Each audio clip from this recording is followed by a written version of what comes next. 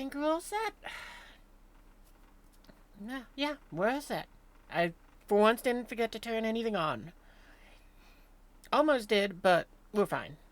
Not gonna talk about the first 20 seconds that you'll never see. But yeah, what you got? Here we are back in Wordlander. I figure we're gonna go and be using mostly the F-18 again, because it is a very fun plane to fly. But, it's definitely not worth the $80, but hell, I gone and spent it already so that I could go and give you guys sort of a review. And also let you guys see what it's like in mediocre hands. So, you know, what you call it, how you could decide for yourself if you think it's worth it or not. But what else? I'm honestly, I'm just gonna pretty much fly this.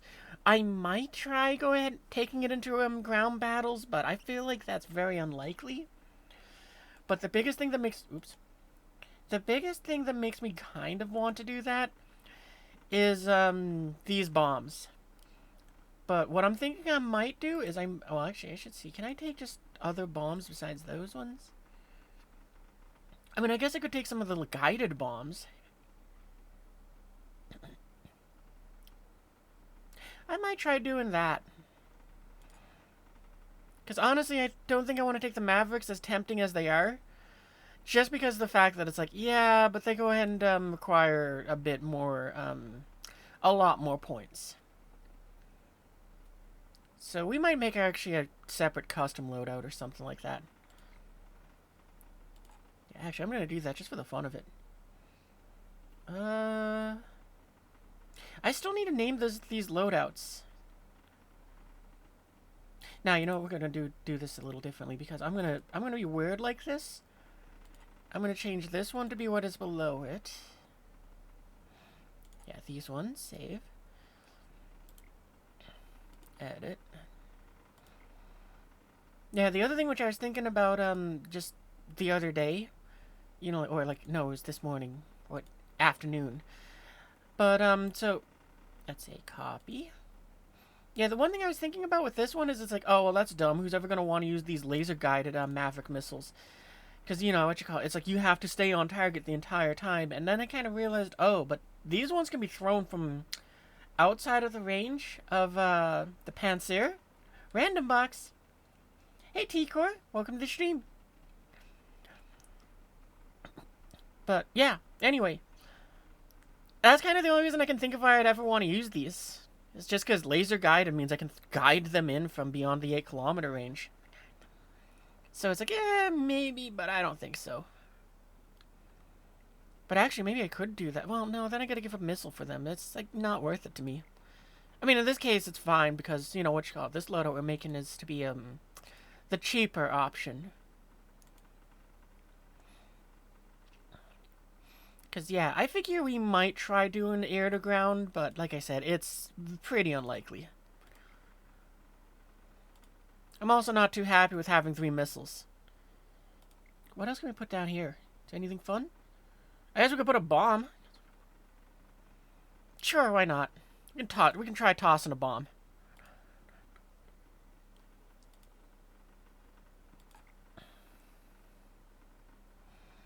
But yeah, like I said, I figure it's very unlikely we'll use it, and we still need to name the names. But yeah, I think that's about all I really got to ramble on about today, because there's not a whole lot. What do we gotta do? Oh, not that one. Oh, we gotta knock out a base. Okay, what do we got? We got all night to do that. Alright, then you know what? I do have a loadout set up for that with this one here, which is sort of a best of both worlds situation, or trying to make the best of both things. So we got the 3 napalm to knock out a base. We have a decent amount of missiles. We'd have given up 2 of our sidewinders though, but that's okay. Well, look at the bright side. At least Gaijin didn't give it the AGM. I don't know which one that is. What is the AGM 88? 84?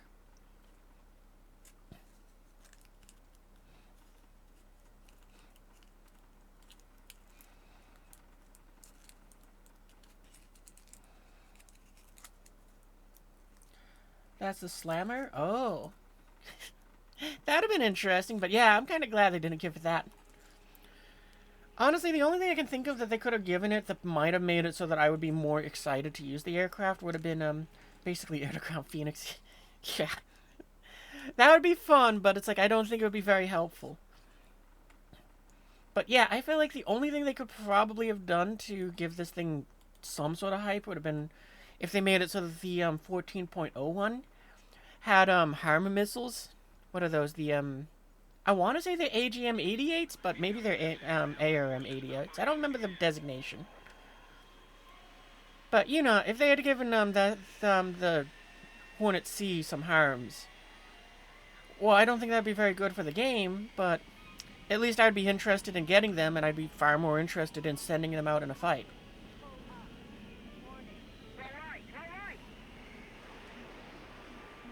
But yeah.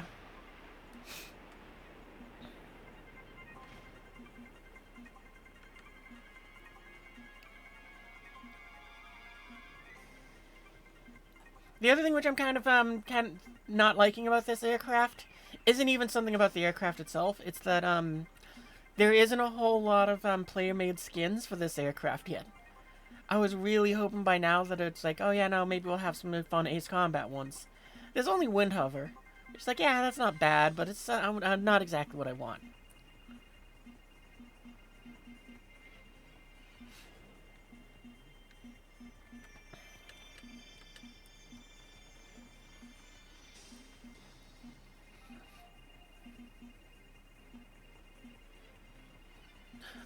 Oh no, we're fine. That's right. I brought extra fuel because we don't have a drop tank. Cause yeah, I was trying out this loadout the other night, and it's like it kind of works, but my problem is I very much so enjoy dogfighting in this thing, so I very much so never make it to the bases to drop those napalm bombs.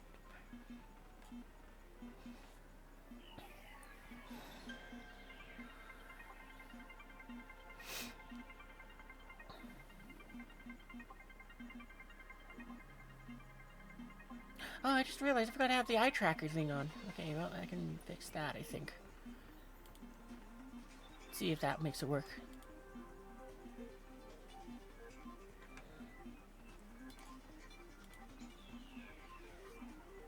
Yep, seems like it. Because it is kind of fun being able to kind of, like, point to stuff with my eyes, in a sense. Just being like, see that guy over there? We're gonna not kill him.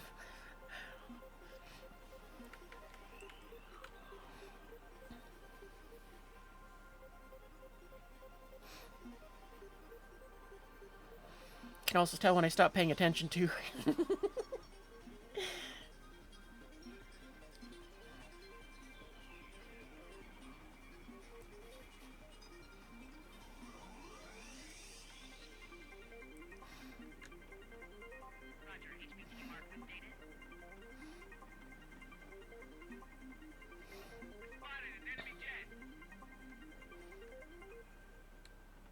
Oh good, we didn't go high enough for her to leave a conch shell.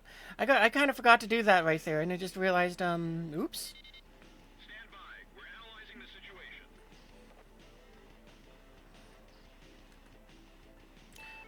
Okay, don't fight them yet. You gotta bomb a base. Just keep hanging back. Just keep hanging back.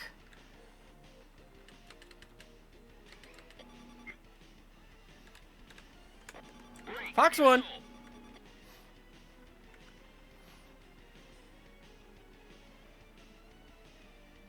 Oh, we can tell that Tomcat over there is one of those, Phoenix and runs.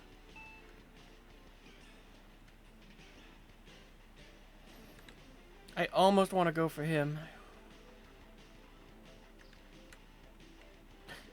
Alright, we're not getting a base. I can tell that those two are going for those, so I might switch off and go for something else.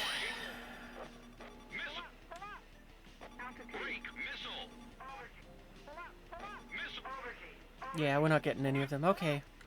Oh, that's fine. We're gonna go for that Tomcat that's doing the missile crap. Slash that base over there because somebody didn't take it.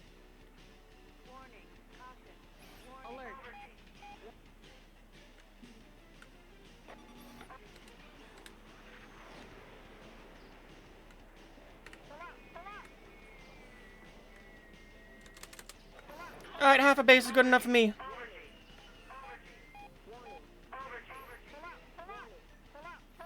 Because it didn't say we have to fully destroy it. It just said we had to go and bang it up. Fox 1, I'm pretty sure that guy's gonna dodge this. I'm just gonna be ready to start dodging an AIM 9M.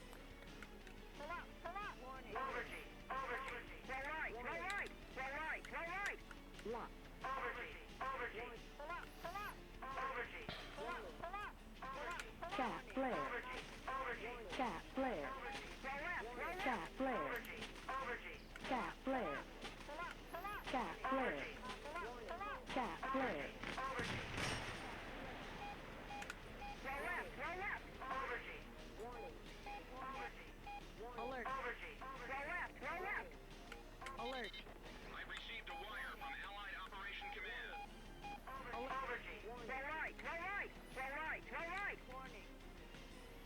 Command. Screw it. We're gonna risk the SAMs. I mean, it is. Oh, that's right. It's the closer one. It doesn't have the protection.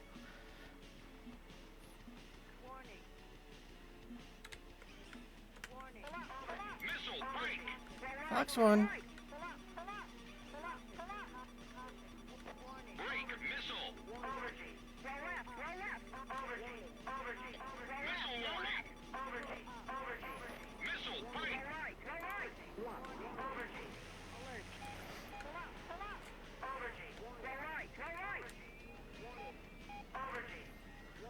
Come on, bring the nose around. Missile!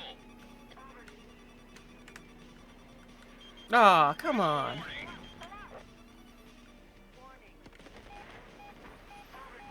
We dodge all the missiles, we throw a round at him, and all of that fun stuff, and he goes down to someone else. Oh, well, if I was better, I would have got him. Probably should have just waited a little longer before firing that missile. Eliminated. Nice work, comm team. At least we got our base, so, you know, that's dealt with. What's this? Destroy enemy bombers. I mean, that sounds like a good mission for the P-38.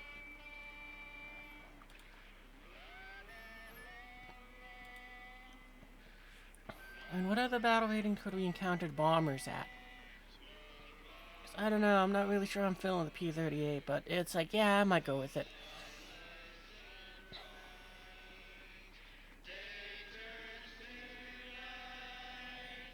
Let's just re-roll it.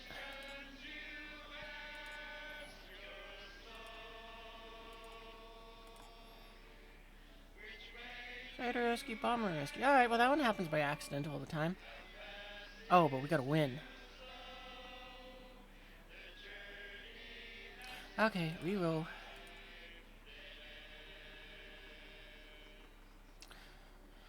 One more time. Okay, we can do that. Bases. More bases. Is there something else I'd rather use to knock out the bases?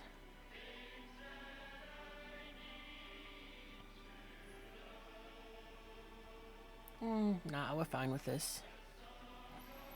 Oh yeah, also, I forgot to go and mention when we've stopped at that little, bonus stream the other night, we got, like, pretty far into this thing. I think I've only put another 30,000 in, or so, since since the stream ended. So, you know, I'm pretty happy about that. We might have that, Hornet by the end of the night.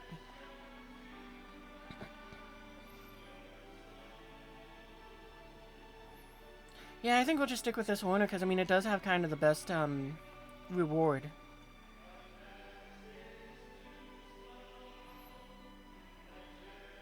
Oh, I guess it's the same as this. Yeah, I mean, just kind of realizing that these two also have a similar reward, and this one is like, what, $10 cheaper? It's way better to get the F-20. So, you know, chat, don't spend full price on this. It's probably better to get this. Because you kind of get the same missile payload, and you kind of got, some better options. More or less. I mean, I guess the advantage of this is it can knock out 2 bases if I really wanted to. Because, like, if I want to, I can take this and knock out 2 bases. Actually, I could I'm going to edit this one, because I just realized I can make it so, we can take an extra, Sparrow. A little bit better that way.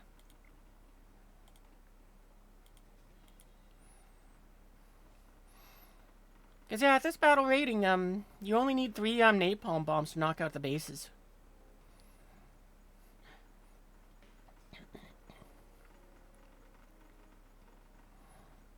I really wish though that it had a rack setup so it could just put 3 on the center line and I could keep all the missiles. But yeah.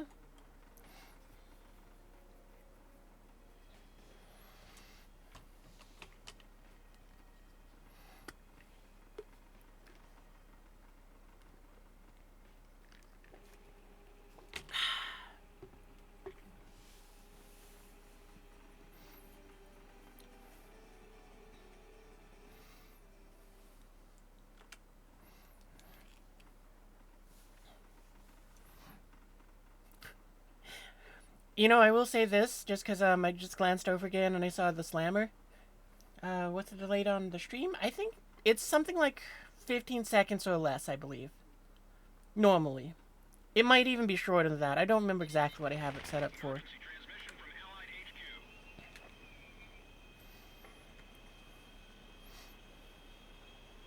But yeah, I've always treated it as if it's like a 15-second delay.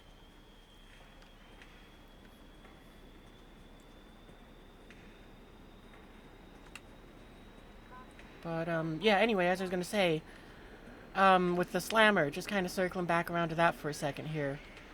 I think I would very much so enjoy that missile being in the game, only if they made it so I could put a delayed on the fuse, so that way it could be a missile hits the ground, and like a giant bomb, it just if my voice just cracked there, like a giant bomb, it just goes ahead and sits there for like 2 seconds, so you can go and be like, oh, that's not good.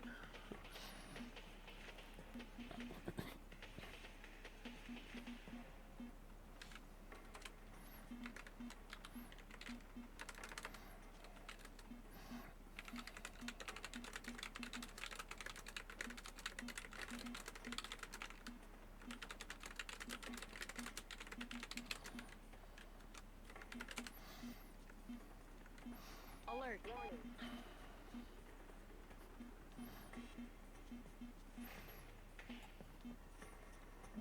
The whole point of the slammer is that it's GPS with thermal infrared. Oh, that's really cool. I didn't know that either. Yeah, I think the most ridiculous weapon they could probably put into this game that would not be overpowered but be really funny to go and have in the game is the knifle, as I've heard some people call it. But basically what they did is they took a Maverick missile, they took out all the explosives in it, and just turned it into the knife missile. And it's like, oh man, I want that in the game. I don't care how good or bad it is. I just want it in the game because that'd be so funny. It's like your tank gets hit by the knifle, and it just suddenly it just serrated all in the front, and it's like, oh my god, what was that death? And you just watch a Maverick with knives sticking out of it just go into your tank and just slice through it. Oh, we're definitely leaving a contrail. Like, I mean, well, granted, I'm someone who balances games off of fun. To the best of my ability. So it's like, yeah, no, I would be putting in weapons that can make it so that you have a choice. And I'd be putting in weapons that make it so that it's like, oh my god, what is this dumb weapon? I love it, I want it, I want to use it.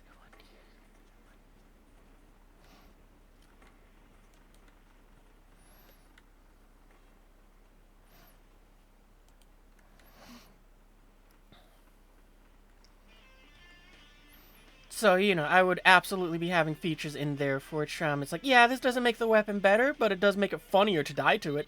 This is Eagle Eye to GOM 1. Don't hold back this time. Come on, give me... There we go. Nope, that's a rocket. I do love, though, that this thing has that ability where it can be like, yeah, no, it tells you what it's, you're locked on with.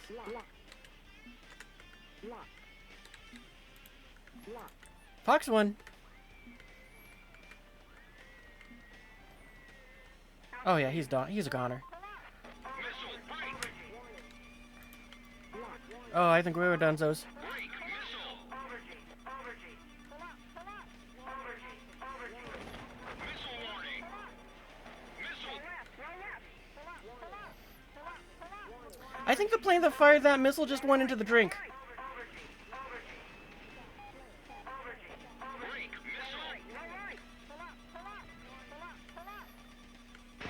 That's not good. Do we still get control? No, we do not. We do not have control. Ah, that was fun though.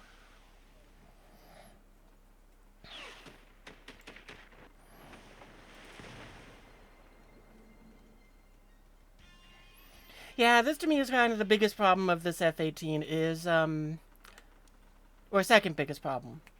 The biggest problem is nobody's made any good, Ace Combat skins for it. Oh man, we're gonna get rid of all. Oh, right, we can't get rid of those ones.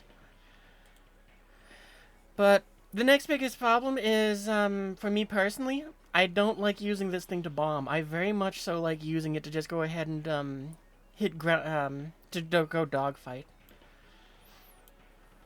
But yeah, on that note, I definitely would have made it so that, on that aspect of the whole cool factor, fun factor stuff, I definitely would have made it so that SAMs were, very potent, but kind of limited at the same time. Like, oh, I'm not sure how I'd want to make it, though. Because, I mean, one of the things which is very cool is when, the aircraft are able to go ahead and just get in close. So it's like, I'd want to make it so that it's, probably I'd make it so that the SAMs are strong, like, one of those things where it's like, very good at engaging at long range, very bad at engaging at close range. You know, and it's like, yeah, it doesn't make sense, but we're gonna go and have some fun with it here. Just so that we're gonna just movie magic this a little bit. So it's like, you got like the F-18s, they fly in low. You got like 3 of them in formation. They go just again for the fun of it. Where it's like you got 3 of them in a row. They got their like napalm and other bombs, and you just watch them as they go and just carpet bomb like C, because that's what the team's asked for. It's like, we got enemies on C, and then they just go and kind of just fly overhead and just do that. Then maybe they turn around, they do a gun run. Yeah, well, actually, even if we were leaving the game as is, and I was still oh, we got a commercial break. Okay, I'll wait 15 seconds, and then I'll continue with my ramblings here. I'll start searching for another game in the process, too.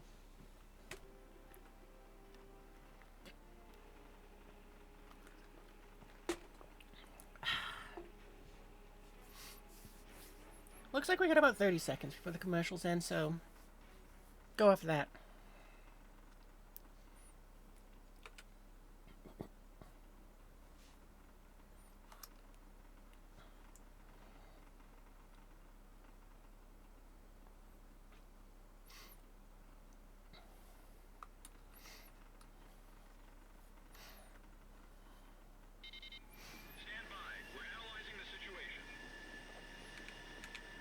Alright, there we go. Commercials are over.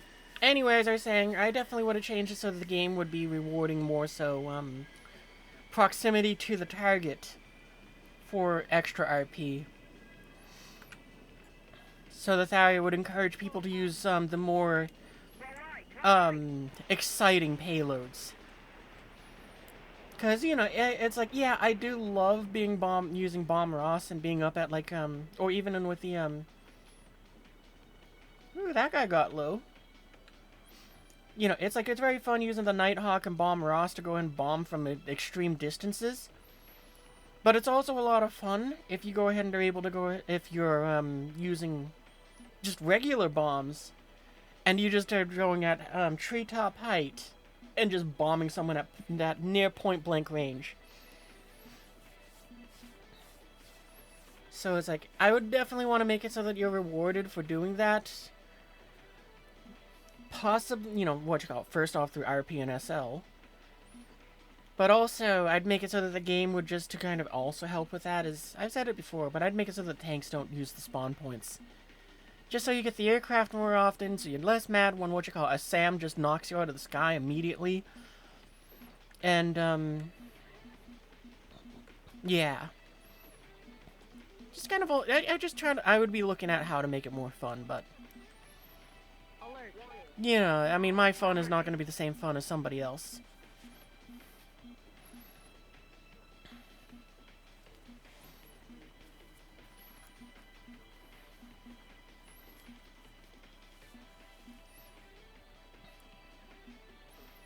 Because, yeah, what would I do? Well, I kind of said it already.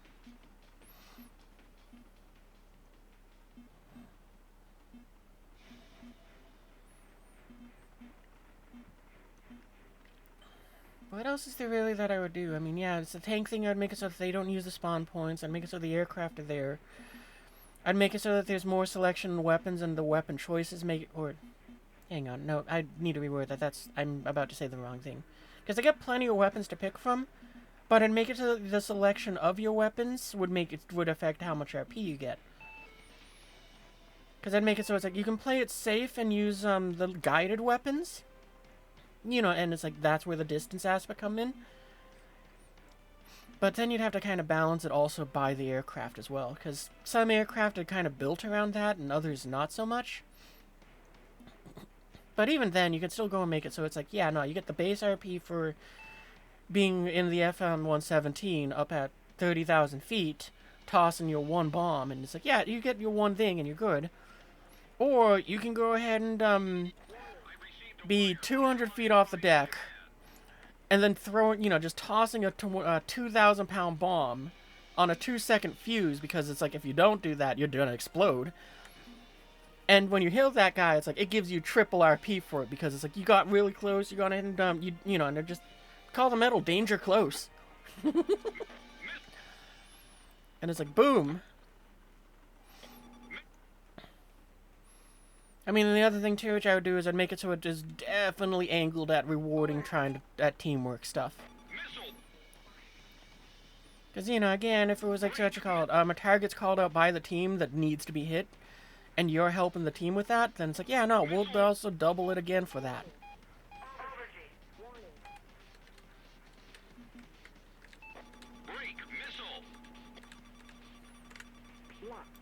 Fox 1. Kind of watching that F-18 over there, because he is sort of there over there and might be a danger. Altitude.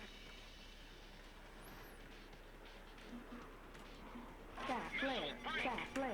Lock. Alert. Alert. Missile warning. Lock.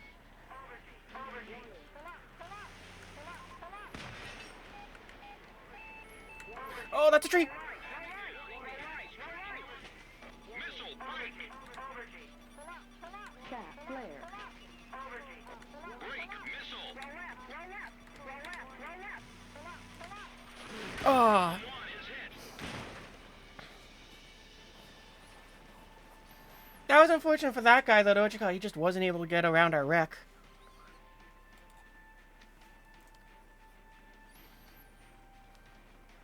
But yeah, also on that note, gun kill. That would probably be the one where it's like, yeah, this is the one we're going to reward you big for. When you get to top tier and once you start flinging missiles, the gun becomes something where it's like, yeah, we're going to give you a buttload of points for that one. It becomes a medal.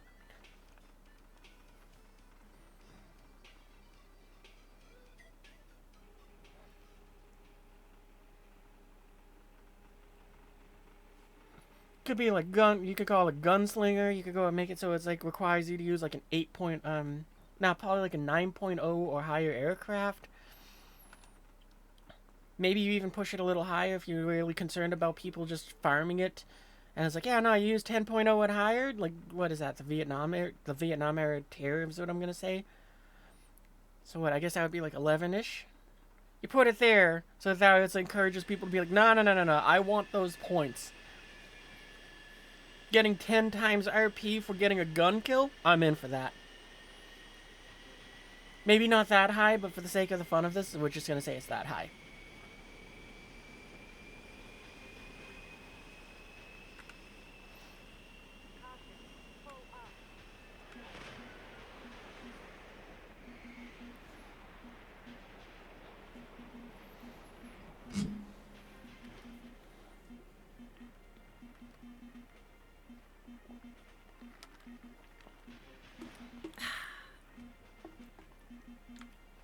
Oh, well, on this map, I don't need to turn off from the runway. They kind of already did it for us. It's kind of weird that they made it so that we fly that way.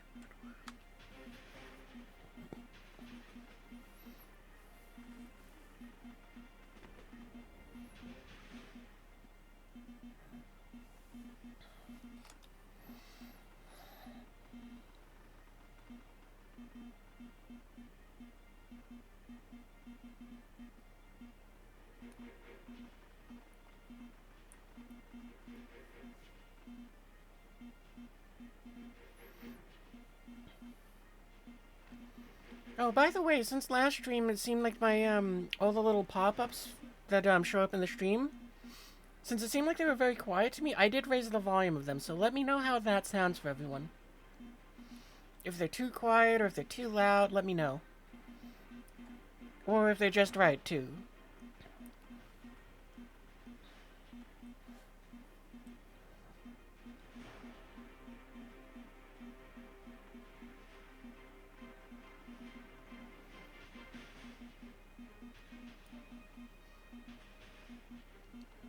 Because, yeah, they should be like 50% louder now.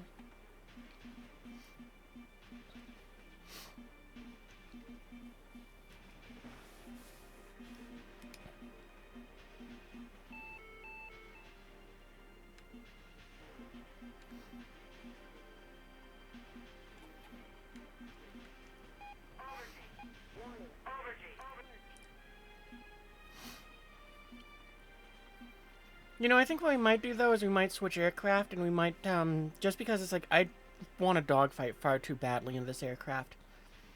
Because that's where I found the fun with it.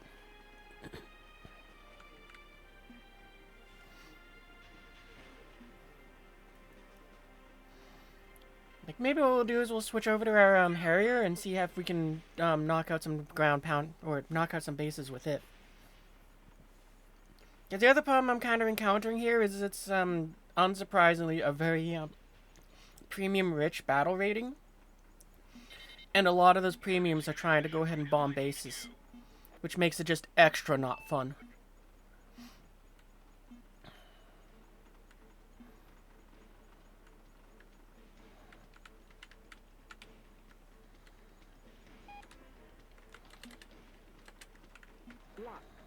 Fox 1. Missile break.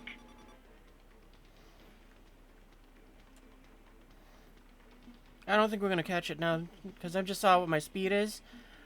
And also where we fired the missile from, and the dude turned away. Warning, the enemy's locked onto you. Missile warning.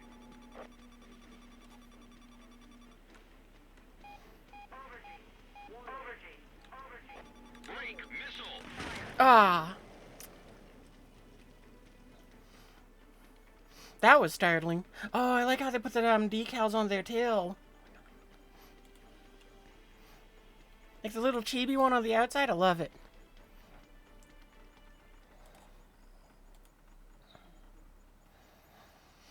I mean, the alternative is I also could use the F4 Phantom here to just go bomb out some bases, because, yeah, I think this might be the only competitor that I would say price-wise is competing with the F-20.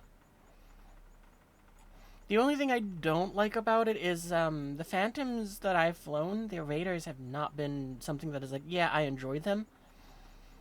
Like, I don't think they're bad, but I don't like them. Okay, but I want to see the skin. Triple nuts. Oh, I like that. That's really cool.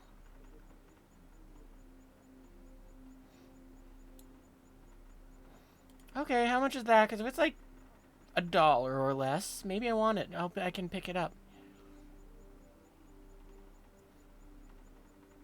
Yikes, $3. I'm good.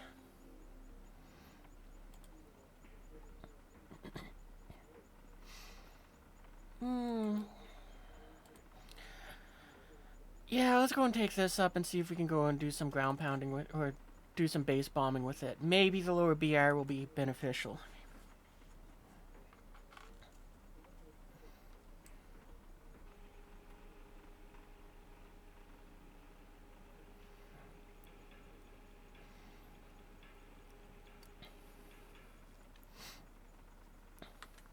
Honestly, though, most of my problems with, that I kind of experienced in my day-to-day gameplay with this is I really, really wish they would put in some sort of ground, you know, PvE, not wave, like, they could do a wave defender thing with it again, but what I really want to have is, I would like to have a, like, ground RB, but it's against bots, where your team has to either push objectives or hold a line.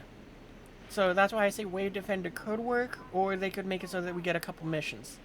Don't even need to give us a lot to start off with. Give us like 2 or maybe even 3. I mean, I would be very happy about that.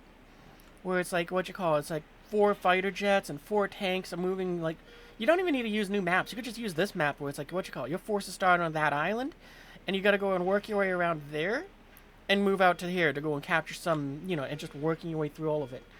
And during all of that time, your tanks are trying to make that push. They can call in for air support from the air pilots that are up above. And the pilots have to deal with keeping the airspace clear so that the enemy or the bots can't bomb out your team. While you're also going ahead and delivering air-to-ground ordnance. So it'd be fun just to have that, but obviously that requires a tremendous amount of work.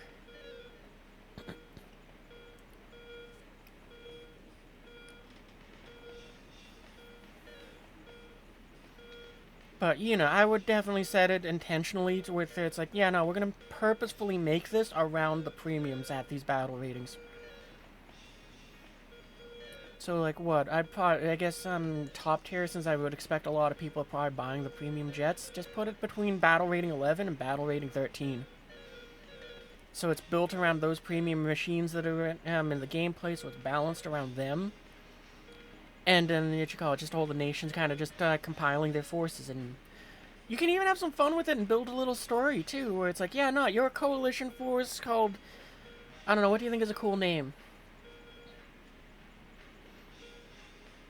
I mean, my brain doesn't think of cool names. I can immediately go to the stupidest things I can. Like, for example, if, your task force was called Task Force Emu.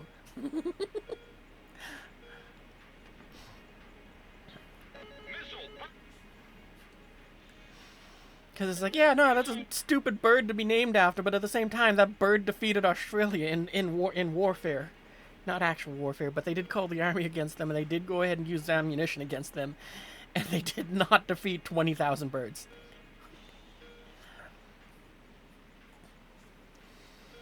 So, it's one of those, it's kind of funny. But, I mean, I probably also would do that for the said purpose of just having a bit of humor. Hey, thanks for the follow, Kobold Cave. But yeah, I mean that would be something I would want to do. If I got to add something to this game with no questions asked. Fox 2. We're not even gonna watch. We're just gonna go and carry on towards that base there.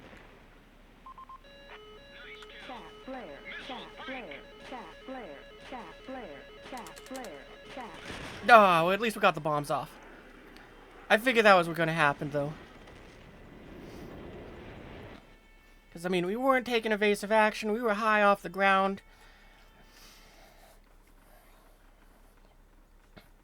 I guess the only thing I could have done is I could have tried to toss the bombs so that I could have thrown them and then turned away, but I'm not very good at tossing bombs yet.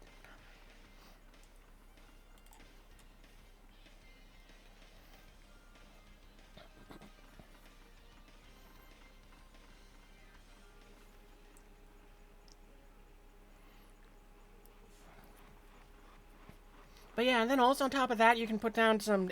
You don't even need to improve the AI of the bots very much for the sake of this gameplay. But, you can even make it so it's like you got some little bot lines where it's like you hold the line. Because we're here on the city again, it'd be kind of fun if you, like, moved out from that island, you fight your way through to go and reinforce one of the other task forces. And then you get to that point, like, let's just go and say, like, right there in the city. Or, like, right about there, yeah. Hopefully that makes sense with the eye. Oh, that's right. That won't make sense on the VOD. Well, I'll go ahead and I'll just do this here, where it's like, imagine if you could go ahead and be like right there. That's where your objective is as the tankers, and then you just kind of hold your position there for a little bit. It gives you like a minute to go and entrench yourself too, so you get to play with the entrenching tools. And then what you call it? Oh man, it would be so much fun, I think, but. Why can't I scroll further up?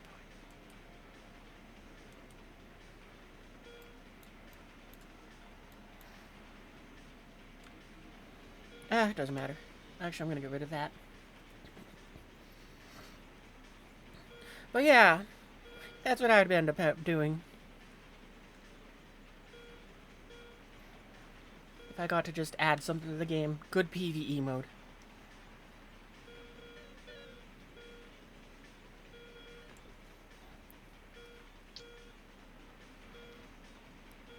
Yeah, on that note, hopefully all you guys are having fun. Hopefully you're having a good weekend. Your weekend's going well as well. If not, hopefully it gets better. For me, it's been fun so far. A bit busier than what I would like, but at least the busyness is gonna be tomorrow and not today. So yeah, it does mean the stream won't be as loosey-goosey as it was yesterday, where it's like we went with Star Citizen for like 8 hours. But I still figure we're gonna have a good long night tonight.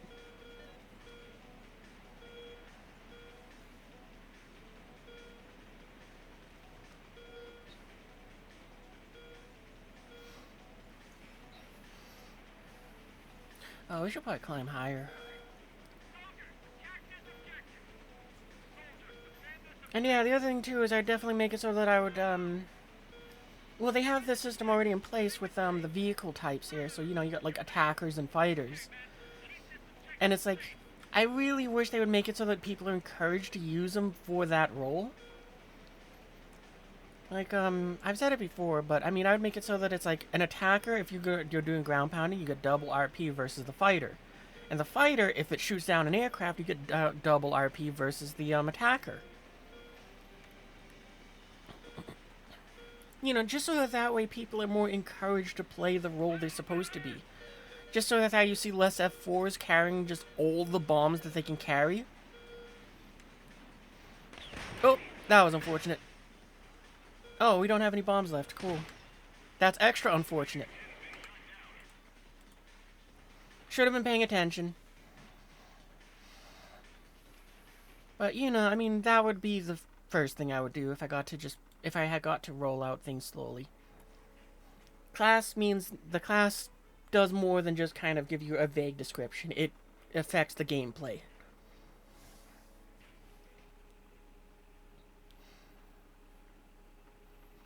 Like, and if that wasn't enough, if people were still playing in a very, sort of like F4 still be bombing, instead of trying to go ahead and fight, then I'd probably make it so that they earn less. But I don't think I'd want to do that. I just want to make it so they earn more.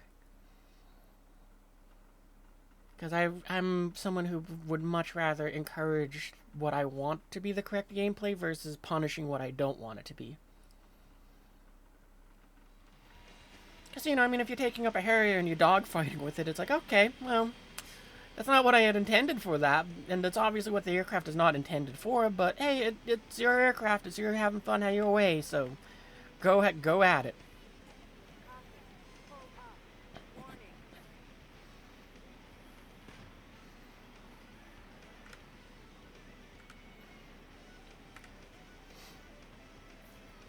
But yeah.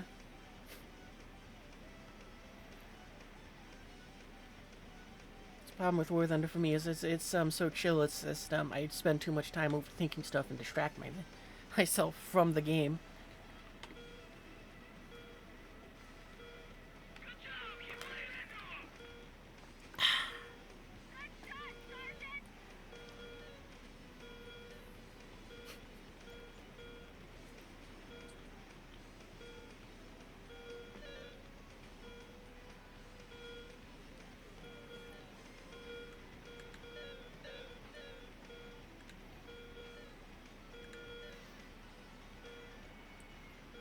You know, we might have this up on screen for a while, for a few matches, just so I know which ones do and don't have the Cobra button.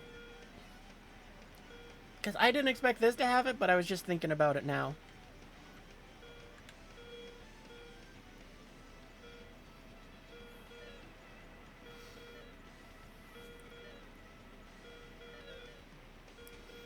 What's my favorite fighter in Star Citizen?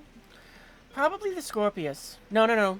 Well, favorite fighter that has a quantum drive in it is the Scorpius. My favorite fighter, probably in the game would be the Fury.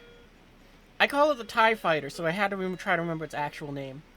Like, something about the Fury, I just love how tiny, zippy, and punchy it is. And it's very fun to use that thing in ways that isn't just dogfighting. Like, I like using it to go ahead and fight the, infantry on the ground.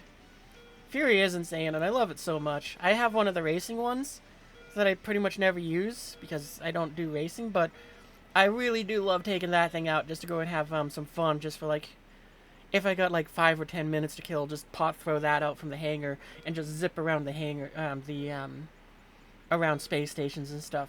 It's so much fun.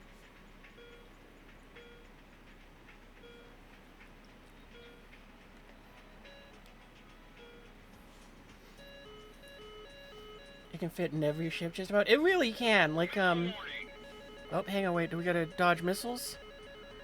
I'm gonna treat it as if yes. Chat. Chat. Chat. Chat.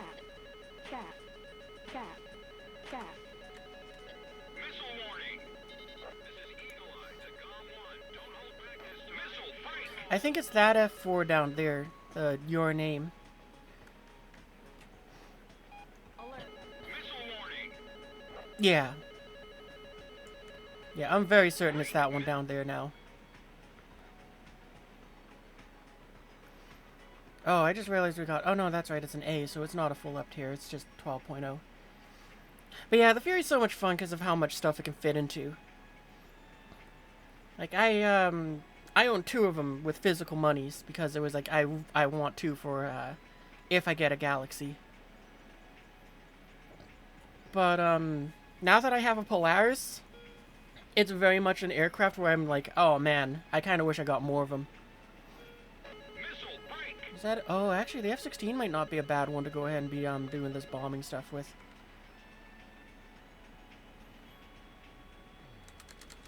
Dropping.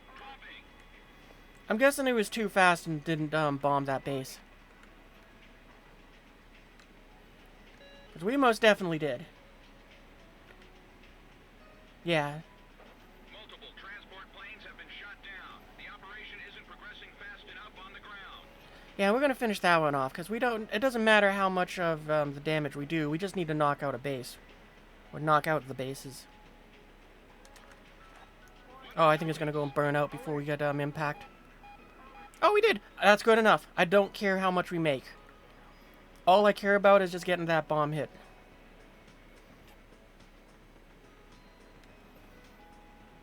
This does make me wish, though, I had an extra bomb. You've been waiting so long for the Galaxy, you can't take it? I know, right? It's a ship I want so bad. Like, and it's not even because of its, like, the biggest reason I want it is because of where its hangar is located, at the back. I want to know if that thing can launch fighters without having to stop, like the Carrack or the Polaris does. Alert.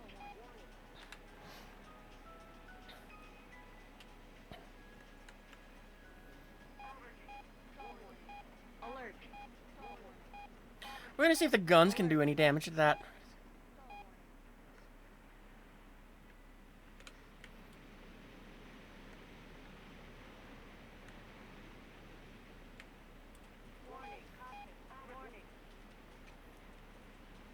Well, we're out of ammo, so I guess we're donezo's here.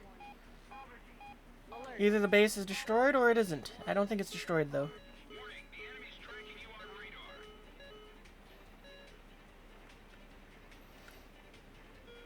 But yeah, anyway, the Galaxy, because the hangar's at the rear, I'm very excited because it's like, I hope that thing can go ahead and launch the Fury fighters without having to stop. Because it'd be so much fun if it's like, okay, well, hypothetically, let's just say you're just kind of chilling out there, doing whatever it is you're doing in the Galaxy. You're with your friends, maybe you got like, let's say 4. So, you know, it's like you're flying, and then there's, you got 1 gunner, and then you got your 2 Fury pilots just kind of chilling, waiting for something to happen. When suddenly, pirates go ahead and jump out, or just drop out of Quantum, or pull you out of Quantum, and they go ahead and they're trying to light you up and all that fun stuff. Fox 2. That guy must have been out of missiles, or countermeasures. Because, wow, that was an easy kill. But anyway, so, you know, all of that stuff happened.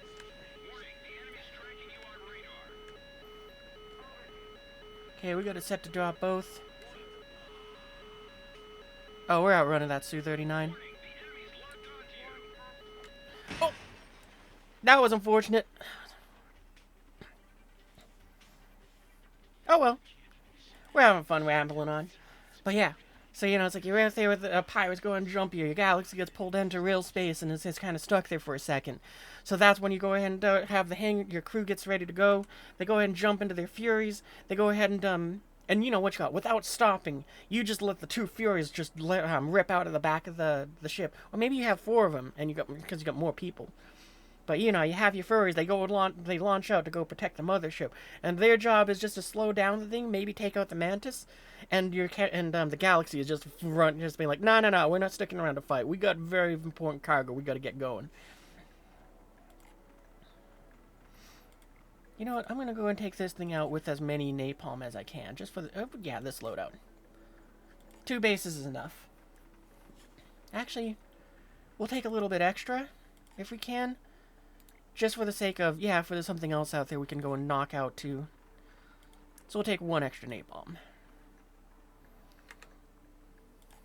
But yeah, you know, it's like, that's the thing I'm the most excited for about the Galaxy, is where it's like, in the situation where that ship gets jumped, it can spit out those fighters, it can go ahead and just try to it can just keep going away from the fight. And, you know what you call it, it's like, then either it comes back and recovers the fighters, or, you know, the fighters have been destroyed, in which case you just gotta recover your crew. And since I'm gonna have the medical version, it's like, they'll just respawn on the ship.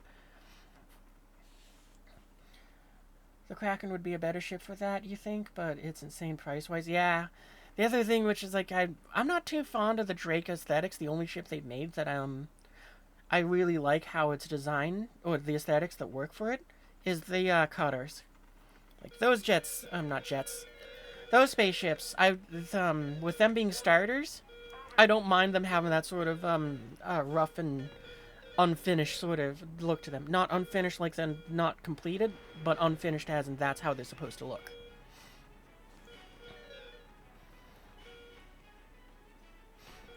So, you know, it's like, I like them for that reason, but... Oh, we only got 5? Okay, no, I read my numbers wrong. You feel the same about the Drake ships? Yeah. Like, I like their look for very, very few ships, and so far the Cutter's been the only one that's like, yes, I love this. Because, to me, it's like, it's the Cutter, that starter ship, it's like, no, this is the right feel. If I was... It sort of gives me that vibe of, this is my first spaceship, the cheapest thing I could find, and that's used, and it's got a couple 100 million light years on it, or something like that. A couple thousand light years on the odometer.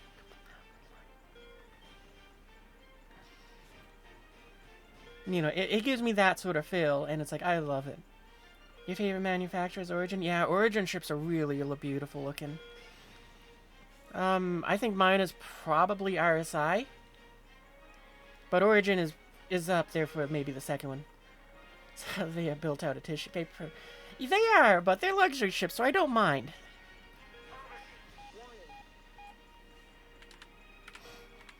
Because, I have, built up a CCU for a 400i, and I love that thing.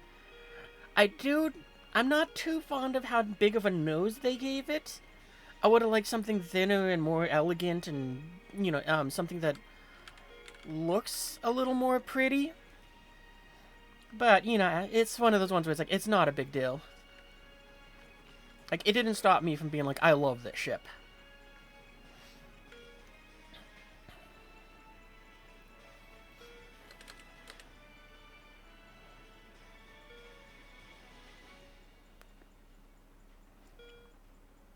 Well, it looks like we actually might be able to hit the 2 bases this time. Alert. Because that Su-33 might be going for one, in which case we can drop a bomb on it to go and just kind of do cleanup. But it looks like all 3 things over here are trying to dogfight. Whenever a Gladius sneezes at you at 325, spoiler pops off and bank account goes. That is a funny way of putting it. I never thought about that. Altitude. Air brake on. Altitude. Pull up, pull up. Dropping. Jeez, these bombs do not just fall straight down.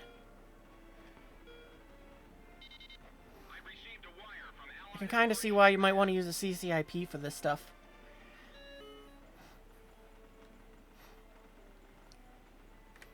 Like, I think maybe the only other, yeah, top 3, I'm not sure what order they are. It would be RSI, Crusader, and, Origin. Alert. Alert.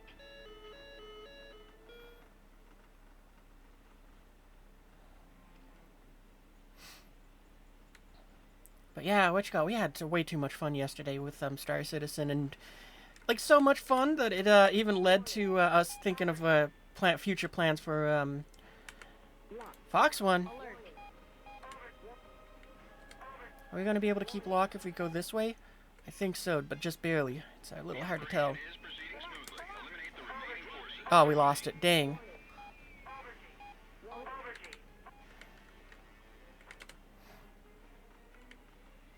Oh, Miss went into the dirt, though. That's okay. Well, at least we got our 2 bases, and, I mean, we don't need the last one because, well, we can't get the last one. But hey, I'm alright with that. We got our 2 bases. The only thing I can really say is I almost wish we gone ahead and went full in on the bombing so we could knock out that last one. Comm team, operation complete. Things went better than expected. Yeah, the C1 spirit, and you can't help but feel they've outdone Origin in the functional and good-looking. Yeah, right? I love my C1. I have one as well. The only thing that's kind of superseded it is I love the Zeus.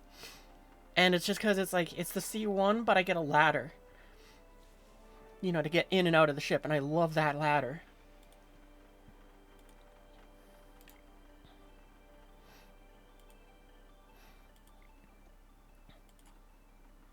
Yeah, right, 1, 2, 3, 4, yeah, that's 9 bombs, so that's 3 bases. Why not? Let's try going full attacker with this thing, except against bases. But yeah, I love the C1, and on top of that, it has like the little pop-up turrets on the, like at the shoulders of the wings. I love that.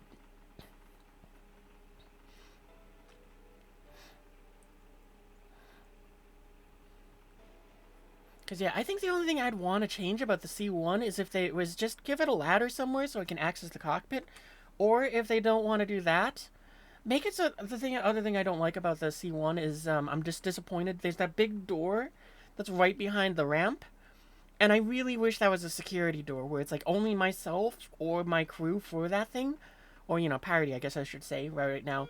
Where it's like myself and my party are the only ones that have access to the ship. You can't just be random, walk up to it and go, oh, gee, let me touch that button and open the door. Really, the ladder is a deal breaker for you personally. You like them on fighters, but you don't care for on utility or daily driver ships. Fair enough. Yeah, I like it just for the utility of sometimes I just, I like having the ability to say I want to get in from the front or the back of the ship. It is very nice, and I also like the docking port on that thing, not because it's, like, useful, but it's very fun just to kind of like, on a long trip when you go in through Quantum. Just open that up, sit out there as if you're like on the porch and just be like, yep, we're in space doing this. I don't do it all that often since it's like I'm a little just uneasy with getting stuck out there and losing the ship. But there are times when it's like, nah, I don't care. I'm just going to have some fun with this.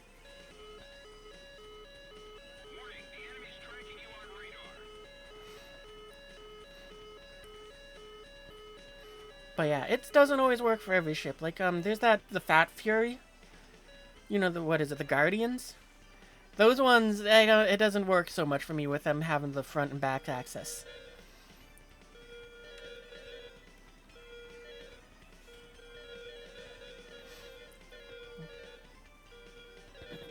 Alright, do we got anything we need to worry about right now? Nah, there is an F-14, so we gotta kind of look over in this general direction to see if we spot a buttload of contrails that are like, oh gee, I wonder why that one contrail split into 6.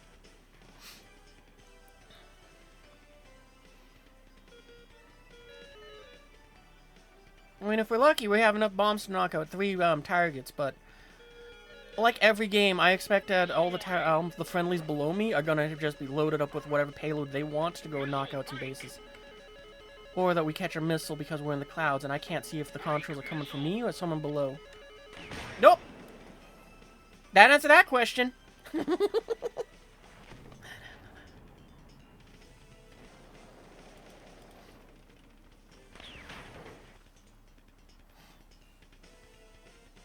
need to stop playing with your emotions and release the galaxy, right? I really do want the galaxy. Oh, we only need one more base. Do I want to send this thing out to try to get the 3, or do I think I'm going to just go with the list with this. The biggest advantage of this to me though is it is enough bombs that I'm not trying to dogfight everything. I guess we could try playing with some other bombs. Like we could go in, even though this I made for an air-to-ground loadout in tank battles that I'll never use. I could do this and just kind of go, screw it, and just toss all the bombs, but,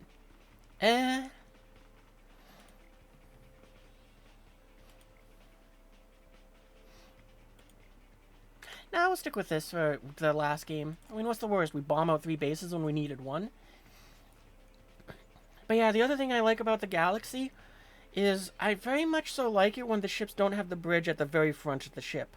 I love it when they put it at the back of the ship and above it, just so that you get to see and understand the size of the thing you're flying.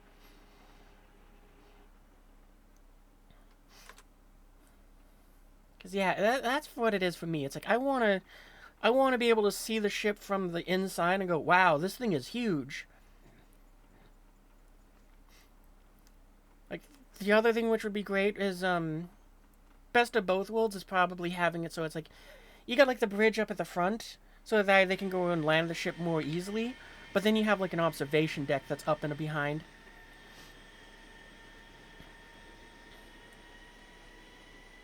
Oh, careful, Yak. You look like you were doing good with that with that sort of stole takeoff.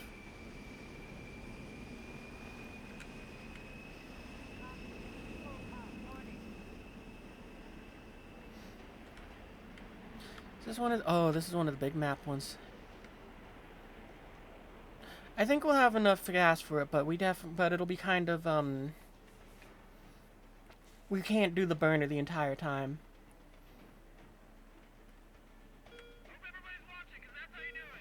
So I think we'll get up to maybe 420 to 450 knots. And we'll kind of cruise at that speed. Maybe we'll also sit at 10,000 feet. Or, yeah, we'll go and... yeah, we'll do that. We're going to go and get up to that speed. And maybe 10,000 feet. And then we're going to kind of turn off the burners and we're going to kind of cruise.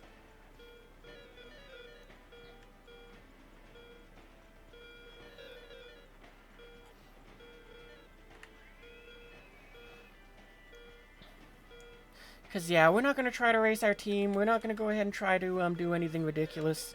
We're going to just go in there and do the bombing stuff.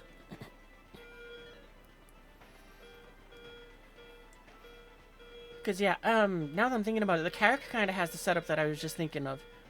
Because it has the bridge at the front, but it also has that little observation deck window at the top there.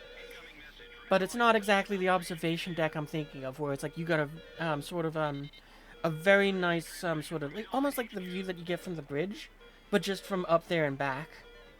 And in the case of the Carrack, it's like I wish that second area up there had access to control the hangar doors.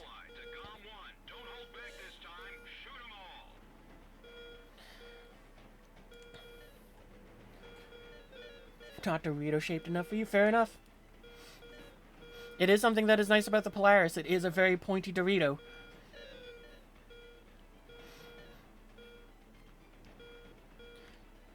Actually, I think what we're going to do is, yeah, we're going to keep climbing. Or we're going to climb a little more aggressively, and I think we might turn back on the burners. Because usually I don't go this high, except in my Eagle. But I think we're going to climb at 30,000 feet so we can go faster and not, in a sense, super cruise.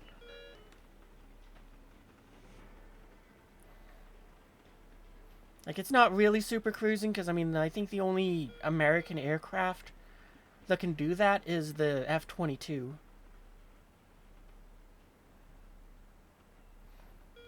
But yeah, we're gonna try to sit up high enough that maybe we're not gonna be something people go, I want to go after that guy. Emergency transmission from You're worried about 2 Polarises. You can't wait to personalize your room. It's a really comfy ship. It really is. Like, I wasn't planning to get one, but when they, did the whole IAE, you can fly it, all the ship stuff, I had one which I could go and play around with, and I had some fun, just test flying that thing. And the durability it has, and also the point defense lasers, made me go, this is actually a ship that I feel pretty comfortable in, doing whatever operations it is that I choose to do, with my, just being either solo or with, like, one friend. So, you know, it's like eventually after that, it was like, you know what, I am going to put together a little CCU chain to go make one. Do I need to worry about that, or I don't think it's pointed at us.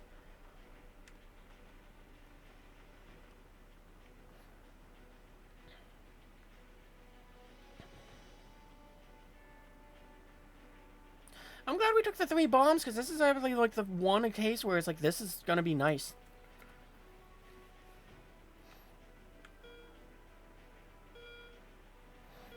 Alright, we're on that. Jeez, those fall straight down. But yeah, it's like, because of the point defense lasers, because of the shielding on that thing, and also because of, just the fact that it was like, as of right now, it's like very, it's a ship that is like, it's surprisingly, reasonable to run it with like a pilot and a gunner. It was like, yeah, alright, I'm in.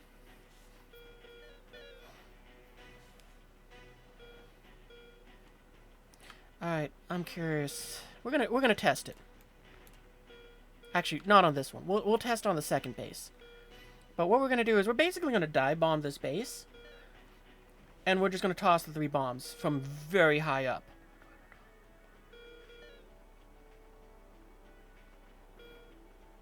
I mean, I could just release them, but I kind of want to give them just that extra bit of oomph from just diving. And I'm pretty much going to go straight down so that the crosshair stays on screen. Not yet. Not yet. Alright, let's dive. Stall warning. Stall warning.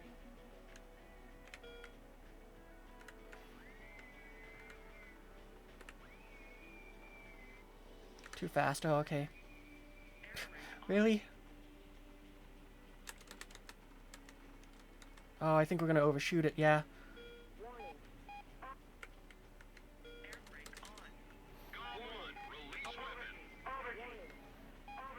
Well, that was a significant loss of altitude that I was not exactly planning for. Wow, we drove it down fast. Okay, but for this one, it's over here. We'll try to go ahead and we're gonna try to bomb it using this.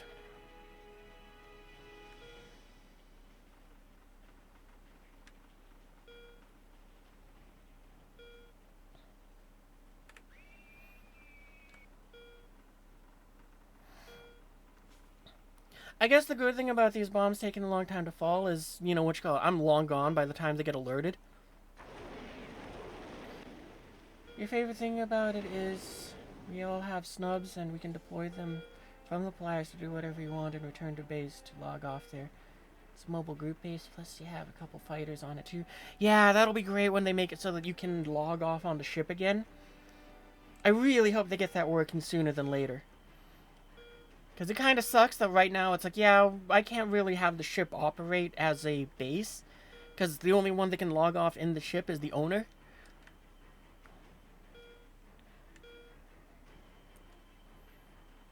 But yeah, once they get that working, it's going to be great.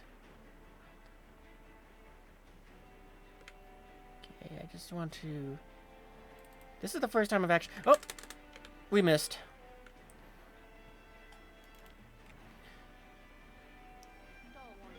That frag came up so fast.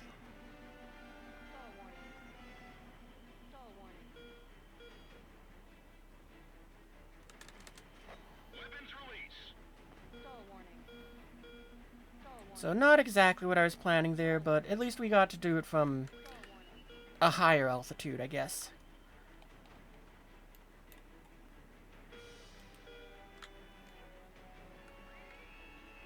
How's my team doing? Oh, I'm one of 2 planes left. You know what, then we probably don't want to be up this high leaving a contrail. So let's drop 4,000 feet and we can descend. Stand by. We're analyzing the situation.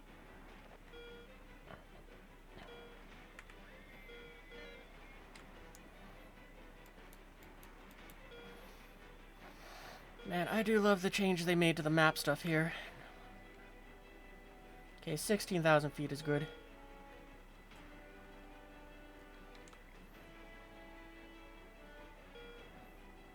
Is there 1, 2, 3 planes? We got 4 missiles. So we probably got enough missiles to take out 2. If everything about is... Oh, yeah. Yeah, we were doing that yesterday where we had a bunch of snubs and stuff taking that were able to go off and do stuff. That's probably a missile coming our way. Missile warning. Shaft flare. Break missile. Shaft flare. Shaft flare. Shaft flare. Ah, dang it. Is down. Yeah, we were too high. We couldn't escape the missile. Oh, well, that's why that's the last one alive. Yeah, if I was paying more attention to this status of our team, I would have got down much sooner. Or alternatively, I could have tried staying up at 30,000 feet, hoping that I can bleed their missiles of energy so I can dodge them more easily. But I don't think that would have happened. Oh well, we're done with our bombing stuff, so that's fine. We'll use that as well, because why not? But yeah, anyway, as I was saying, like yesterday we had a, like halfway into the stream, we decided to load up the Polaris with, like what was it? I think we had 6 fighters, like 2 Merlins, 2 Archimedes, 2 Furies, and then we had a Razor. Along with, the Argo personnel. And we were just having a field day, just running operations. Because first we had the Argo personnel and the Razor. The Razor immediately crashed. So we were running around using the Argo personnel, but we were kind of getting tired of having to fuss through its door. So we said, okay, well, you know what? Screw that. We'll all just use all the little fighters. And we were having a field day, just running bunkers. We'd fly down, we'd shoot them up with those things, we'd touch down, we'd all get out of our ships, and we'd go ahead and run inside the bunkers and do and go have some fun.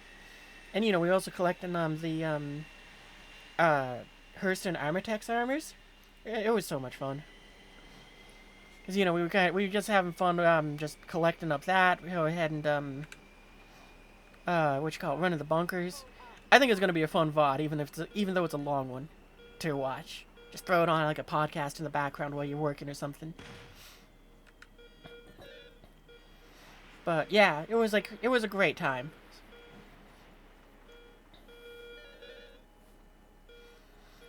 And yeah, it sparked an idea where it's like I can't wait for 4.1 to come out with the Tier 0 like first person item recovery / preservation that's coming.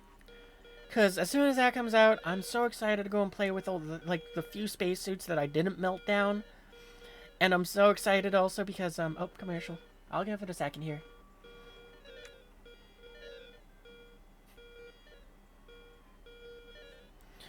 Well, it's a commercial break. I'll go ahead and take this opportunity to try to take another sip of, my gamer subs.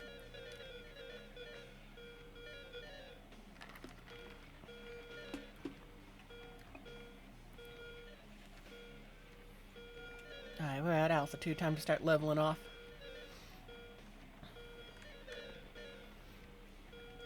We'll swing a little extra ride because we got the commercial break going, just so that there's nothing to be missed. Another 20 seconds.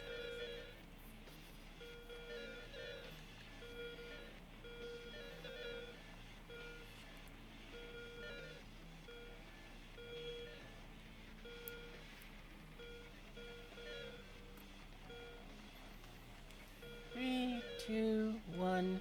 Welcome back from the commercials. Anyway, yeah, Star Citizen triggers your loot goblin mode more than most games. Yeah, it did that for me, but I got so tired of, I'm so excited with that tier 0 system of the item preservation, because I did buy a lot of suits which I wanted to use, but just the way how it was set up, I never used them. And as of like last month, I finally went, well, you know what, screw it, I'm just gonna melt them all down and turn them into something that I do use, ship paints. So I like hung on to a few of them, like the ones that I really liked, and I was like, yeah, at some point maybe I'll use these. But yeah, and now the time is finally coming where it's like I'm finally gonna use them. Oh, we actually brought too much fuel. I forgot to go and lower that back down. I would love it if this game added a purge fuel button. Because that would be great. Did I get the Hello Kitty suit? I might have. I know I got the paint job for the Pulse. But I'm not... It's one of those ones where it's like, it's very much so a 50-50. But, yeah, I'm so excited for that just because it's like 4.1 comes out. We already got plans and thought out where it's like we're going to have some fun. We're finding fighter escort for the guys that are doing the bombing stuff. I think we're going to go for that SU-30 there, though. Because he's looking pretty tempting. Fox 1. Come on, there we go. Yep, we got you locked up good. You got this missile. Okay, I guess you don't. Wait. Alright, we're gonna... Oh, that's why he went down.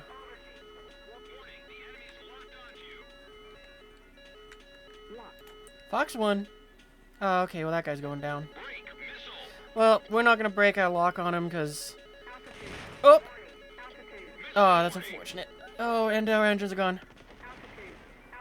I was gonna say, well, we might have a chance to go ahead and do something, but... Oh well. But anyway, yeah, what you call it, 4.1, we're gonna go ahead and we're gonna try to go to Spaceport Corellia to get some of the that Crusader heavy armor, because well, for me personally, I love how the helmets look. The whole set of armor looks really cool. But you know, it's one of those ones where it's like that'll just be a lot of fun, especially since now we can, you know, get it and not have to worry about it. Unipeeps gonna be in Pyro. I might finally venture into Pyro with the whole armor preservation thing too. Yep, my wings went bye-bye. The man walks up to the Admiral and shakes the Admiral's hand. Admiral Benson, he said. The Admiral shaking his hand. So the other man said, really? That's my name too! That's funny. But yeah, with them finally doing the armor saving stuff, it's like, I'm gonna have so much fun with the different armor sets. And I'm so excited because I finally get to use the Zeus spacesuit that I have. I love it because it's just a big marshmallow. And in that game, I want to be a medic. So it's like, because, you know, usually I play healers in MMOs. You know, I just enjoy it the most. I don't like doing DPS, I don't like being a tank, I like being a healer. So I love doing that in Star Citizen 2. But right now, the medical play isn't there, but... At least, I can finally go and wear the spacesuit that I bought for it, because it's like, I can finally go and do that. But yeah, I figure it's like, I'm gonna go and be mostly wearing that, so I'm not too worried about getting the Crusader armor that we're gonna go after, but I'm gonna definitely be, for the fun of, just everybody having matching armors, I'm in. But, what was I saying? Yeah, so we got that planned out for 4.1. After that, I'm probably gonna live in, I'm gonna live in, Stanton still, but I'm gonna go and definitely be making a lot more trips over to, Pyro. Because, I'll finally be very excited to move to, explore there, since it's like, I'm gonna just jump over at my Polaris. I'll probably have, pick up some crew along the way. And, I'm not gonna be worried about it. It's like, oh man, I lost, the fun suit that I was flying around in and all that blah blah. It's like, nah, I'm gonna go and have fun. You may be requesting your services, you're gonna be cave diving, getting stuck in places you shouldn't be. Alright, that's fine. I'm always in for those. Like, for me, the ship I want the most in that game, like, the ship that sold me on the game, that's like, I want to play this, was the, Apollo. Because, I want my Apollo so badly. It's like everything in a ship that I want. It's got the I can customize it. I want to have the tier 1 on one side and the 3 tier 3s on the other side. I want the thing because it's small enough that it's like it can go and get into most places. It needs a small crew. I'm hoping that it'll get the ability to be named properly at some point. But also, and most importantly, also it's a smaller ship, so it's like, you know, it'll be able to. Oh, I already said that it'll get into most places. But most importantly, this is the biggest selling point to. Oh, shoot! How did that miss? Fox 1. Missile warning. I said Fox 1. Break missile. There's a second one farther behind, which we got to worry about. Splash. Splash 1. Alert. How far out are you? 20 kilometers, and you're running away. No, but you're coming at us, it looks like. So my radar doesn't seem to be tracking him properly. Where the hell is... And is the Apollo? How many years has it been? Right? I got into the game about 2 years ago. Because I was also under the suspicion... Or I was... They led me to believe that it was like, oh yeah, the thing's right around the corner. Missile break. Alright, we're not going to go after that guy. We're going to go after one of the ones down here, I think. Fox 1. Missile warning. Oh, okay, that guy's going down, but we're going to keep the missile on him. Missile Alright, bring the missile around. Fox 2. Altitude. Altitude. Missile warning. Altitude. Break missile. Lock. Fox 2. Missile warning. Oh, that did hit him. I thought the missile that went wide was our missile. Oh, we're gonna die. Staff. Oh, yep, I should have gone and flared a little sooner, but that's okay. We got 2 of them. I'm happy about that. What the hell even is the Apollo? That's right. Yeah, right? I already read that. But yeah, it's the one that sold me on the game. And then on top of that, it was like, oh yeah, it'll also have drones for doing recoveries. And that's awesome. I love that I won't need to go into like caves to recover someone. I'll just have to send the drone down. Your Earth leader still waiting for the Apollo. You speak so highly of it, but it has been years. Go on, it seems. But as the years go on, it seems more and more like a myth. I know, right? It's like it's too perfect of a ship.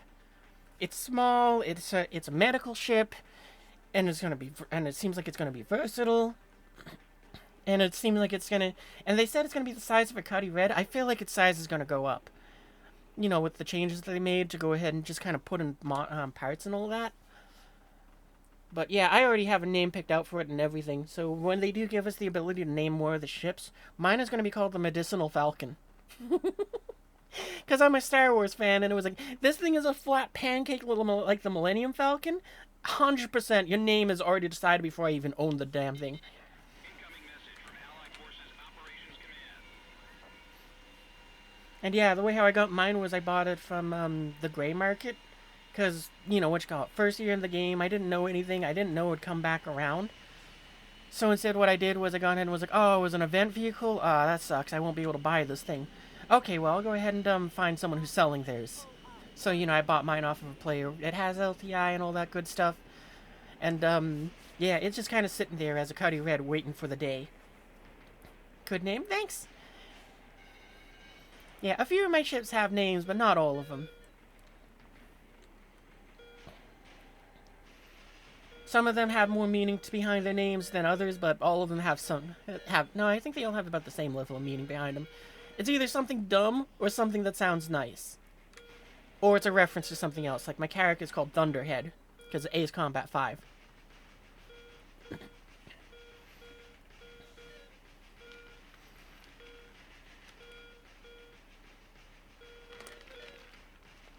I forgot to ditch fuel again. Again, I really wish I had that purge button. At least we can just drop the tank so we can start burning that fuel inside.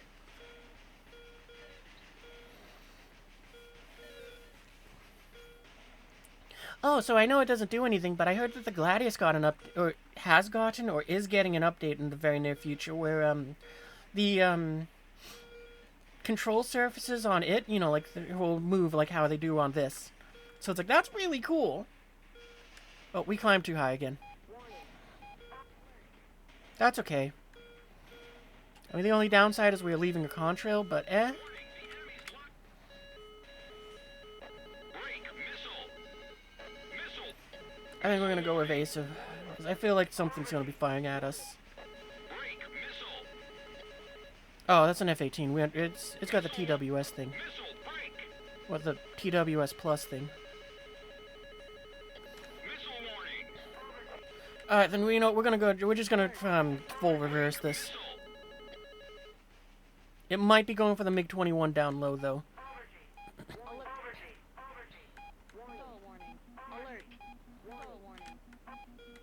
Yeah, whatever was locking up, it wasn't us, because we're not locked up anymore.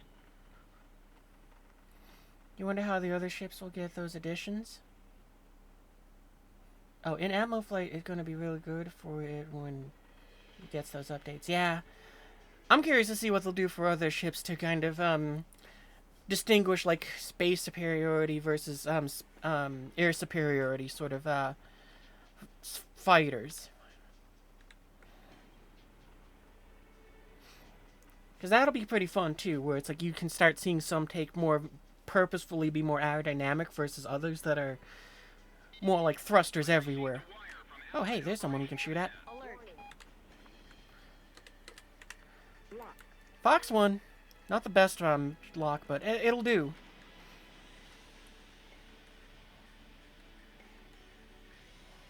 Come on, missile. You got this. Missile warning. Okay, well, I guess I was wrong on that. You don't got this. Dang it. I'm glad I waited just that extra second, though. Fox 1. Oh, you went behind the mountain.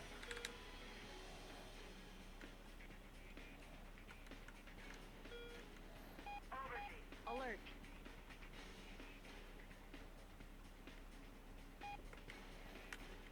Lock.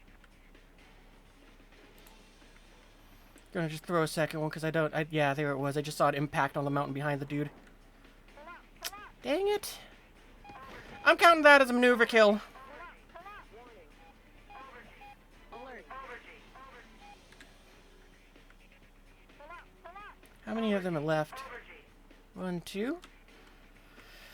Alright, let's switch to the AIM-9Ls and let's start popping off against the, these bots.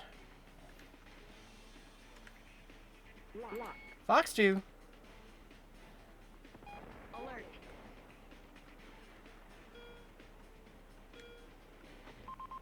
Splash. Alright, well now I feel better. At least I got something.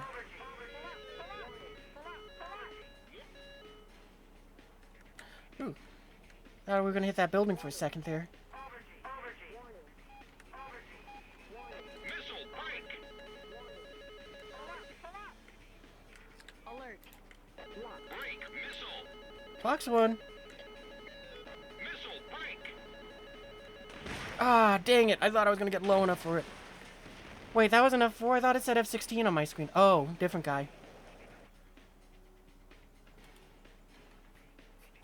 Watch for the buildings. Yeah, we didn't need a building, thankfully. Can't wait for the SU-57 premium as early as a premium at 11.0.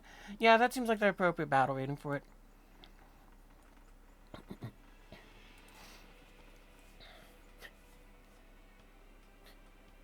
We hit your house? Oh, well, you're gonna have to bring that up with the United States Navy and report the incident. And then they will get back to you in the next 10 to 15 years. You flew as a Sioux in a game called Ace Combat Skies Unknown? Ah! Yeah, I've played a bunch of Ace Combats since... Like, my first one was Ace Combat 5. That's why my name is Rosgrees Raptor, because it left the biggest impact on me. After that, I played Ace Combat 4, then 0, and kept going from there.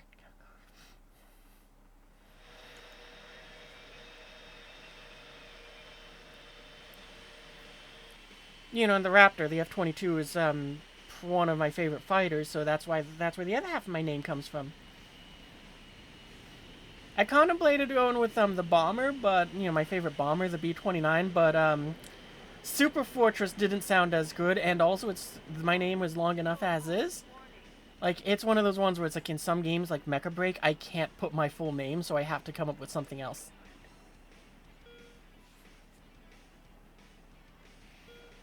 Remember the time when Raz recap you in all Ace Combat games? Oh, yeah, when I gave like the quick lore version of it, where it's like I'm just gonna quickly cover this thing. Razgree's Super Fortress, exactly. However, that name does sound kind of cool because it sounds like one of those ridiculous names that you would expect from some sort of gigantic mech thing.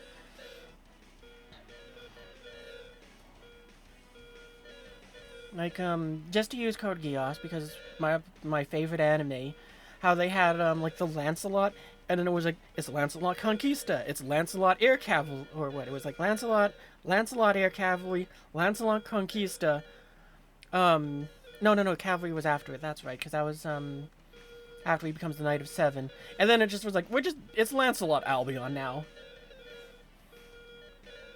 The tankiest redhead on the platform. I got the feeling they're probably tankier redheads, especially if they play the tank class.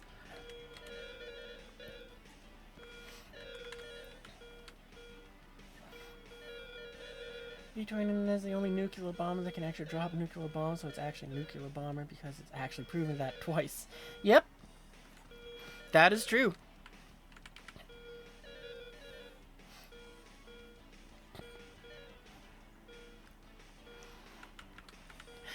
Actually, let me rephrase that. As far as I'm concerned, that is true because it is the only bomber that has dropped nuclear bombs in warfare. The others have only done it as tests or demonstrations, being like, "See, we can do it," or in theory. Oh, on the note of the B2, is nuclear cable. See it blowing up a city yet? I was gonna say, on the note of the B2, I love that it has, like, this is one of those fun things that I love knowing about that bomber. But as you can see, I have a contrail, and the only way I realize that is if I'm paying attention to my altitude. The B2 has a device in its engines that will notify the crew, hey, you're creating a contrail. We're going to go for the one in the back. Yep, we're on the AIM-7s. We're going to just keep closing in. We're going to turn off our radar, though, just kind of give them that little bit of false sensitive security. We can see the dude is right off our nose. Fox 1.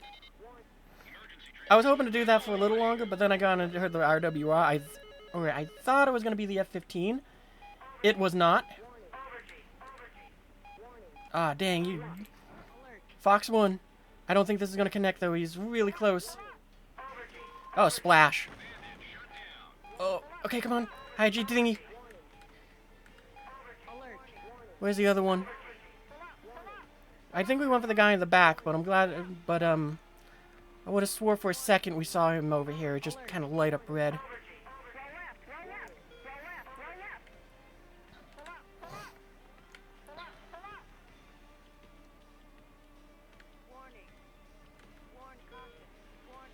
But yeah, I'm glad we got that eagle. Eagles are dangerous. And for Furies and the other thrust-dependent ships won't be as maneuverable in Atmo as ships with control surfaces. My guess would be if I was trying to balance them, or I shouldn't say my guess. So if I was trying to balance those ships, I probably wouldn't nerf their maneuverability, since, you know, they can kind of thrust in all directions. But I would make it so that in at mode they burn a tremendous amount of fuel. So it's like, yeah, in space it's like, let's just say that the Fury has a flight duration of an hour. So, you know, let's just say that you can just fly that thing around for an hour in space and it can steep some maneuverability. But as soon as you enter Atmo, oh, it's like, that hour turns into 15 minutes. Because your aircraft is constantly burning to just stay in the air. We're going to go for that F4 up high. Nope, we're going to go for this one. Fox 1. Is he multipathing too good? Yeah, his missile just went into the dirt. Fox 1. Flare, cap. Flare, cap. Missile, break! Try again. Fox 1. Splash. Scat. Flare. Oh, come on. Don't hit the ground. Alert. Alert. Scat. Flare. Alert.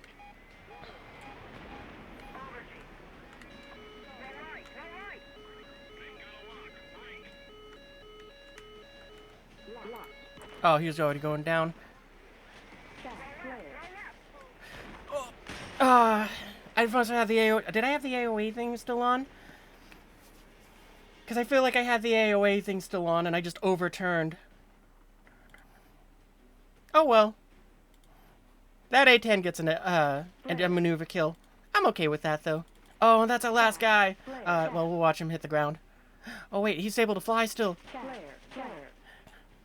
Go, Solo Wing, go! Ah. Wait, you're still flying! You got this! I'll keep flying! Scat. If you're an F-15, I'd have absolute confidence you're gonna make it, because that thing's a rocket ship with wings. The wings are only there to carry weapons. That makes sense? Yeah.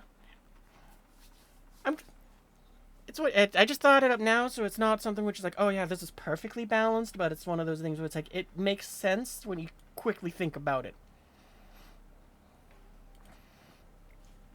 Oh, we still gotta wait. Okay, never mind, not anymore. How are we doing with the grind for this thing? I'm not even paying attention. We're almost done with this. I mean, like, I played for like,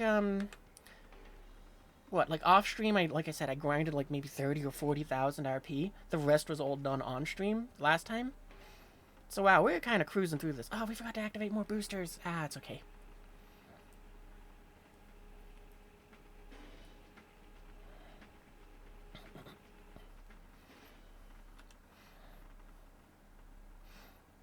But yeah, I figure that might be something which is a reasonable thing to do with, and it works for all ship sizes too, not just like the little Furies and fighters and all that.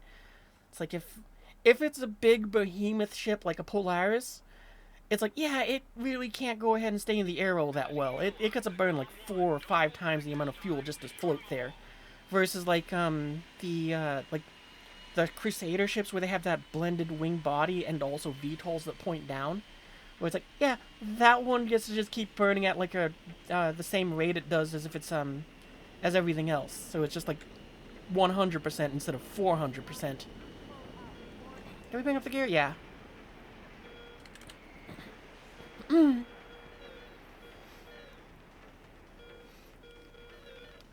know, and also then it's going to make it so that I didn't even think about this, but it also makes the fuel tanks kind of matter more for the aircraft or spacecraft as well. Because a lot of them, it's like, I just pay no attention to how much fuel I have, because it's like so much.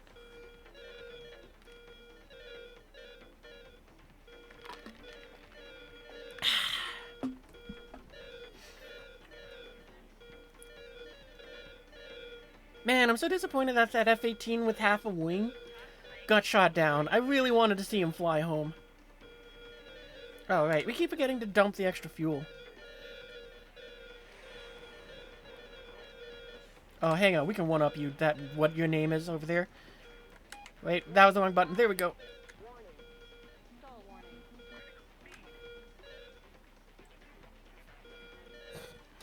I should have turned off the AOA.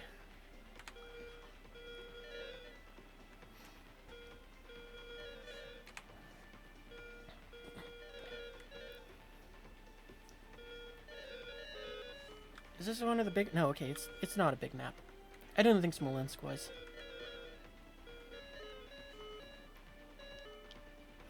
Oh, you know what? I just realized we got 40 seconds of commercials left. We'll keep cruising along and just building our distance away from... or setting ourselves up for about another 30 seconds before we get back into the fight. Actually, this does seem like it's a big map, though. I wish you would tell me how big one of these squares is.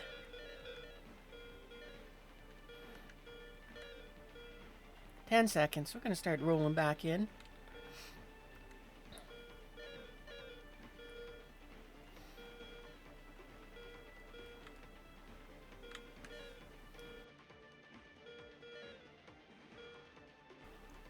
Alright, welcome back from the commercials, chat. You haven't missed anything. We just kind of went sideways a lot more because of the commercial break.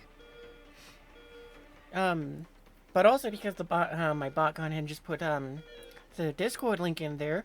If you want to go and join that, you can go and find out what my streaming schedule is, all the fun that we have over there, and whatever else goes on there that I may or may not be aware of.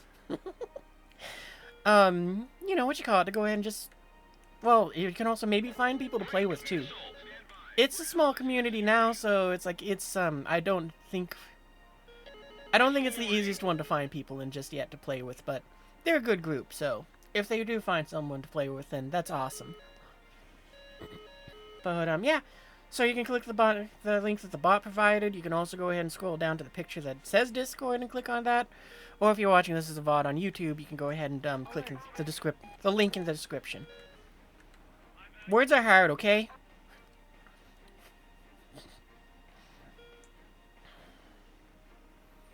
You know, we're not gonna go after that one just yet. We're gonna keep our altitude for a little bit longer.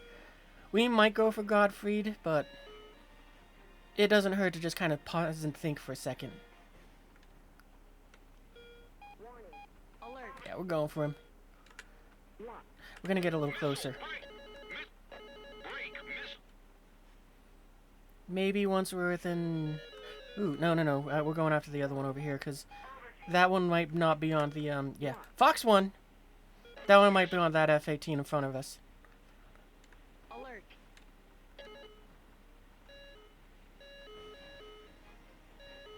Splash!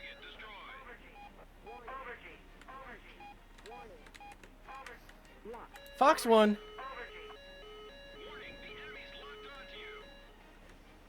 Wow, what did he hit that blew up though? Splash!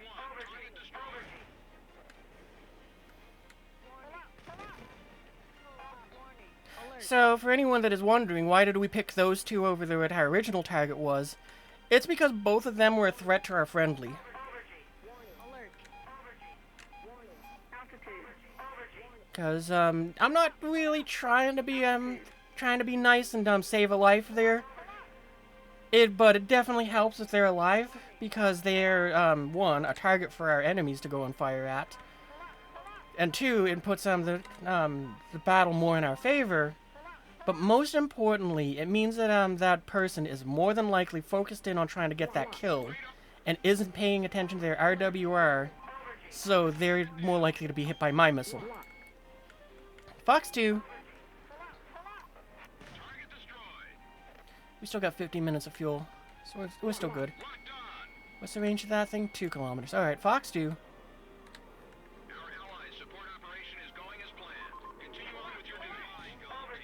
I don't know what song this is, but apparently it's making the F8. It apparently is this Hornet's favorite. It is just cleaning up. What song is this? I forgot that would go and freeze the thing. Gotta go into it this way. The algorithm protects. Ah! Alright, how many planes have they got left? One that apparently is ejected. Protecting the homies, exactly. Fox 1.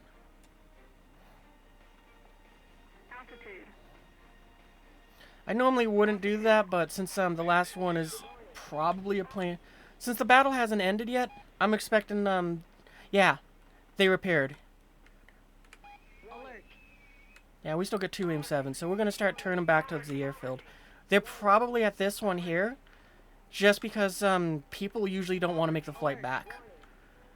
I usually will fly back to this one because I want the false hope of those SAMs protecting me.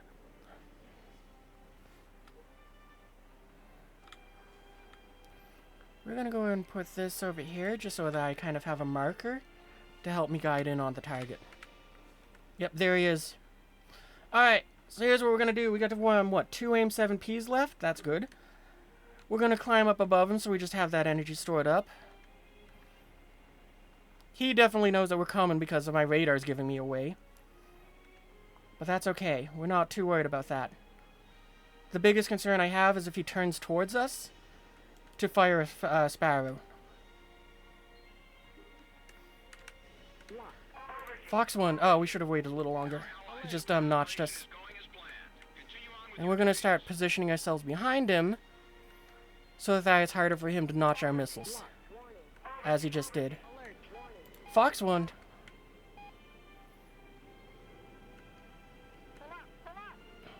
He might be... Oh, he actually wasn't too high up. Good for him. Unfortunately for him. Ah. Alright, we're going to toss this last missile because we can. And it missed? Yeah, it was entirely that song. As soon as the song changed, our missiles were like, we're done. Com team, your mission is complete. I wish there was a game like this, but dragons? That would be interesting. Dog fighting with dragons?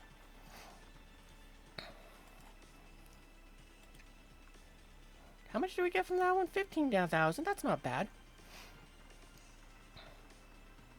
What is that green one?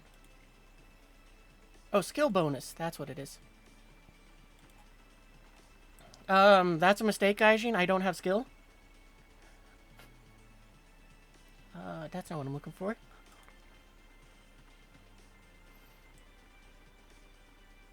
Oh, we're out of boosters for that. Because I hang on to these ones since they don't have a timer. They are entirely here just as, for collector's purposes. That dude was super lucky.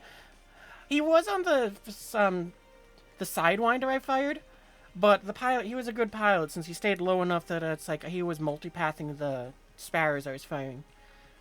Which, you know, funnily enough, as comical as it sounds, to some degree, if you've seen Top Gun Maverick, when Tom Cruise goes and says, if we fly low, it'll confuse his targeting system, to some very tiny degree, he is right on that.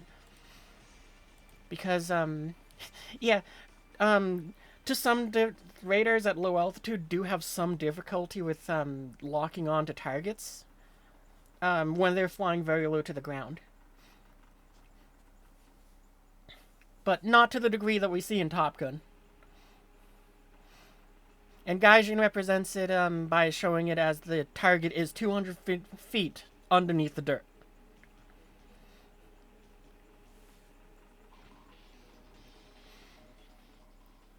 But yeah, to my knowledge, it's not as ridiculous as what Top Gun shows, and it's not as ridiculous as what Gaijin does, but it's represented as best as they can. So, you know, kudos to that F4 pilot for being able to go and dodge, what, like 2.5 missiles? And I say a half because the Sparrow was fired after he was destroyed. Just we fired it because we could. Operations command.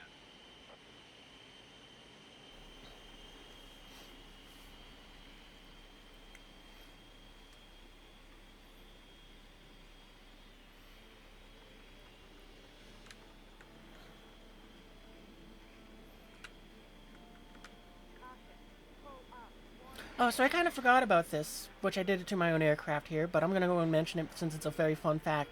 You might have noticed how one side of my plane is very colorful, while the other side is very drab. You know, and there's reason for that. So, have you ever wondered why in World War II, and even to the present day, American aircraft will do this, where they put the roundels only on one side of the aircraft? They did a study back in, like, I don't know exactly when, but they found out that, it's better for the aircraft survivability if they make it so that, the roundel, which is bright and colorful back in World War II to make it easy to, identify, is put on just one wing. Because if it's, symmetrical, then the human brain sees that and aims for between them. But if the target is, very bright and colorful on one wing, then it makes it so that while they're trying to line up the gun sight, they go and see that bright color and aim for it. So it's more likely they're going to hit something less vital to the aircraft, and it can keep flying. Or possibly survive. Or possibly save the pilot so they can eject. So, you know, it's kind of fun since it still technically works in War Thunder, since, you know, it's just a psychological thing. But, it definitely doesn't work as good at high tier because, you know, missiles. They don't care about decals on the plane. Or as I like to call them, stickers. So, you know, it's still fun though, because every now and then you'll see the gunfights and you'll see them just kind of, their fire is skewed drastically off. Instead of going for center line of the aircraft, they're going for the colorful thing and they miss. Sometimes. Not always. They'll still kind of rinse through my plane that, And you can tell because it'll be like, yep, there goes my wing with all the fun, colorful stuff on it. But, you know, if you want to do that for yourself to try to give, if you're doing World War II planes and stuff, it might be able to give you a fighting chance. At the very least, it gives you something fun just to kind of have something to make your plane asymmetrical.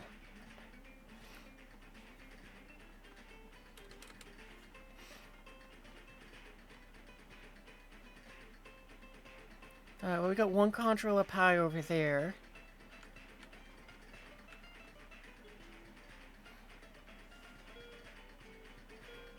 Are we on the same map again? Kind of looks the same. Oh, we are!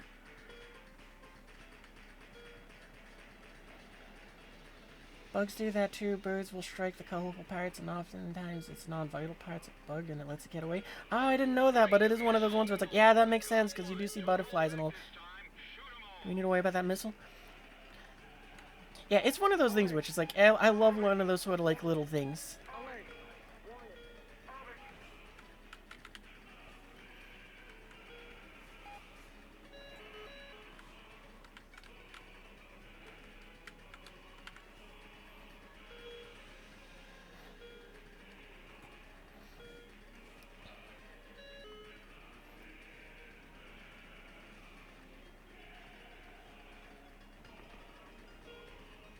Well, someone went down up there. I think we'll go for that guy because we can pass through and also take down some of those fighters as well in the process. So what are these? Those might be players, but they also might be the attackers that we're kind of lining up on, like an earlier group. No, I've seen missile contrails. It looks like so. I think those are not player. I think those are players. Missile break. Uh oh. Missile warning. That's a missile coming at us. Flare. Cap. Ah, yep. I was trying to get back down to the ground as fast as I could, but there was nothing I could do about that.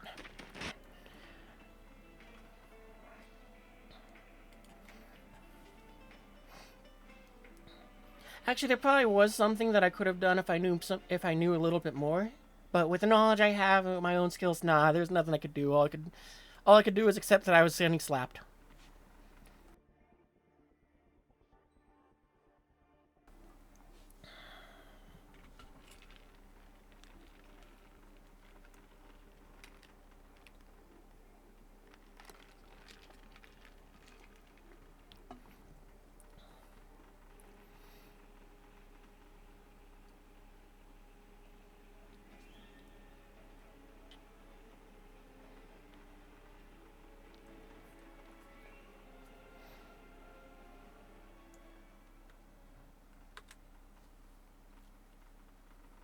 Oh, hang on, wait, we gotta go and change the fuel. There we go, we're gonna be a little more maneuverable now.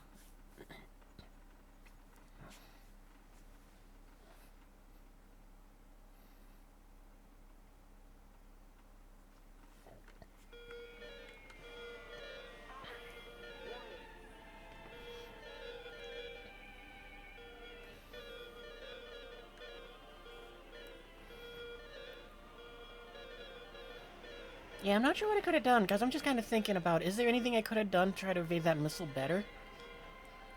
And I might have been able to try to...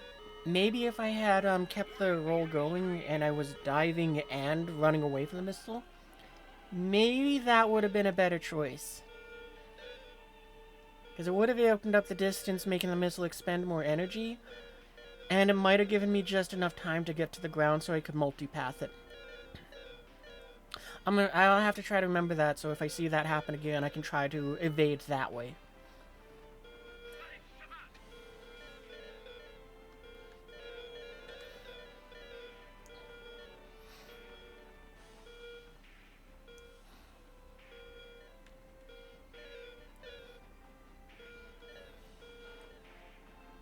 I find it more fun and more useful, at least for me, to instead kind of be like, what did I do wrong, than being like, I have a stupid team that didn't help or something like that. Because I know the position I put myself in, and I know what kind of stupidity I did to get killed. When base building comes to Star Citizen, these sort of fights are gonna be crazy. Oh, yeah. Yeah, it'll be crazy when you have like clans going duking it out over some settlements they build.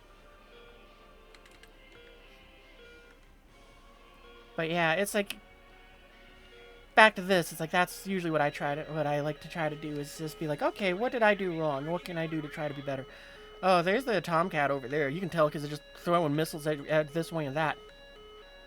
Missile. Oop. Lost our target. Break. Missile. Missile warning.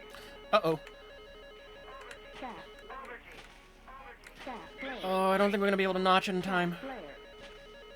Chaff. Flare. Yep, dang it. I was just about to start descending again to go and get away out of that. So, I should have known that that was going to be coming. We saw an F-14 fire those missiles, or fired them somewhere else. So we should have assumed that there was more than one. And we should have started preparing to notch way sooner than just saying, oh, look, there's a missile 8 kilometers away that I can't dodge. He didn't do the roll right. I should have did the roll. Oh, you're right. If I had done the roll, I might have been able to just burn off so much speed it couldn't go ahead and make the turn.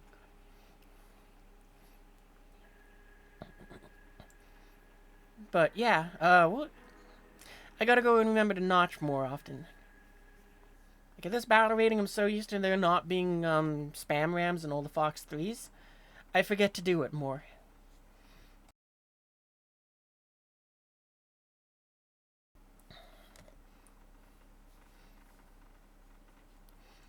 But yeah, notching in War Thunder is interesting because it's like I've never heard anyone else say this, despite how much I looked into trying to just learn how to notch the missiles.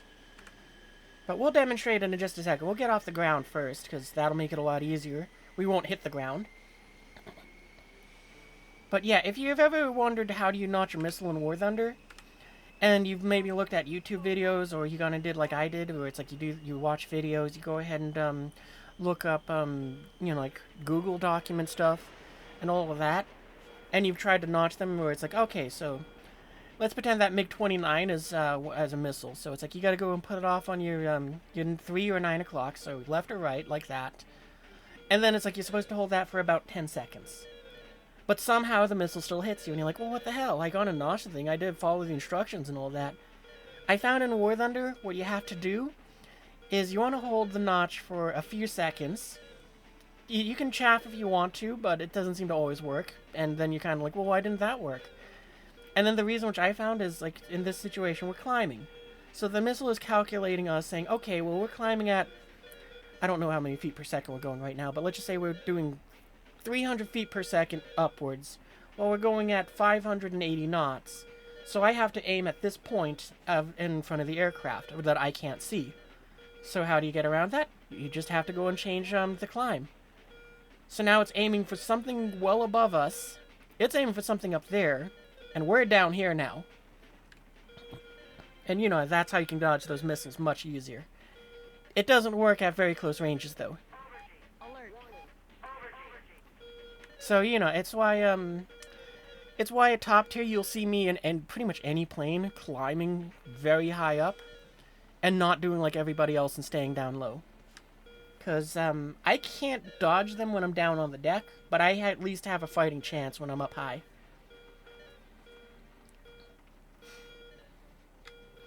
So, if you can't dodge on the deck like and you have the same problem I do, that's my trick on how I get around, how I dodge in the up higher. Oh, we're getting too high. We're going to leave a contrail.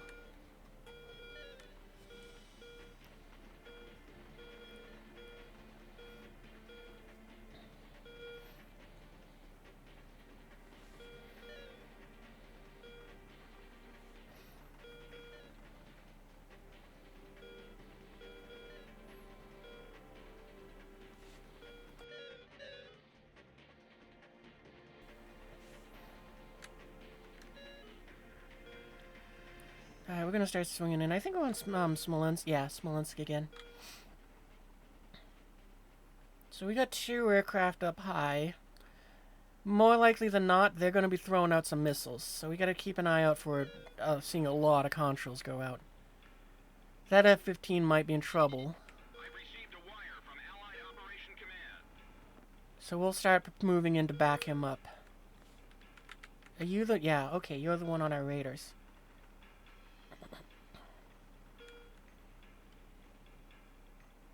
And this is also why I don't climb as high, because it's very clear that SU-34 is after the F-15. It isn't... It probably... It might not even realize I'm here. Because if it was aware that we were here, it might be trying to turn in to fight us.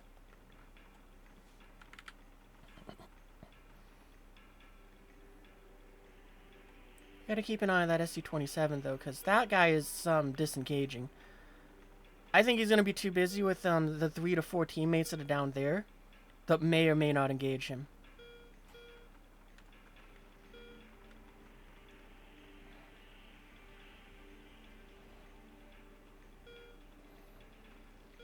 Mach 1.2. Okay, we're doing pretty good speed. If we can get a little closer, though, I want to do that. You might see us at this point. Alright, I think we're close enough that we can throw a wrong missile. Fox 1! He definitely knows we're here now, because that contrail is very obvious, but at these ranges, and at this altitude, he might actually make it down to the deck, but we'll see. Splash! Oh, he was going down. Ah, well, that's a finish off. That's good enough for me. Alert. Alert. I wonder what caught him. I didn't even see anything hit him. Alert. What do we got? 10 minutes of fuel? How far out are we? Oh, we're pretty far out. We're gonna cruise for a little bit. We'll kind of wait till we're back in the fight. I wonder when the missile caught him. I didn't even see an explosion.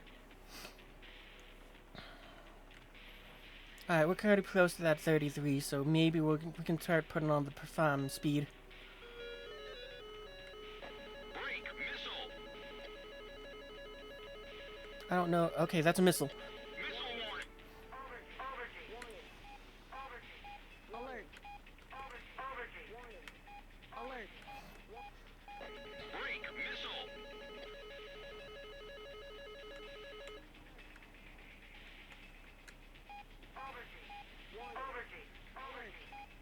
Altitude. I don't think the missile's coming for us, but we are going to get down on the deck. Altitude. Oh, never mind. He went down. What's left on their team? 1, 2 planes. Alright, well, we're going to start taking down some of the air-to-air, or some of the AI. Bingo.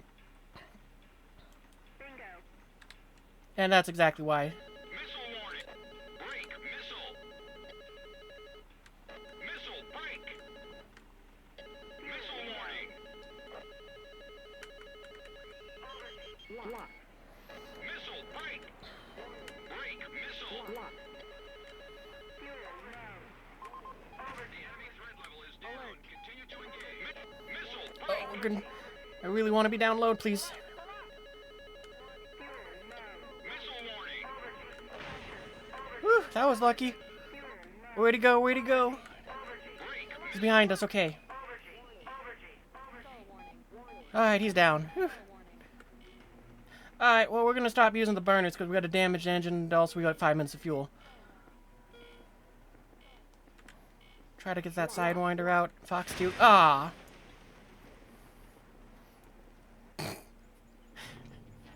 Oh well. At least we got our missile off, so hopefully we'll get that kill. I heard a hit. Even more. Intercept them.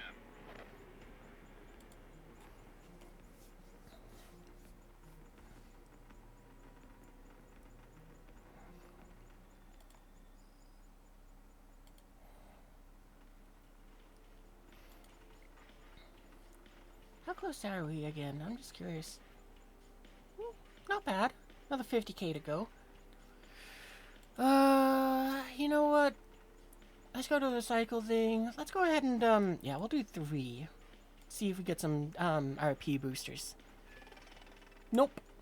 Sag.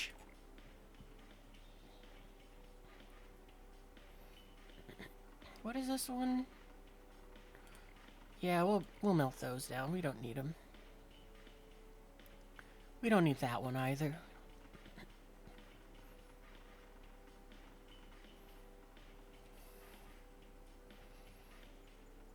Best squad, sure, I'll hang on to those two.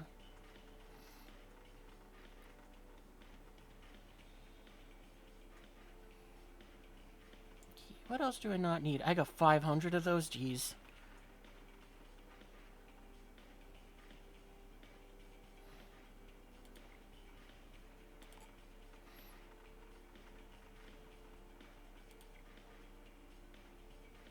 I thought we just got, oh no, that's right, we got, wagers. Okay, let's go ahead and, we'll make another 7.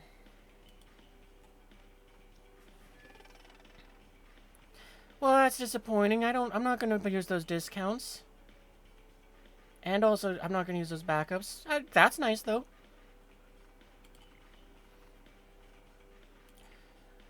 Recycle, recycle, recycle. We don't need those Chinese ones either. I don't play anything in the Chinese tech tree. Okay, you know, actually, just because the backups here are just another thing that I would change in War Thunder. So, you might have noticed that I have 500 universal backups. And that's because they're really only good for ground battles. I don't play ground battles. I play air realistic. What I would like to see them do to air realistic is let us respawn once as the aircraft that we went in as. Because that would make it so that you have a lot less kind of anger when it's like you're using like that 500% Silver Lion booster. And it's like, ah, suck. I got shot down by a teammate. You know, it's like, yeah, you have that happen. It does happen. So if they allowed us to use those boosters, imagine if you got to go into air realistic. Your plane gets shot down. You want to go again. You can go and use one of those universal, one of the what you call it, the backups, which come free, which they also try to say, oh, look at that, it comes free with this, because this one has 20. That just goes, oh, look at that, a 3,000 Golden Eagle value, or whatever they call it. You know, whatever they want to say it's a value of. It's not a value because I don't ever get to use them.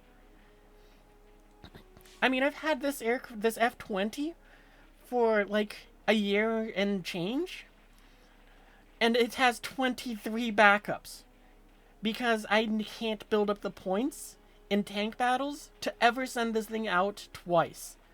I'm lucky if I get to send it out once. So let me use the backups in air realistic. That would make me so happy if it was like, ah, suck, I got shot down. Well, let me try again, and maybe I'll have better time this time. It'll also make it so the battles last longer. And even at that, you could even use that to make it so the battles are smaller, too. Because maybe since everyone gets one respawn, maybe you make it so that instead of 16 versus 16, you make it, say, 10 versus 10. You know, and also it makes it so it's far more forgiving for rookies that are coming in. They just slap down $60-$70, buy an F4 Phantom, and they get shot down because, you know, someone like me has the Hornet here and understands what they're doing to some level to be mediocre. So, you know, it'll help on that end too. Oh, we need to melt that too. Let's see. I'm in the wrong area.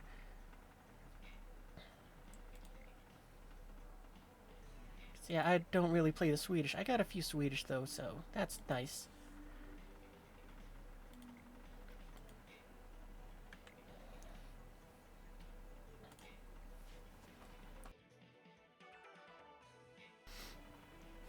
The ad knows you're hungry, trying to get you to buy Domino's pizza?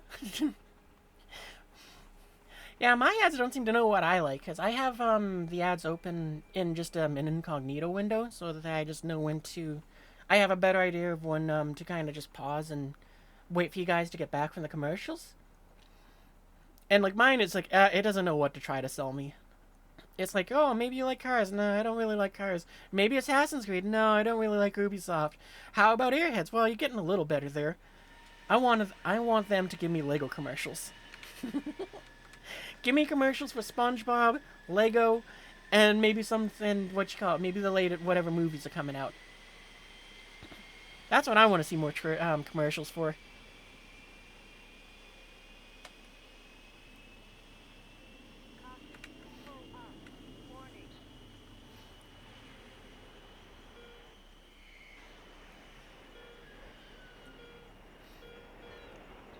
Food commercials aren't bad too, though. I don't mind them.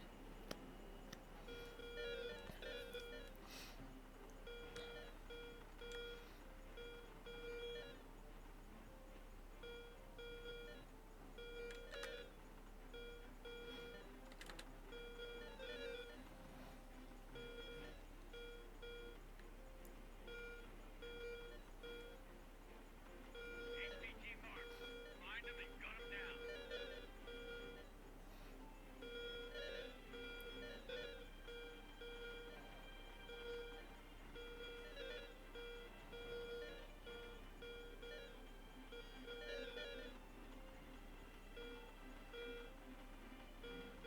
Almost to altitude. Here we go. Alert. Warning. Warning. Alert.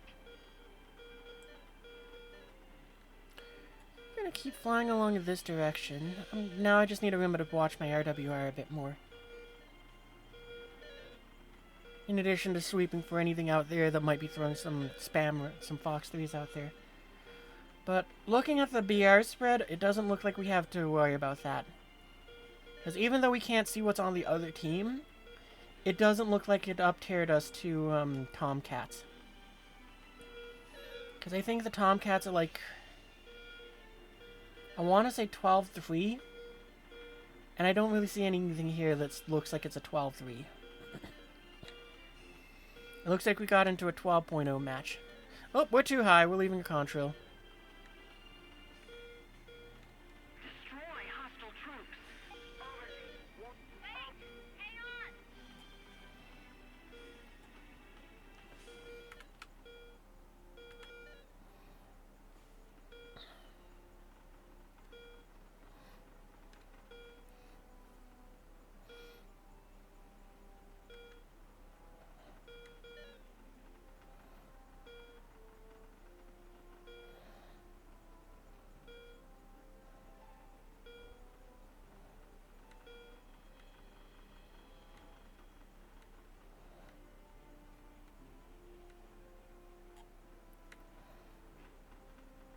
I think we're gonna go for that guy that we have locked on, soft locked. Stand by. Because I was hoping that maybe we'd see a few more things. Okay, there we go. There's a few more. Missile warning. Break. Okay, I don't think the Tomcat, not Tomcat, the Hornet, wherever it is locking us up. I think it's going after that guy down there. We're gonna, I don't think he's gonna catch him. Yeah, we're gonna go after him. Fox 1. Because we're so high above him, his RWR isn't gonna tell him anything. Ah, but he got shot down. Alert. Fox, should have waited a second longer. He's multipathing, though. I don't think, oh, actually, good enough, good enough. Alert. Missile break. Flare. Break. Missile. Come on, lock on the, there we go. Fox 1. Missile warning. Chat. Flare. Uh, Break. Missile. Missile break. RWR, or not RWR, radar, you got, Missile warning. Chat. Flare. Break. alright, that's good. Warning. Fox 2. I don't think we're gonna catch that one, though. Yep. Flare. Chat. Break. Missile. Comm team, we cannot. Missile warning. Intercept them. Break. Missile break. Alert. Almost lost control of the aircraft there.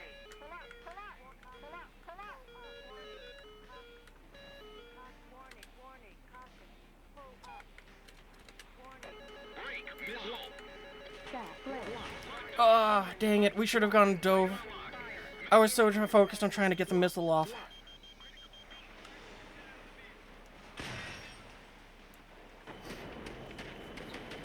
Living on the edge, wow. Yeah, it's a lot of fun when you get low and you start dodging those missiles like that.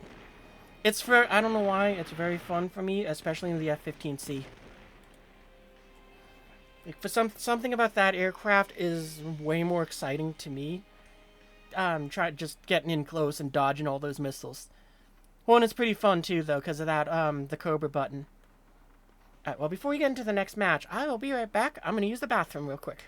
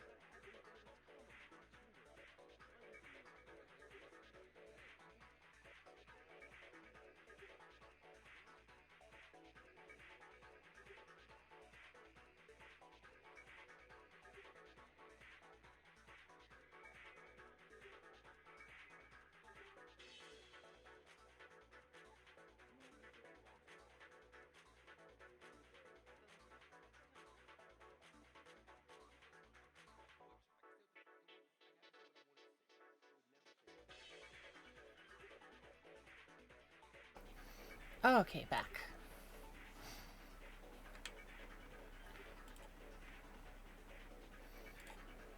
I like this song. This is a pretty fun one. I wish I didn't miss half of it, though.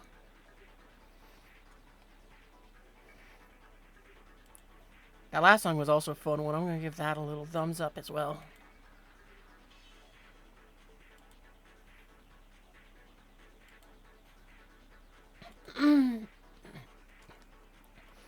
Alright. You know what? Again, we're going to just, nope, wrong area. I'm still getting used to this new recycling thing. We're going to create another 3 here. We might do 10 next. Okay, we're doing 10. Because, yeah, I want to get some more RP boosters. Well, gee, thanks. That's not helpful. I'm just going to melt those down. Let's see. What do I want to melt?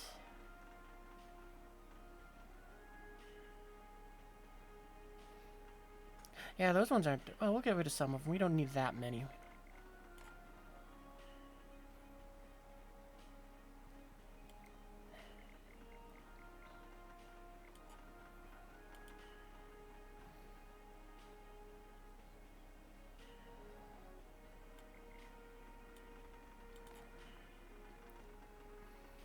I'll hang on to those.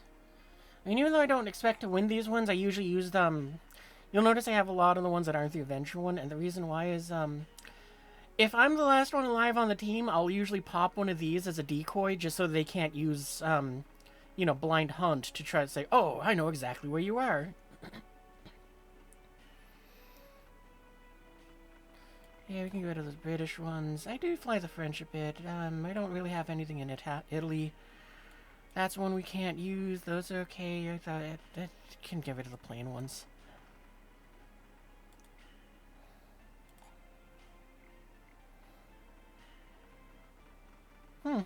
Oh, okay. It just took a second. So I say, where's my things? Let's get 20. We should definitely get a... There we go. There's some RP boosters. We'll melt that one off. We will use that one in just a second.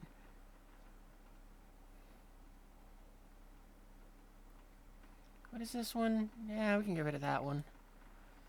I mean, I could use them, but Actually, I can probably get rid of some of these. I don't need to have that many.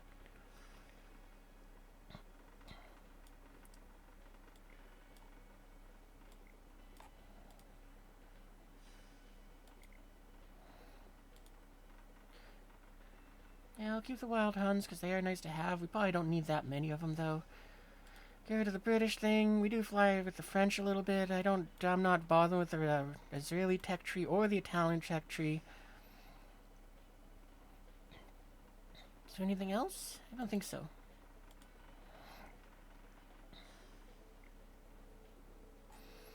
Alright, well there we go.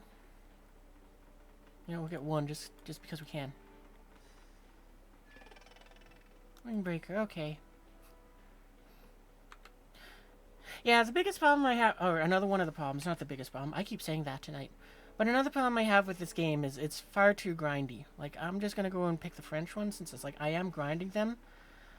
And, this system works, I'm gonna go, we'll start off with the army, because it's like, the system that they have makes sense. Because in tank battles, you get to respawn multiple times in any game mode you choose. So them saying, no, you can't advance to rank 4 until you have 6 rank 3 vehicles, makes sense. It teaches you to build a lineup so that you can go out there, you'll have multiple tanks to go and use and fight the enemy and all of that. But it doesn't work when you're in aviation because you get one spawn. I have no desire to want to research 6 aircraft and spend what, 300,000. How much does this one cost? We're gonna round that to 200k, so we're up to 500k. That one's another 2, and so 700,000. What is this one? 200k, so nearly 1 million silver lions, just so that I could fly, say, this plane. And it's like, I don't like this system where they have to say, oh, you gotta own this many of the aircraft for aircraft. Because, yeah, it's just too grindy. And because of that, I've completely given up on pretty much any tree. Like, I started off with the American Tech tree. That's why this one is so flushed out. And when I started, the game was very different. There was not 8 ranks, there was 20 ranks. And when you hit a rank, it didn't say, okay, well, now you have these aircraft, you have to grind out one at a time. It would say, congratulations, you've reached rank 2. You've unlocked all of these aircraft. Have fun saving up silver lines to buy whichever ones it is that you want to fly.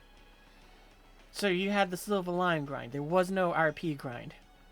And I enjoyed that much more because I enjoyed the silver line grind more than grinding both things. And it did kind of make me go, well, you know what? I want to try the other tech trees. I'm going to go ahead and start researching the Soviet tech tree. And as you can see, we got a couple planes, and the old ones that it's like, or new ones that they put lower down, I don't have. So, you know, I did research them, and we had top tier until this thing came out.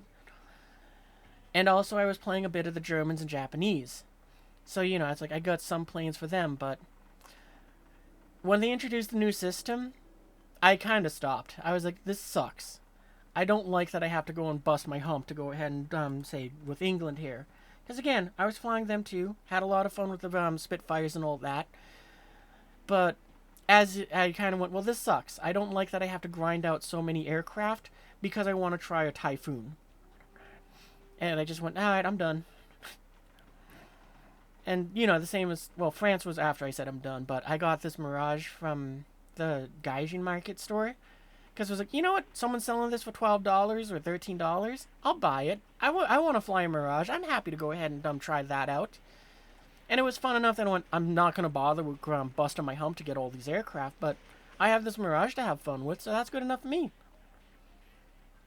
And you know, it's the same for tanks, but different since I don't really grind out the tanks as much. Oh wait, no, cancel. We forgot to activate boosters. How long does this one last? 2 matches? Good enough.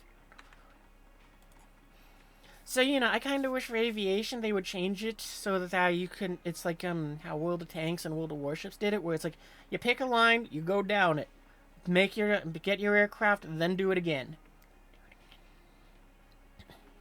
But you know, it's just because it's like it streamlines things. It makes it so that you can get what you want to play with a little faster, and all that fun stuff.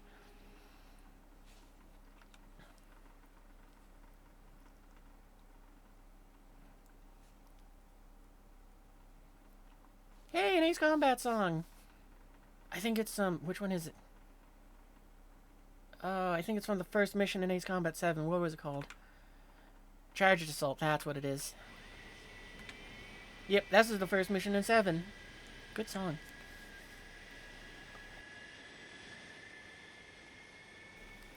Does sound smoother? I know, right? But, you know, this game, like many games, it seems, considers grind to be fun. And it's like, I mean, if you do it right, yeah, grind can be fun, but if you do too much grind, then it's just, it's unpleasant.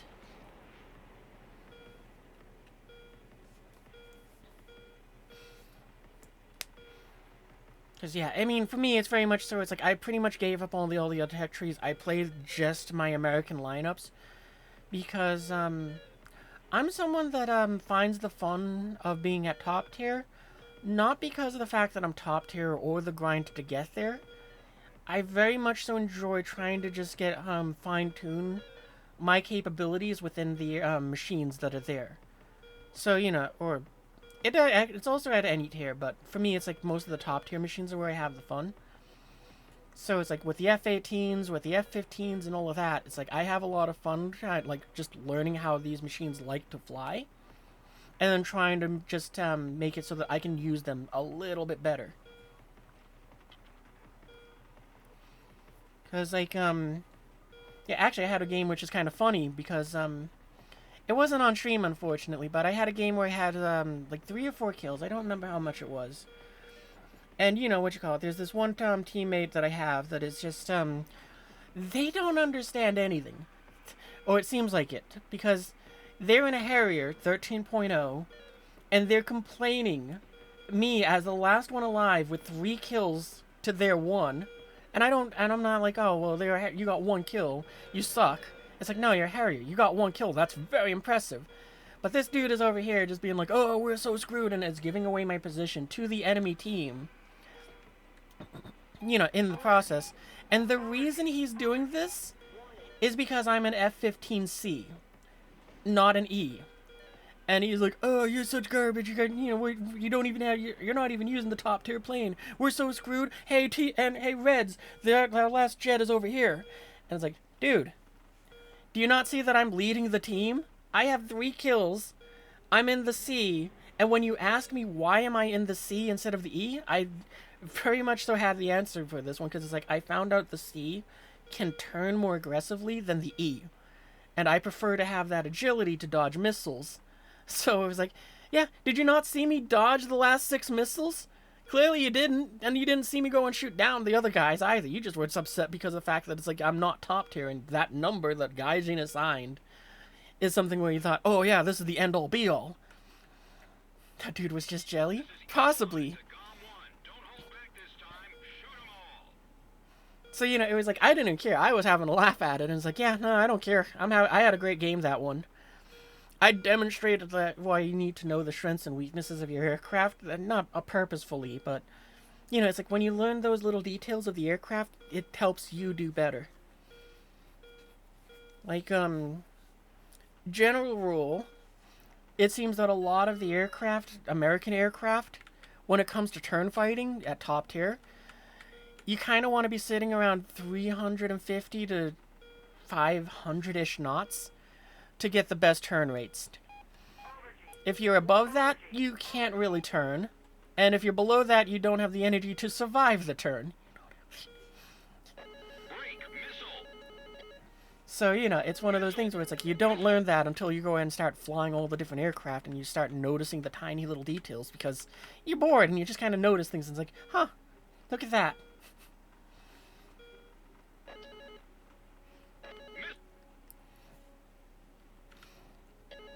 Okay, I think that's a rocket. Or a missile, I mean. Break missile. Alright, we're gonna go after this MiG-21 down here, because it's closest, mainly. Oh, I think we're losing him. Yep, alright. Well, I've completely lost him amongst the shrubberies. I don't like that. I wanted that, And I don't see a crash, so he might be under us at this point. Missile. Break missile. Missile warning. Altitude. Yeah, we're gonna dive for the deck. I think we're gonna go for, Sebastian over there. That, F-18. Oh, maybe, Okay, I think you're a better target, so... Fox 1! Missile. Break. Oh, commercials, I'm so sorry. We've got a minute before, those are over. You're gonna miss some of the fight. Ah, dang it. Well, you're not gonna miss any of the fight, apparently.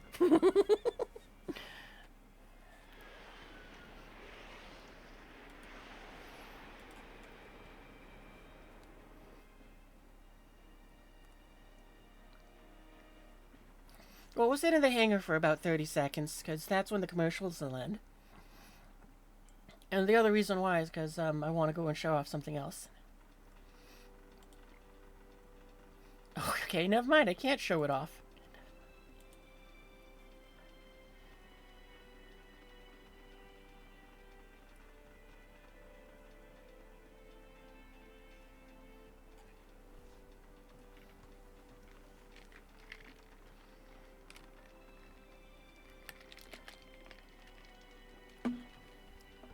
Five more seconds.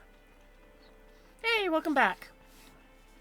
Well, I was going to go and show off the hit analysis because it's something that I very much so like, but it's apparently not giving us any information from that last sortie, so that's unfortunate. Because, yeah, that's another thing which I very much so like that they added in, which is the hit analysis. Because it's a very useful tool to help you understand what you did to make it so you didn't react to whatever took you down. And the way how Gaijin models it right now is aircraft have blind spots from their RWRs have blind spots above and below them. And that's usually where you catch the missiles from. So it's very nice to know where it's like, oh, what happened there? Was I blind and I just didn't hear it coming off and something got me from behind? Or was it just something caught me in a turn? The only aircraft I feel like they might have modeled wrong, but I'm probably wrong on this, is the A-10C. Because it looks like it has a sensor on top of it to go and detect RWRs, or an RWR sensor.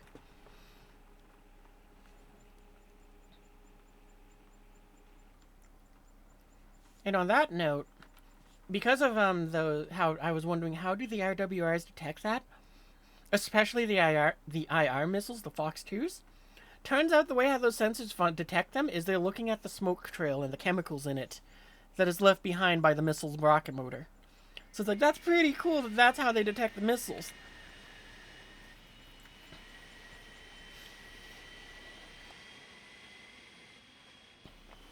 I mean, the radar end, it's pretty interesting. It's like pretty obvious. It just sees a radar beam hit the aircraft and does that. But then when it's like the IR missiles, it's like the way how it figures that out is so crazy. You never would have guessed. I know, right? I thought it was doing something where it's like, okay, well maybe the IR warhead, like the Seeker, is doing something where it's sending something out that lets them pick it up or something. And I was like, nah, it's the exhaust. So yeah, that was one of those fun facts. And the way I found it out was, I got into a Google search, which led to a YouTube video, which was from a manufacturer that makes those, and they actually explained how their RWR system works and how the packages are. Where it's like, yeah, you get the full one, which is what War Thunder does, and then you got like 6 sensor system, and then there's also like a little add-on you could get too, where it's like, yeah, it's just a computer brain in a sense that will say, okay, what do I need to do to defeat this missile? So that it's like, if the pilot doesn't have enough time to react, it can do it for them. So, you know, I'm guessing it's meant to go and defeat things where it's like if an A-10 is flying real low, and somebody fires a Stinger or a Strela at him, then it's like, okay, I have 2 seconds to react. The pilot isn't going to be fast enough. I'm going to go and deploy the IR flares and warn the pilot. Now, the missiles just need to send out chemical decoys, right? I don't know how you do that and trick the missile, but it seems like the way you'd have to do that is to change the chemicals that the missile uses. But I don't know how well that would work either, because I don't know what chemicals it's tracking for. They didn't do that for obvious reasons of they don't want the enemy to be able to defeat them as easily. That's a MiG-29's RWR warning. I don't see any contrails. Is it below me? I think that guy fired a while ago, but I don't see a contrail. But it could have faded by now. Okay, we're gonna back off. Damn it! We should have... I was too indecisive. Yep, it was the one up high. It's the one I thought it was. We just, was searching for something that had already faded.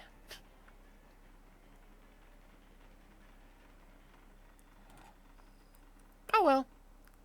Ah, suck. That was like the second match with the, booster.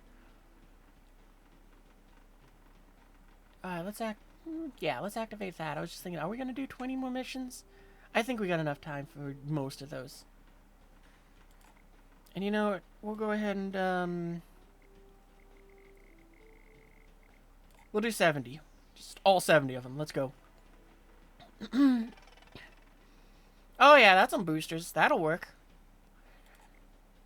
We don't want any of these. We're not buying any of the premiums. If I see one for like 80% off, maybe. Oh, that one's 75. Maybe I'll look at that. Oh, that's nice.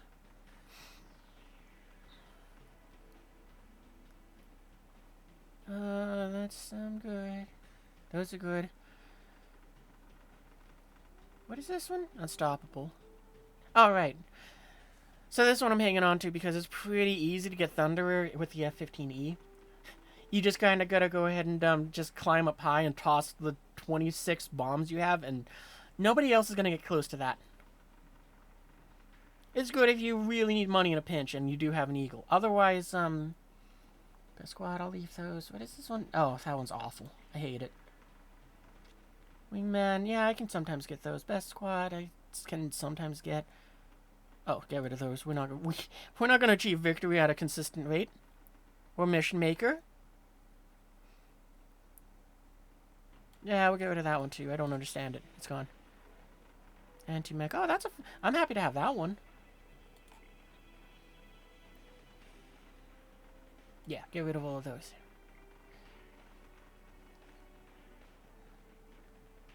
Okay, what is this one? 15 centimeter Panzer. Okay, I'll take a look at that. I'm guessing it's something German.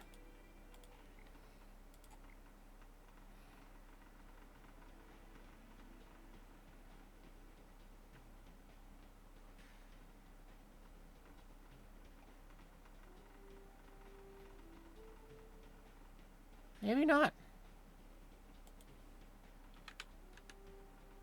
Oh, there it is. Oh, it's a rocket truck. I don't think I want that. It is tempting because it's just, like... It's a low BR and it seems like it might be something that would be a little fun. 75% off. Oh, what's over here with the timer? Oh, okay. I don't want that. I'll hang on to that coupon for a little bit. I'm going to think about it. We'll make it so everybody gets that. Oh, I got some other things I didn't even think to melt. Boosters. Yeah, we're keeping those.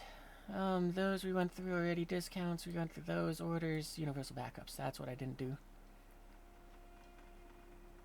Get rid of the British ones. Get rid of the Chinese ones. We'll keep the French ones. We don't fly for Israel. We don't need the Italian one. We don't need those ones. We don't need those ones. Oh, actually, I guess I do use the Soviets a bit, but I'll get rid of them. I don't need them. Alright, there we go. Back to the boosters. Well, what do we got? Oh, we got that. We'll activate it. Why not? Perfect. That's one of the... I love these boosters. Just because they last multiple games. It's so much better to me than this. I'm curious, how much would that be nerfed by? 6%? Why not? Because, yeah, like, even though that one's 500%, it's like, I'm probably going to get slapped out of the sky immediately, and it's going to be like, cool. I get 500% of 2 RP. At least it's 10.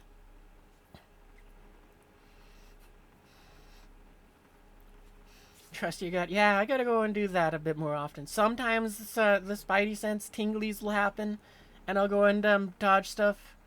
But other times it's just like I overthink it, and that happens where I just get slapped by the obvious.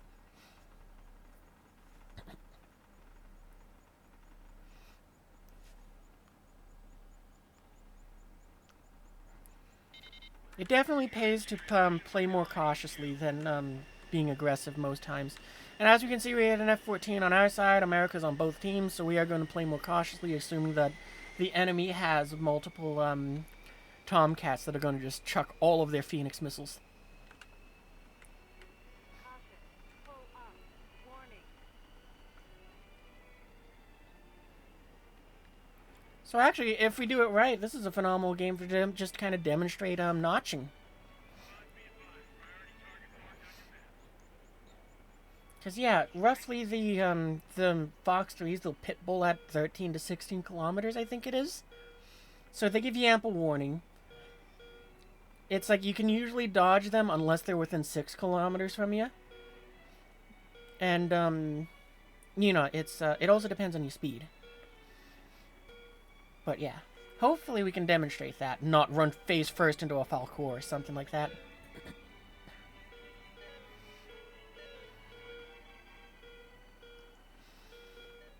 So yeah, we'll climb up to 16,000 feet. I might go off of the radar altimeter. Nah, we're gonna go off to just the altimeter.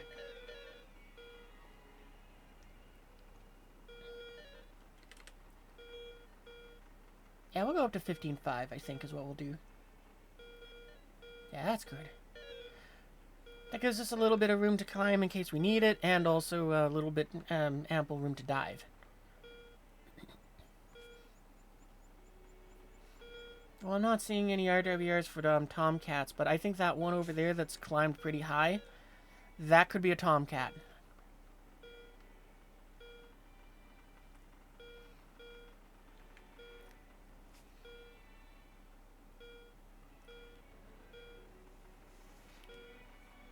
So yeah, if you're a Tomcat and you're trying to spam ram, you basically want to get as high as you can, and then you also want to go as fast as you can before tossing those big bricks. Yep, there's a Tomcat somewhere out there. It might be that one right off my wing. So now we just gotta watch those contrails and see which one splinters off into a buttload. That one. Oh, it looks like both are. Okay. So that Tomcat's missiles aren't coming our way. He's tossed them at that group. That Tomcat seems like it's done the same, but it's more so aimed at the guys down there. So I don't think we have to dodge any Phoenixes. No, wait, there's one that's coming this way, it looks like. Yep, there's the missile warnings. Alright, let's go ahead. Let's go evasive. Oh, okay, well, you know what? We can... No, alright, we shouldn't be trying to go aggressive right now. We're trying to dodge a missile. I think it's going there about here. So we'll do that. We're not going to throw out any countermeasures just yet. I'm going to change altitude now.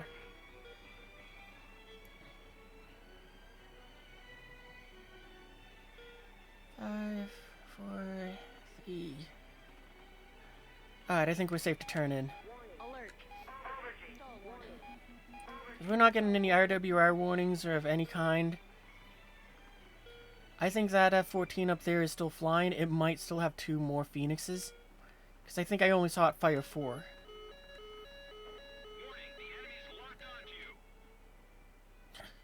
We're gonna go for this one further back. Oh, it looks like he has a missile on him.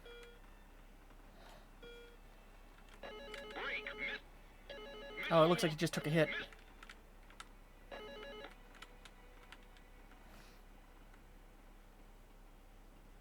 I wanted to lock up the other thing because I wanted to know, was it a missile? Multiple transport planes have been shot down. The operation isn't progressing. Gotta keep an eye on that F-14. I think he's gonna throw a fin. How fast are we going? Mach 1.1. Okay. Fox 1. It is a little long shot, but I don't think it's gonna connect, but... Yep, there's his, Phoenix. Break. Missile. Missile warning. Trap. Missile break. Missile warning. Uh-oh, it looks like we got another one on us, too. Break. Missile break. Missile warning. Alert. Alright, there we go. That might have been his last Phoenix missile. Alert. Stall warning.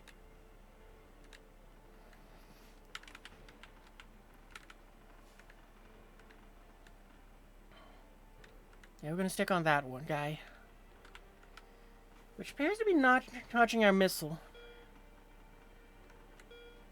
Or notching our radar. Well, we're not even supersonic. There we go. GOM team,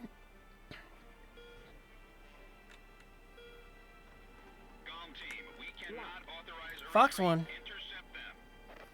I think we got him now. Nope, he notched us. That's okay, our missile's pretty good at, waiting for us to regain lock. There we go, we got him. Splash. Alert. Alright! Well, that was a phenomenal one, just because it was a perfect demonstration of, notching. Whew. I love those kind of games where it's like you get some good gameplay from both sides. GOM team, operation complete. Cypher, you carried out your duties well. I was gonna go and roll back around to see if maybe I could shoot up some, AI. But I kind of figured we're probably out of time and we weren't gonna go and be able to hit anything. We're so close. We only need another 16,000. Oh, wow. Actually, I forgot. We had the 500% booster going, so that was very nice to get 20,000 from that. That never happens for me. Yeah, why not? Let's go and use the 200%. What is it? Yeah, that's fine. I'm willing to sacrifice 6% to just use it. I mean, I could do that one, but that's tempting fate.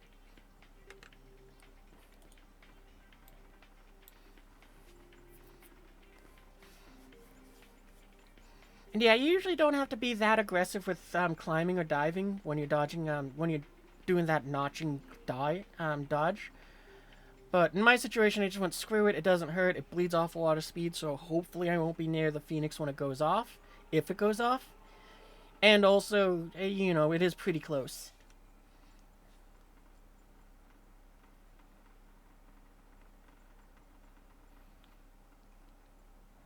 Because, you know, the big risk is if it's one of those fights where it's kind of a 1v1, like that one was, and you have the missiles to fire, then, I think I got this one on stream. I might have, but I don't remember. But, there was one game where I had in my F-15, I think it was the C, where it was a one-on-one, it was the end of the match, and because I had gotten airborne off of the runway first, I was able to, one, climb, and two, put the guy in a very unfavorable position. And, since he was the last guy, and I had 6 AMRAAMs, I threw 4 of them at him on just 10-second intervals. And, you know, it was like, he dodged, like, the first 2, but he had bled off so much speed, and because of where I was able to still guide the missiles in with my radar, if they lost track of him. That it was like, you can't really go ahead and, you bleed off too much speed and it's too easy for the other missiles to catch you. So that's why you usually don't want to try to, do as aggressive of a climb as like I did against that one Phoenix. I mean, in that situation we got lucky and there wasn't a second missile in the air.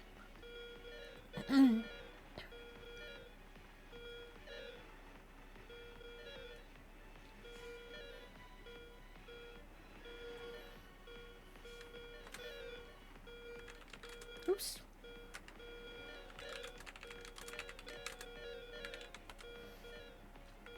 Alright, we're at altitude. A little higher than what I wanted to be, but that's okay. We shouldn't be too high that we're leaving contrail.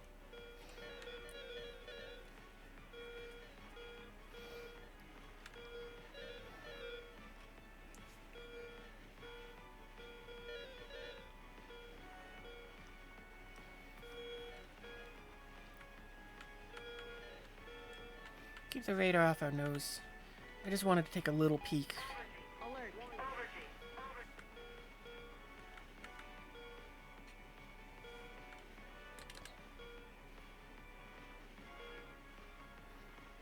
You could go for the Mirage down there. I think we're gonna go for the Mirage. No, no, no. He's got 2 people on him. We'll sit up here and keep an eye on our team.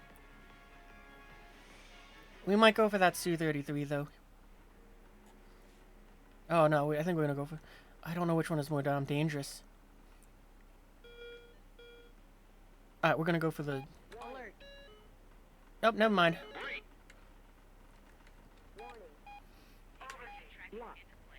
Fox 1, you might get shot down before our missile connects. Missile, fight! Okay, I don't think the missile's coming at us. Yeah, it looks like he's chasing down the MiG-23. Okay, and he splashed. Is that the one that can fire spam rams? Where'd that 33 that was over there go? There it is. I think that's it. Fox 1.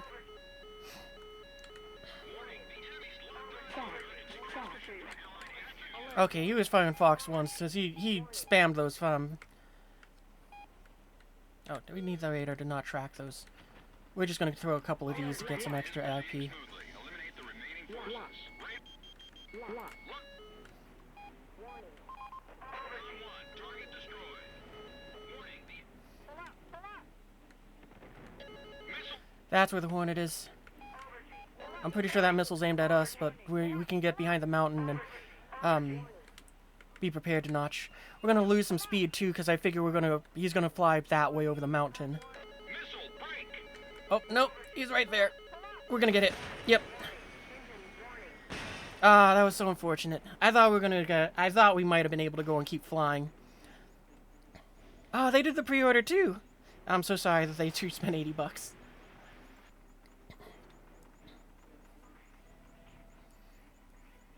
Maybe if I had used the funny Cobra button, maybe we would have been able to dodge that one, but I don't think that would have helped. I think what we would have done is made our radar signature bigger and easier to hit.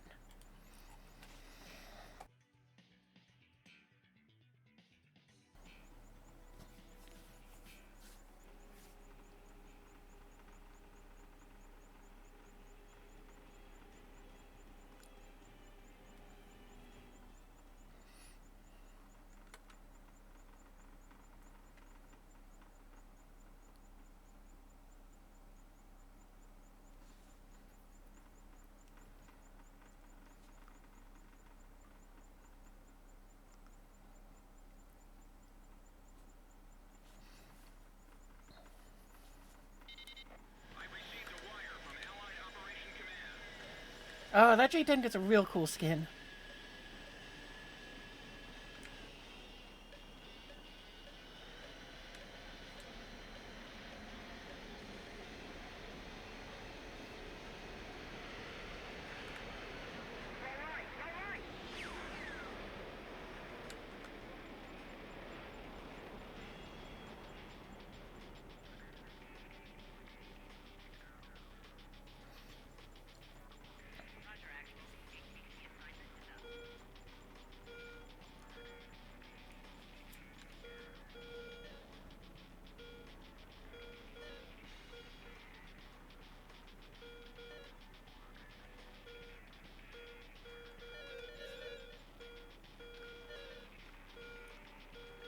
Looks like we got another ad break for a minute. That means time for a sip and time for an extra long climb.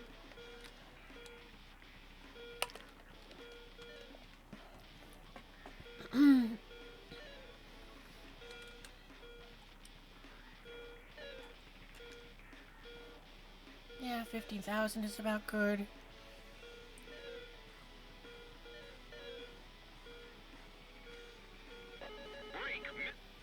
Oh, I think I saw an F-14 flash up there for a second. Yeah. Well, extra reason for us to go ahead and just fly sideways for a bit. There's the Phoenix missiles. Nope, those aren't the Phoenix missiles. That one up there might be, though. Yeah, those are missiles. They're far too low down for it to be anything else. And that one looks like it's coming for us. So we'll hold this altitude for a little bit longer. 5, 4, 3, 2, 1. And we're going to begin descending. And also, welcome back from the commercial break. I believe we just saw a missile coming at us, so we are taking evasive action. Yep, there's some more down there.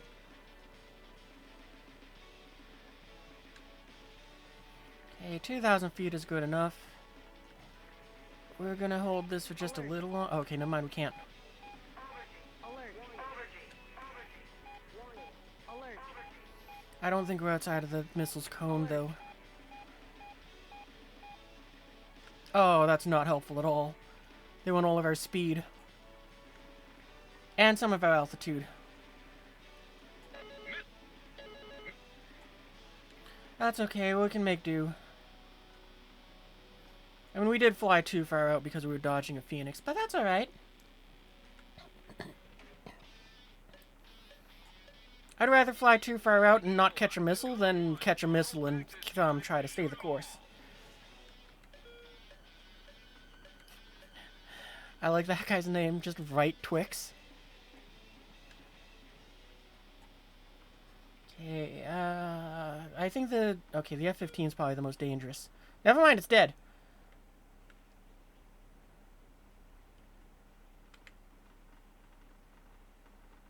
Well, okay. Oh. I'm going after the F-14. It seems like it's on the wrong team. But there's a 27 over there.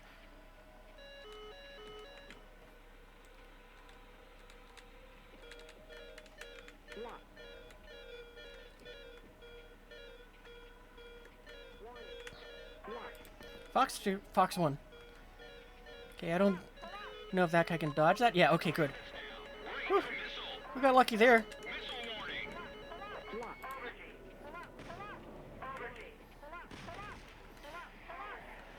John, I think your house might have just got hit by an enemy F-14, so it's not my fault this time.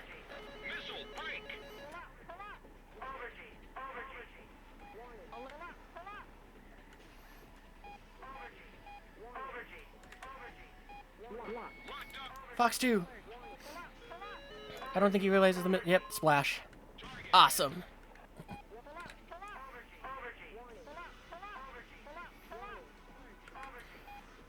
We probably broke a few windows. I bet we were supersonic at some point when we were looping these buildings.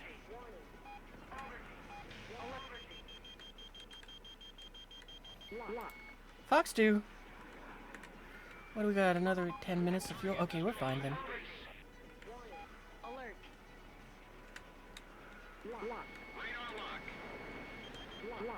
Fox 2. And I guess we're down to the M7s. Yep, alright. That's fine. Fox 1. How many left on the enemy team? 1. Yeah. Alert. I'm gonna turn off the burners, and you know what? If we can find one more guy to go after, I think we'll go after him, but with the guns. Oh, our team's gonna slaughter that poor guy.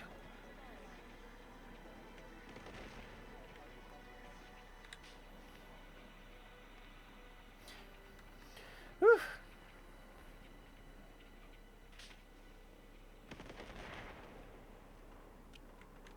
I'm gonna guess that the last plane is probably out at some runway, but seeing as how it's... We're gonna turn off our radar.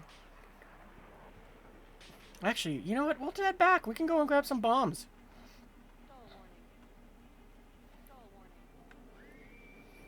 I mean, I don't know where that dude is. Oh, there's two. Yeah, there's one left. Well, okay, that's a name. We'll just go and, yeah, we're just gonna leave it at that.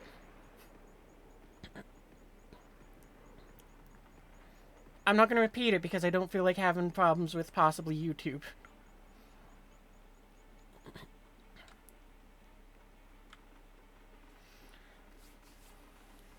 The enemy threat level is down. Continue to engage. Oh, they got one kill.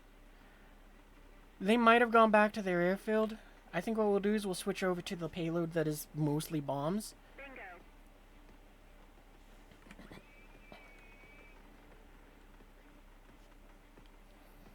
How many did we get? Oh, we got 2. That's great. Fuel low. I thought we only got 1.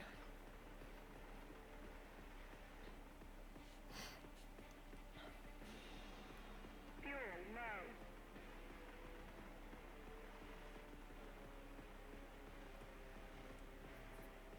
Oh, so this is a fun little trick that you may or may not have known about, chat. But you'll see it in just a sec. Oh, I can explain it and then demonstrate it. So, if you're in a situation like us where your aircraft is undamaged, when you touch down at the runway, you can ignore the repair timer, and you can just J out of your aircraft on the runway. So, you know, you can just go ahead and be like, oh, nah, 30 seconds? I ain't waiting that much time. I'm just going to J out as, to switch my loadouts. You know, and you can just skip the timer and get back into the fight instead of in 30 seconds, say 8 seconds, or however long it takes for you to load back in. It's a great little feature to have. Fuel low. Check gear. Check gear. Check gear. Check gear. Air brake on. Air brake on. Yeah, gear's down, okay. Air brake on. Air brake on. Not the best landing. We're off. We're pretty far off the center line, but it's just good enough. Air brake on. Air brake on. Stand by. We're analyzing the situation. Wrong one. Air brake. Oh, okay. Air brake on. Do we want to abort the landing? No, we're not. We're gonna just try to stop, and we're gonna be ready to The enemy threat level has dropped off. we'll even force a more. J out because it looks like he's gonna try to get us on the runway.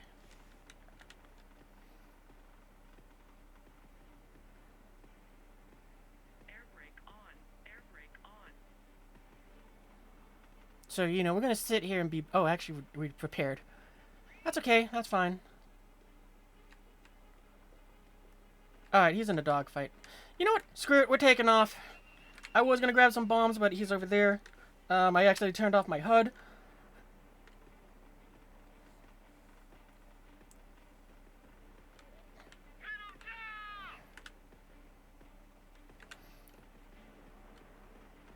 And we're gonna stay down low. Caution. Pull up.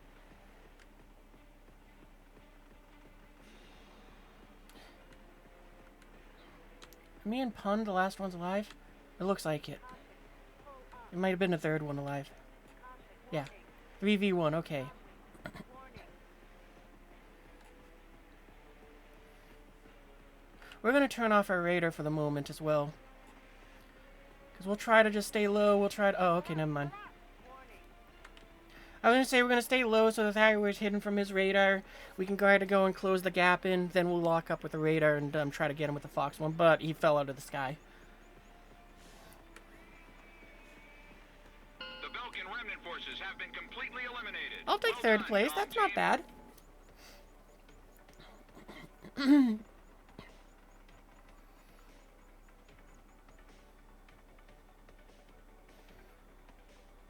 Oh, that's enough to get us the C.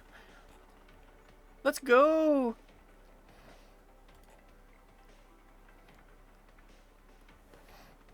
Take a little screenshot. Let's order and select a crew. Where do we want to put you? You're a fighter. Actually, we're gonna have to choose the crew in a minute, cause Alright, and I guess, well, I literally only have one choice. Wait, do I only have literally one choice? Did they add more than just those two? Nope, literally only one choice. Okay. 13,000 RP was left over from that. Okay, so if we were gonna go and put that thing in a lineup, where do we want to put it?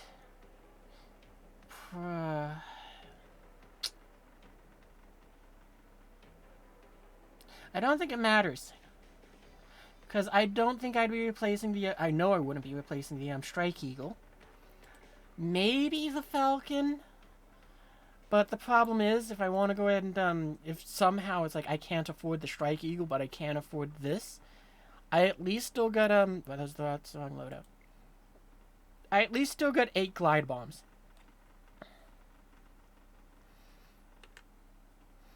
And then there's this, which is like, I don't think I'd also want to replace it because, well,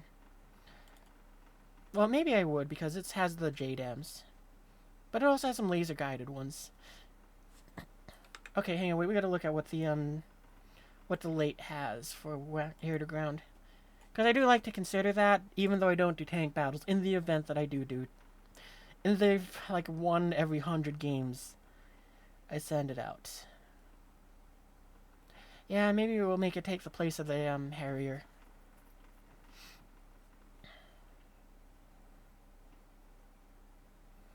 But yeah, its air-to-ground payload is pretty weenie. At least in my mind. Yeah, the pay-freeze, 8 pay-freeze isn't terrible, but, I mean, it's just, I don't... Stacking it up against the F-16, it just doesn't seem to be as good.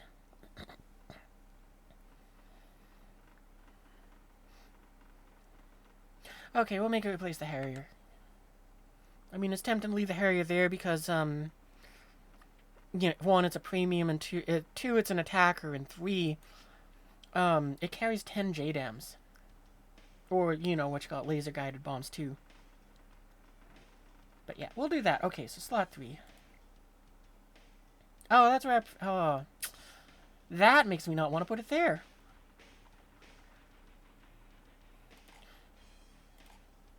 Maybe we'll let you take a different slot and it'll just be full-on air to air.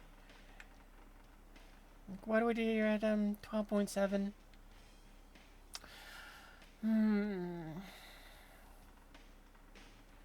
What was that slot? The F-16. Alright, I think we're gonna make you take the F-16 spot.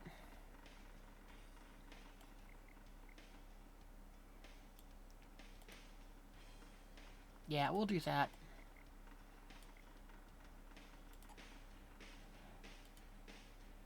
Alright!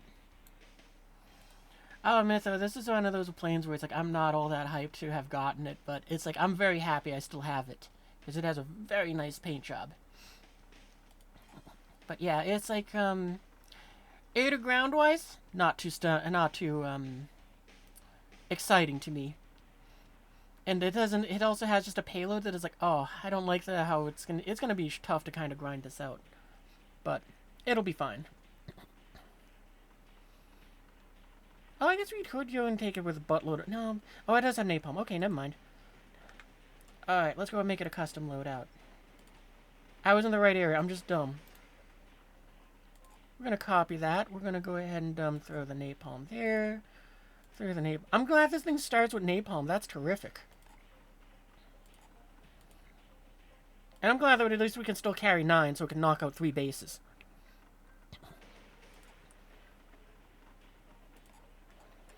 Alright, there we go. We got that now.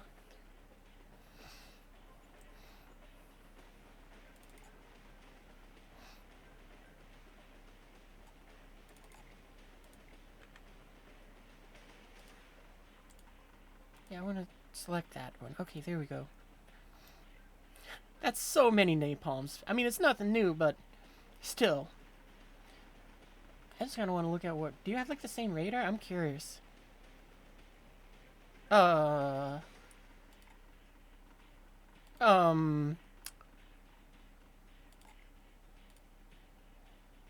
Okay, that's broken.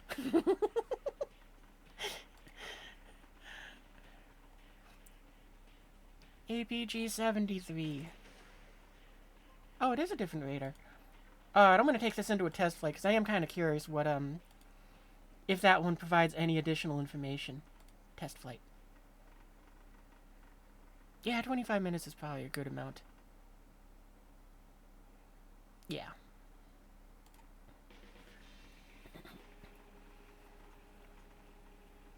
Oh, you know, before this thing goes out on its first flight, we do have to go and give it some, stickers. Oh, we forgot to also set the radar to the right thing. And the right range. Oh, it has one of the ground tracking radars. I still don't know how those work.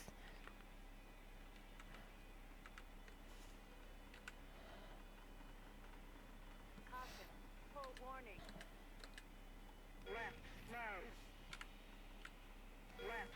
Oh, okay, so this one actually tells us kind of how much we want to leave the missile by. Or how much lead we want to kind of give the missile. That's nice.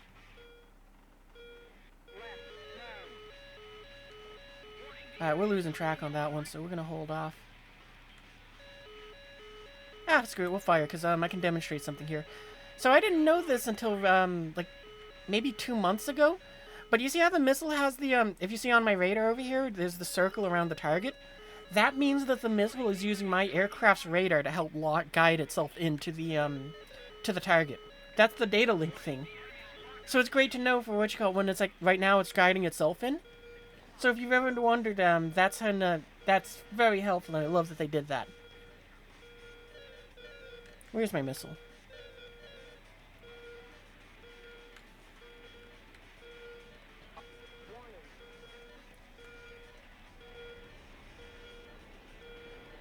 Are you gonna catch him?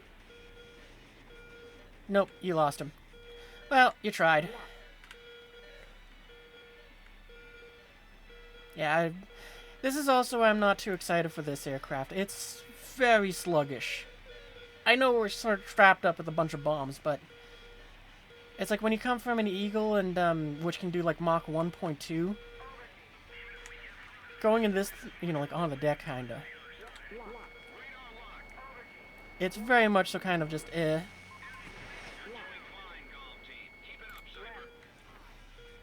Like I feel like I'm far more interested in that premium Hornet than this one.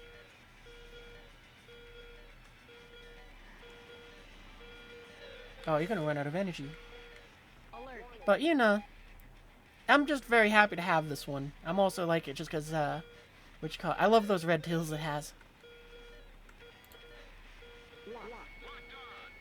Fox 2.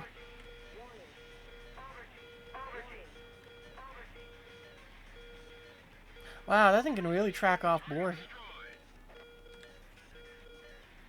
Oh, this one has a helmet-mounted display. That's so good. Oh, and reaches out to 19 kilometers. That's good, too.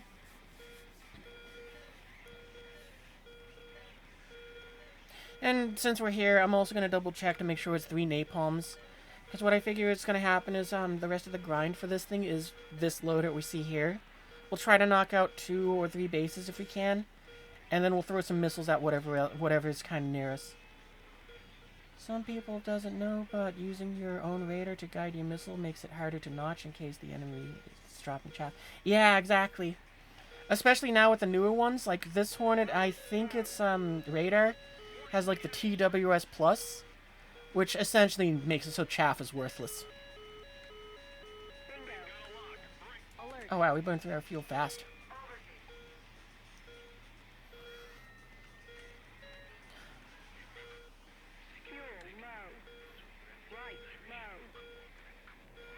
Yeah, these seem like the same napalm bombs the other one has at, what was it, 12.7? 1, 2, 3.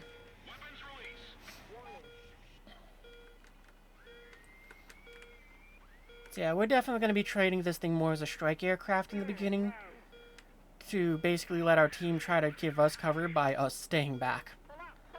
As we just toss bombs like this to, what you call it, just grind out and get more missiles. I do hope, though, that they give this one an engine upgrade, because,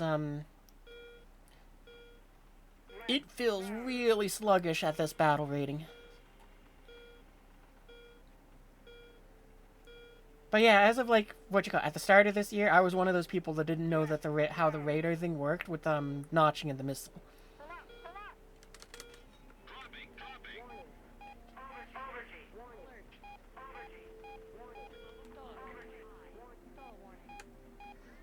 Alert. Alert. Yeah, alright, that's good. That'll burn out the bases. I don't know why that one didn't, but it's okay. Alert. Alert. Alert.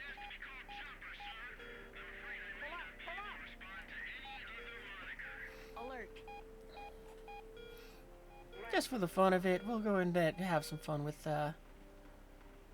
some fancy flying here.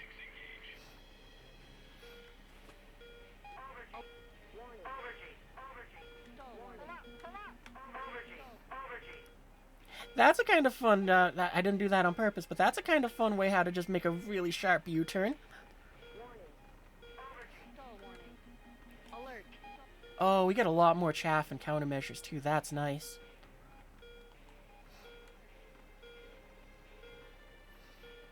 Like what? I think at the other one we'll get about double.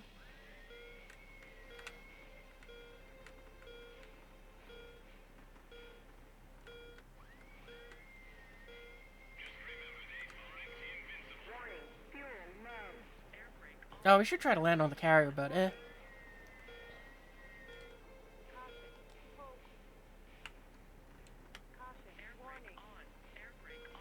Caution alert. Caution alert. Warning. Left. Caution alert. Oh, a little too rough. Try to be fancy in our landing. We've landed fine though, so you know. Alright, back to the hangar.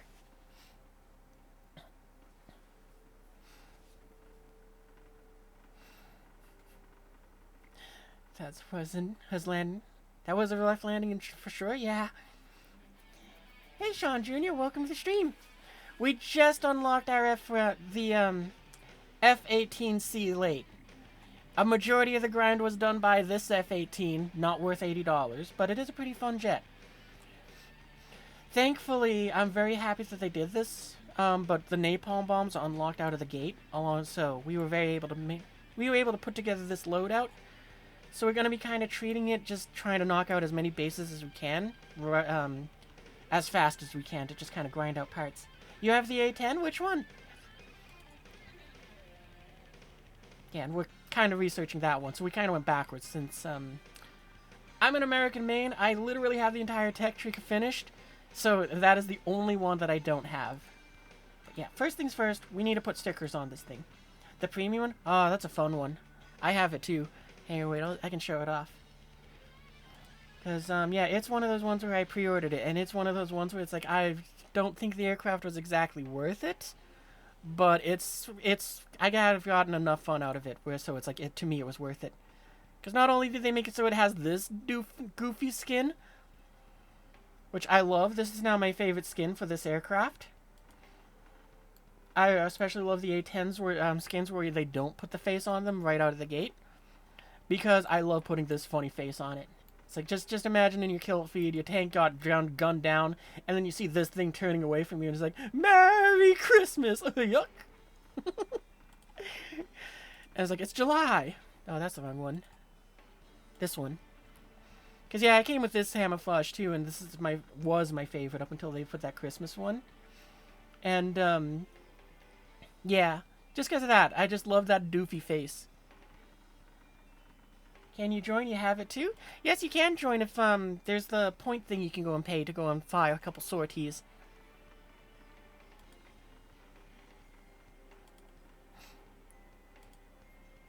Oh, customization. I need to go there. Gotta slap on some stickers. We're gonna start off with the easiest one for me. World flags. Slava, Ukraine.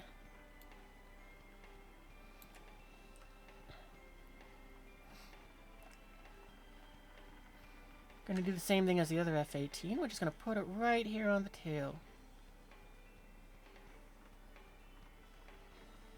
There. I like how that looks. It's a little better.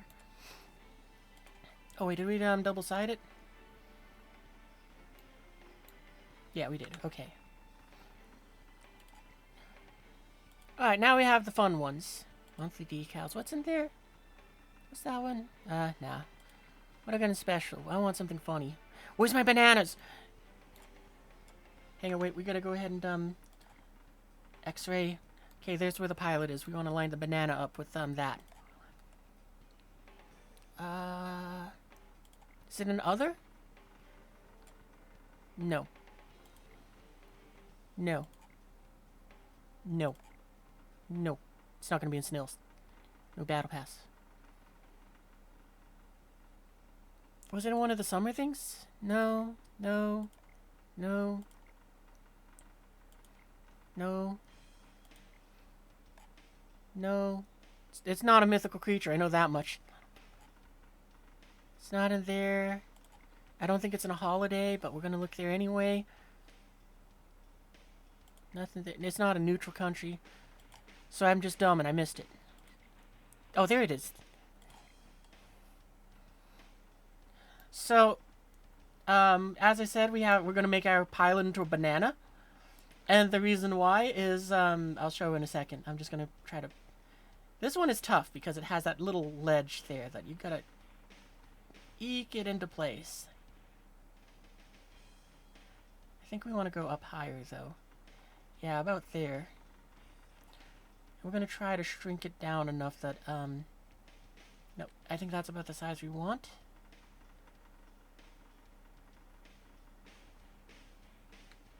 Maybe a little smaller.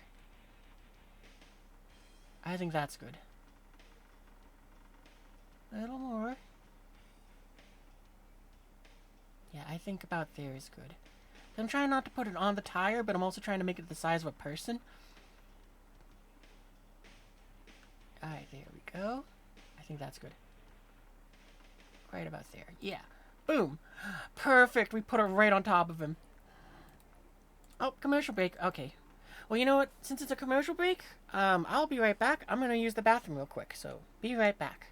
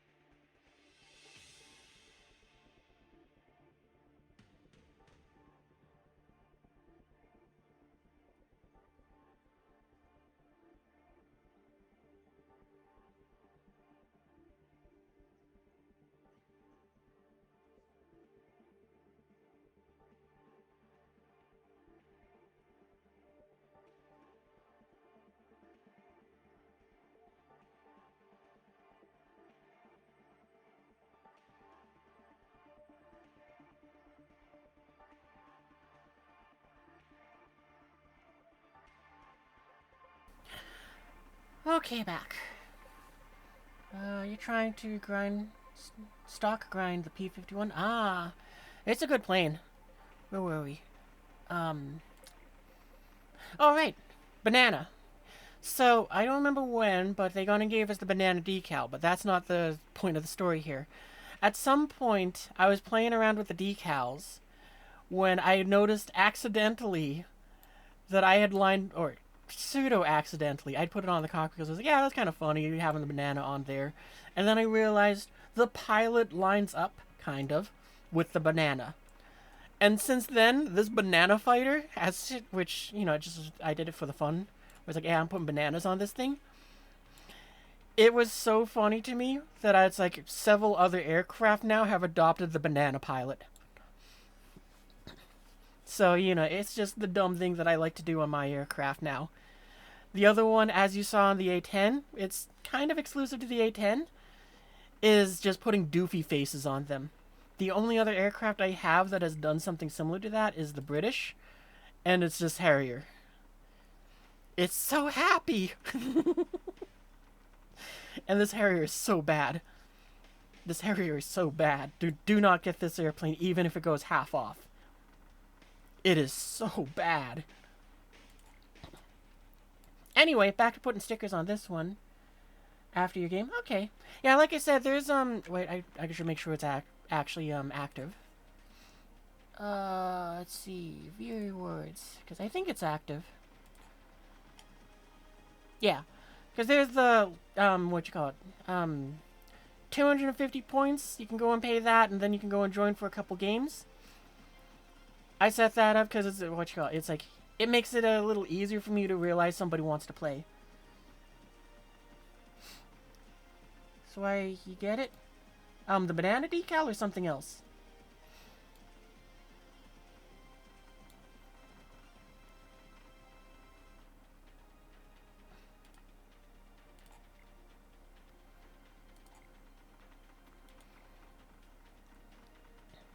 I think I want to put something on the tail.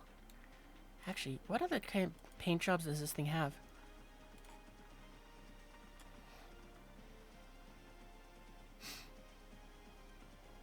Oh, that one's kind of fun. I might actually want to pay the 200 eagles to get that. I like that. I guess it has more decals on its tail, though, so it's like, eh, cowboys. What's that look like?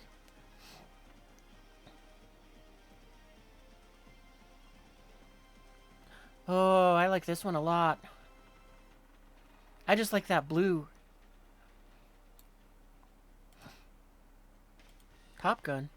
Oh, okay, this is the camouflage that that a couple in my Discord showed off. This must be one of the aggressor camouflages. Because, you know, some of the pilots will pretend to be like, oh, yeah, no, we have to fill in the role for Soviet ones. You done with your game? Oh, nice. But yeah, I got in, did the point thing because I needed a way so that it was very easy for me to find someone's in-game name. Because you pay the points, you get to join for a few games, and there's a little text box you fill in that is just so that you can write your name so I can copy and paste that and find you much easier.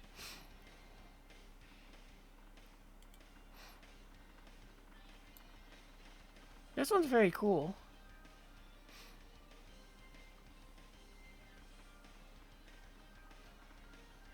I'm guessing whatever Marine battalion this is, or whatever it is, they were established in World War II. That is a cool decal. That is a really cool picture on the tail, though.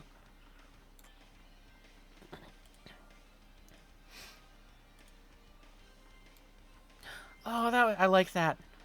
Just how they painted up the air brake. Alright, chat, what paint job do you think we should get for this one? Do we stick with the Red Devils? Do we go with Blue Blasters or the Cowboy? I guess we could also go with Top Gun.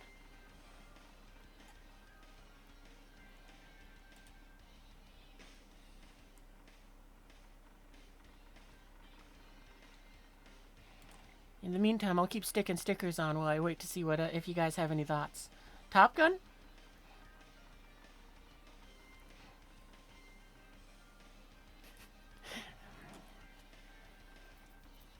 What are the paints? What other ones do I want to go with?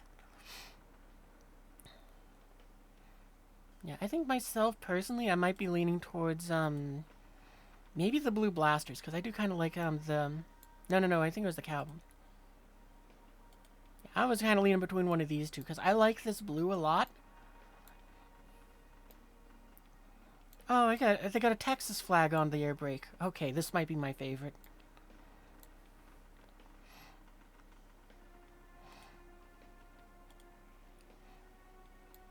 It would have been so much fun if this Top Gun one was the Maverick Top Gun. But it is definitely the Aggressor Squadron one. So, you know, kind of fun if you know about them.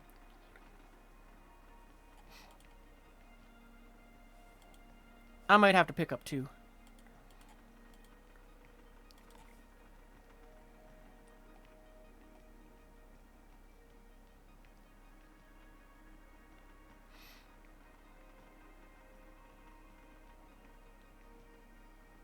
Yeah, I saw you say you were done with your game earlier. Like I said, if you go and look into the points thing, you can go and find the thing to redeem and, so that you can send me your name. Anyway, I was looking for a decal, but I don't remember which one. I got so distracted looking at paint jobs. Alright, we were looking for something that we want to stick on the tail. Let's look at logo types. There might be something fun in there. Might go with that. Or maybe Bowtime Gaming. Yeah, you can join now.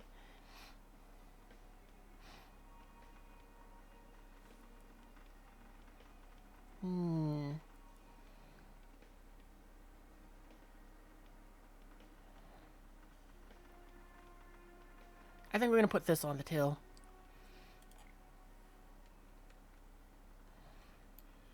Oh, but that's right. It's like we can't make... Oh, we can. Alright, there we go. Wait. There's your name.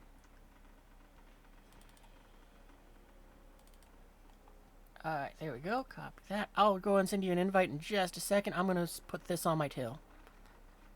We might have to adjust the size depending on, what she calls it. What skin we get. Invite search. Invite to squad. Alright, we gotta pick out one more sticker, then we'll be ready to go. This is the wrong F-18.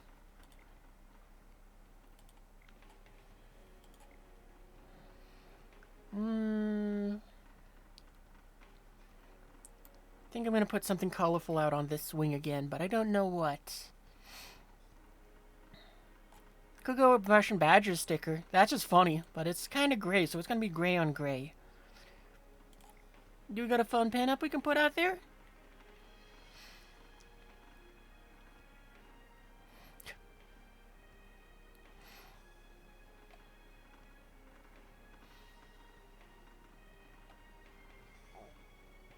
Maybe we'll put that one out there. Holidays, what do we got in there? You did not get it? Alright, I'll try again. Just give me 1 second.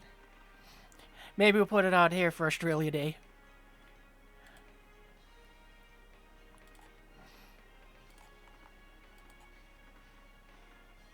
Okay, I'm gonna have to remake the squad then.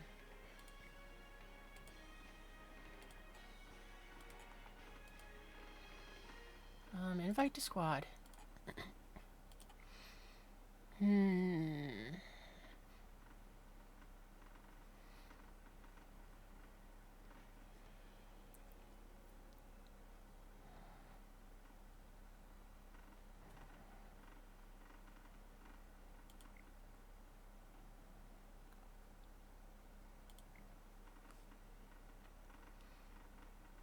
Could do something with fire.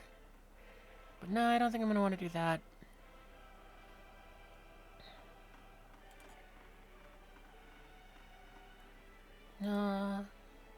Ooh, maybe we'll put an eagle on the wing. That could be fun. Yeah, wait, I think we're going to go with that.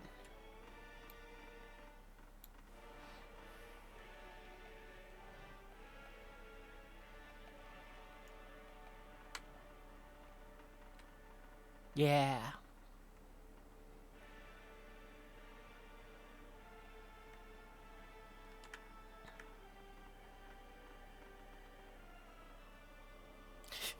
Yeah, that's America AF right there.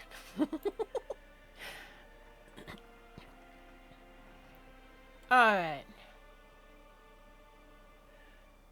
Sometimes you have to add... Sometimes you have to add you as contact. Ah, okay, I can try that.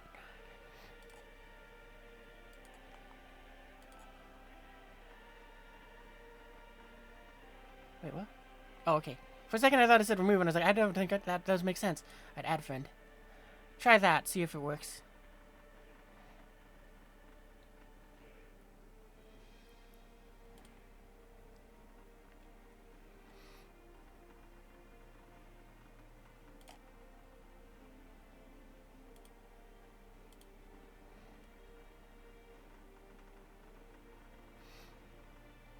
Yeah, I think I'm gonna pick up this one, because it was 1 versus 1 in the sense of the voting system.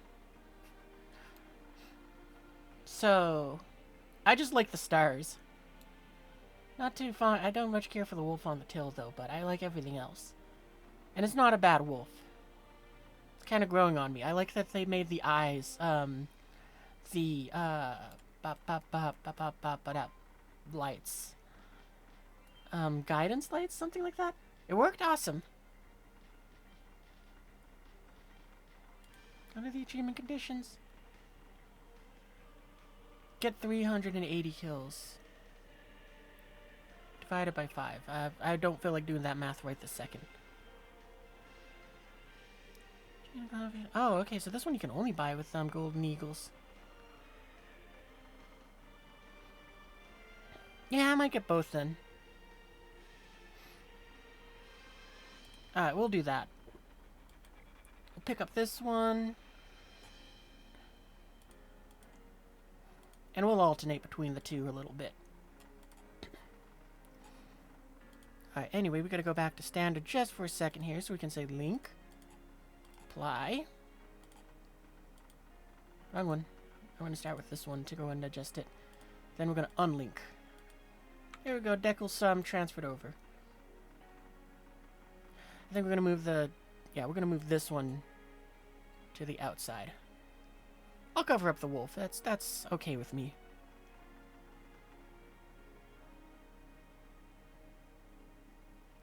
Can maybe do that.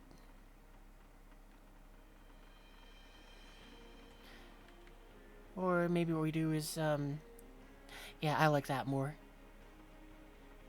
See how it looks on the other side. Yeah, that looks good.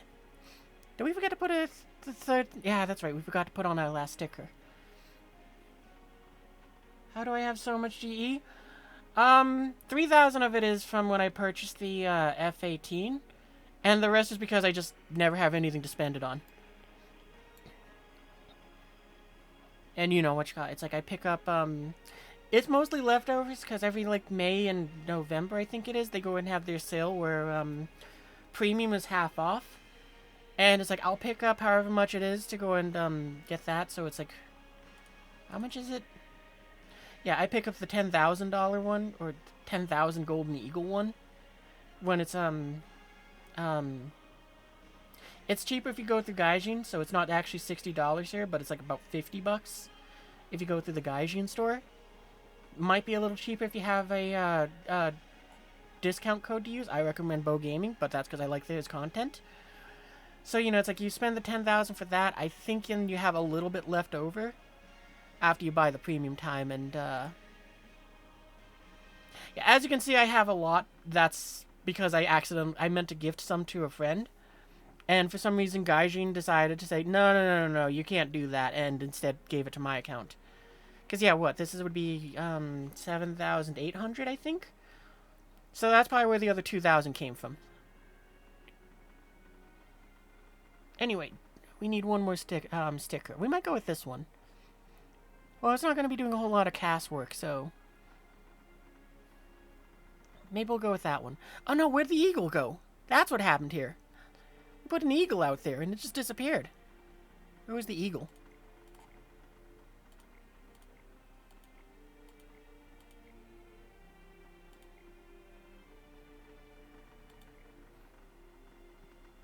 You know what? Let's go over to this one here. Oh, I moved it from you. What the deuce? Fine, whatever. We'll find the eagle the old-fashioned way.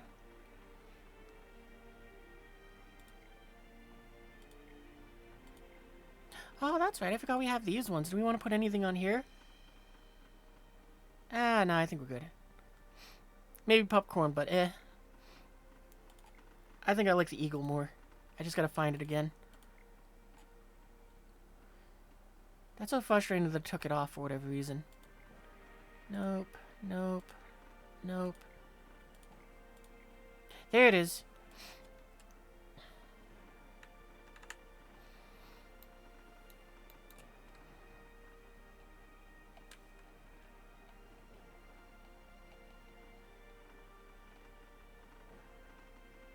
Rotate it back a little bit that way.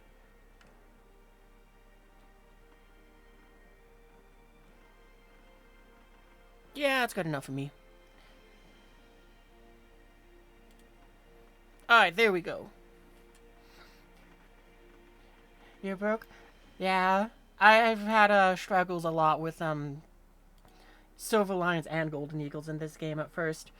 But when I ran out of American airplanes to buy, I kind of solved my Silver Lions problem. And when I also ran out of... and with the way how grindy it is, I also didn't buy a lot of anything else, so kind of solved my problem for me. Alright, we gotta go and do that now. Boom. Crew's trained up, nice and good. Because, yeah, I used to buy this, but now that they do this, where it's like I can grind it out, I usually grind it out. I'm curious how far do we get with this one? Not very far. Alright, anyway, there we go. We got our Hornet ready. It's got its bombs, it's got its paint, it's got its stickers. We are ready to deploy. And best of all, it has its banana pilot. And right, none of our other stickers are in a gross place? Yeah, I think we're good.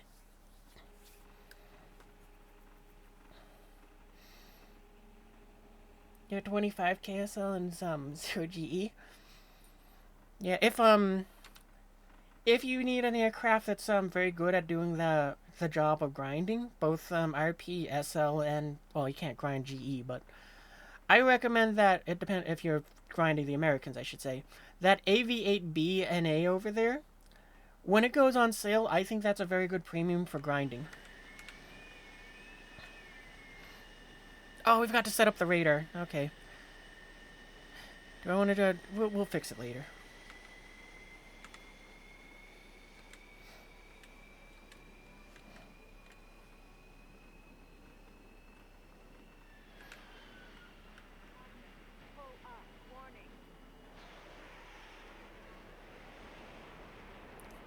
I love this paint job. Next sortie will go out with the aggressor one, Top Gun. I'm probably gonna keep calling it aggressor, but that's only because of the fact that it's just how I remember it. But you have a flying gun. Oh yeah, right. You said what? The A10? Oh, I took you. I up-tiered you. I'm sorry. I wasn't paying attention. Oh well, you'll be fine.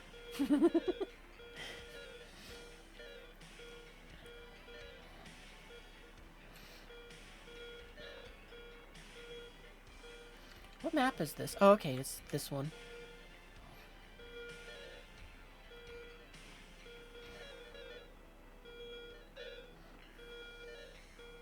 You're gonna try and follow me? Yeah, alright.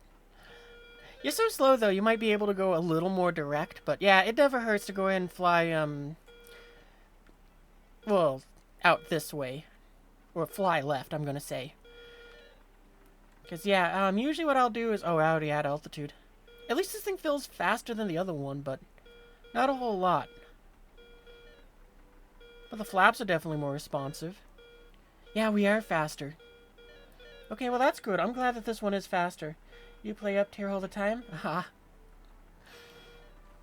Aviation-wise, I don't mind being up tiered either, but that's because I've been flying in War Thunder almost since it was in a beta. I think I joined shortly after the beta ended, and it was like early access to everyone sort of deal. But yeah, I did take a few summers off, just because it's like, I got into this game to fly as a bomber, and they eventually made bombers not fun to fly. And it took a very long time for me to kind of come back. Oh, we don't have a drop tank. We're burning a lot of fuel. Oh, alright, well, that's a missile warning. Alright, so... time to start notching. Maybe not. The missile was... Okay, then. Let's turn in. We got no warnings. Well, now we gotta... make up your mind, RWR. We're not gonna ignore that. We're gonna keep going. I think it's not in our actual direction.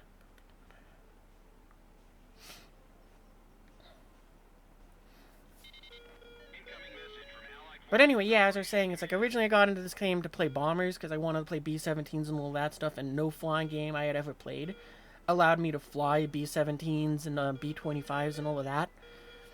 So, you know, that was enough to make me kind of go, yeah, let's do it. And it was free, so, you know, why not?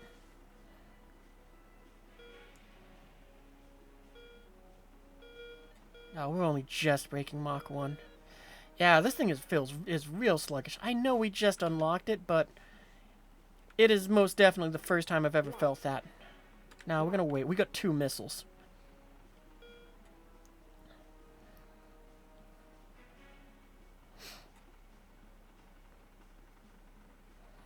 Multiple transport planes have been shot down. The Alright, we're within 20. I feel that might be close enough. I see a missile went for it, so... Fox 3! We'll hang on to the other one in the event of, Can you give people jets? You cannot! If I could, I would most definitely have given out, a couple of the, jets that I have to friends. Just so it's like, yeah, here's a top tier one. I want to go and play with you. Let's go. Alert. Fox 3. Bingo. Oh wow, we're already at bingo fuel. That's fantastic. Locked on. Fox 2. Eliminated. Oh, that was way far out. I don't think that's connecting.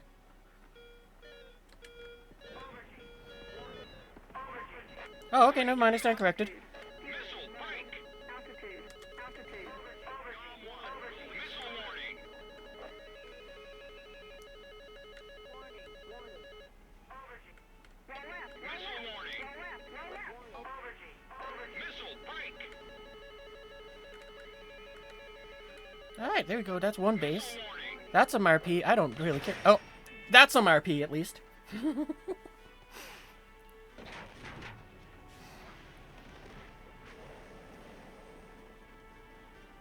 I was really hoping we'd get to the other base, but with how long they had a lock on us and with how little evasive action we were doing... Oh, you got the Christmas skin too! Nice! If you're in an up tier, you stay low to the ground. Yeah, I sort of do the same, but only in the sense that, actually I don't do it the same at all. If I'm up tiered, it doesn't matter what it is, I climb.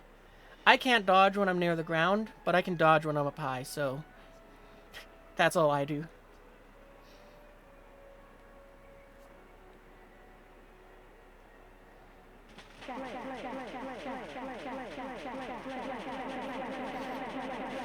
Ah.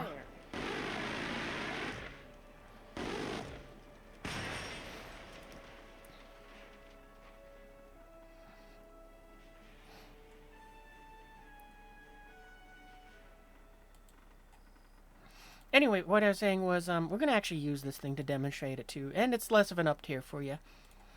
But, what is it? JDAM again, and that's the one we want.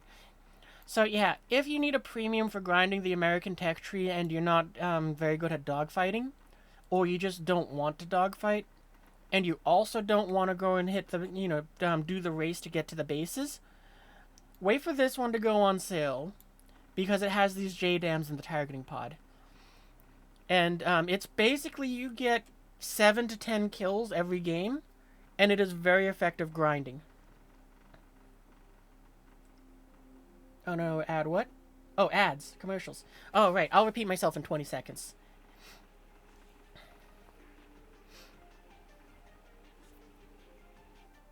"15 seconds to go.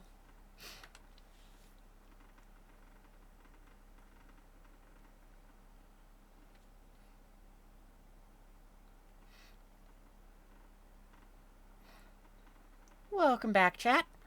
So, as I explained and then realized there was commercials going on, if you're looking for a good grinding aircraft and you don't want to go ahead and dogfight, or you can't yet dogfight, I strongly recommend this aircraft, the AV-8B Harrier NA.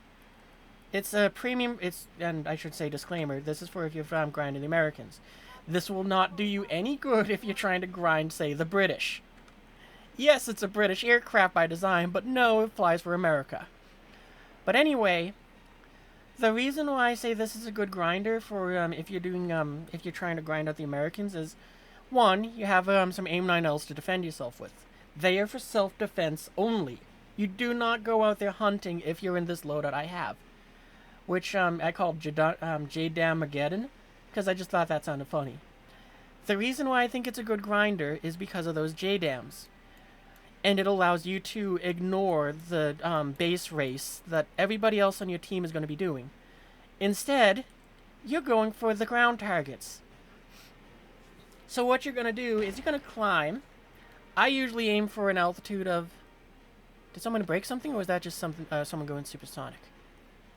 So anyway, what you're going to do is you kind of side climb. You just kind of do like everybody else on the team, and you ham to left.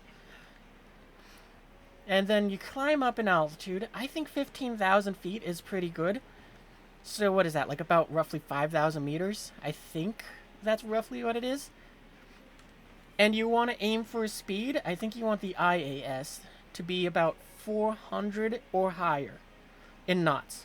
So in kilometers per hour, that's about 800 or more for you.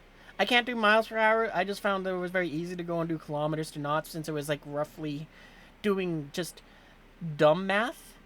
You go ahead and aim for, you cut the number in half from kilometers to knots, or you double it. Same with the A10. Yeah. So, you know, what you call it. You climb up to 15,000 feet or higher. And then what you call it. Well, they made it even easier now because now the targeting pod can lock on from about 30 kilometers. We're almost in range. I wish I could set this to meters to make my life easier, but I've learned that it's about 95,000 feet. So, you know, I usually aim for about 93, just because it's like, it's easier. It's easy enough. I don't need a min-max that range. So what, we got about 420 knots, nice. We can start turning in towards the target. I'm going to keep the nose pointed up.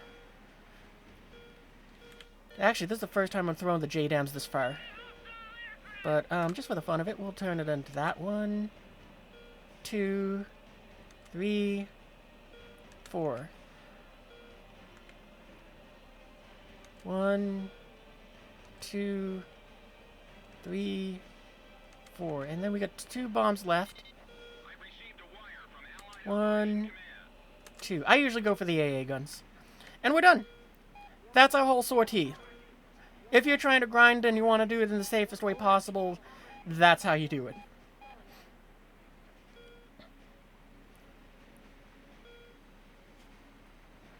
And now all we have to do is hope that that we had enough energy behind these tosses. My speeds are for about 20 kilometers, but this is the first time I'm testing it with the 30-ish kilometers. In theory, they should reach, but I've never actually tested in a live environment like this. It's always been in the test flight thing. So yeah, that's our entire flight with this thing. And as you can see, we weren't intercepted by anyone. We're already outbound, and now the enemy's just starting to show up. Gotta zoom that out now. Wow, our runway is very far off in this direction. Where is it? Is that it? No, it doesn't look like it. It looks like it's at the foot of the mountain.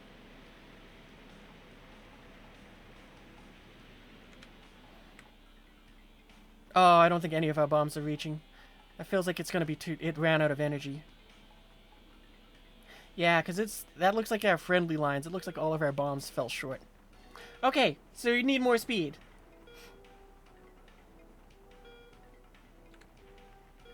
Bonk. That's okay.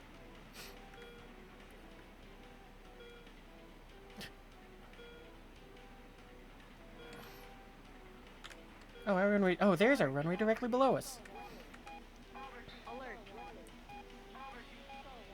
Alert. Yeah, like the A10 is very fun to fly. I definitely do enjoy it for that. But I mean, if you're looking for like the best grinder for the American tree, and it's like you're new to the game, I think this Harrier might be the best choice. And on top of that, it's pretty easy to land because you know you got the whole thrust vectoring thing. Like if you're going too slow and you're worried about that you're not going to make it to the airfield, you can point that thrust vectoring down and just kind of push yourself up without increasing your speed too much. Like, I'm coming in a little fast. I need to bleed off more speed.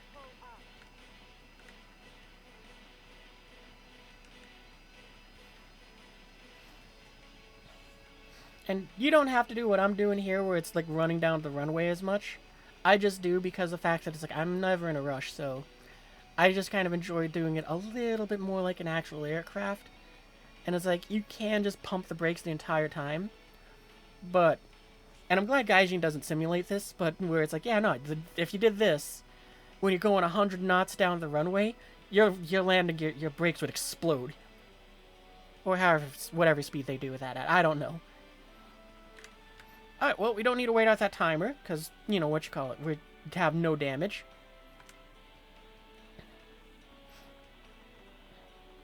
There we go, and we're ready to take off again.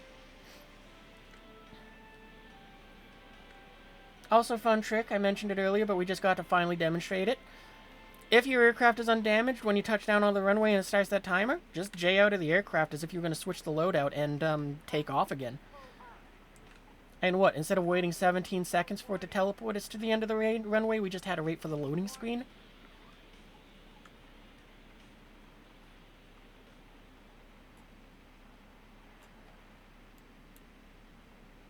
Alright, this is the new button. I love this new button setup they have here. Oh, am I the last one alive?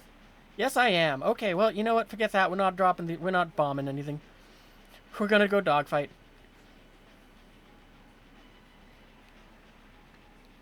Can't do a dogfight? Yeah, it is a very tough skill to learn.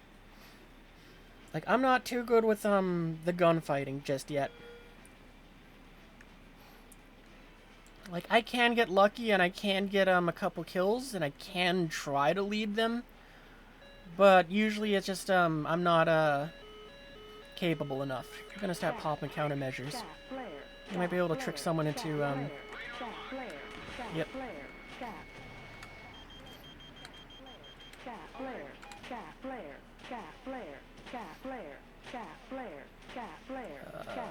Ditch the bombs.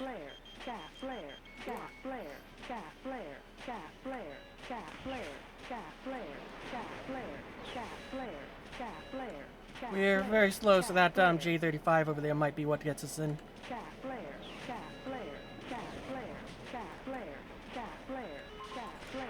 Never mind. Yeah, that F5's making a mistake by trying to turn fight. Oh, you actually outturned me. I'm surprised by that. Ah, there we go.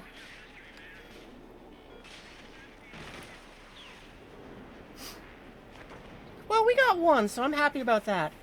Now you know how to dogfight, but you get jumped. Ah. Yeah, it's very difficult to survive in anything above a 1v1.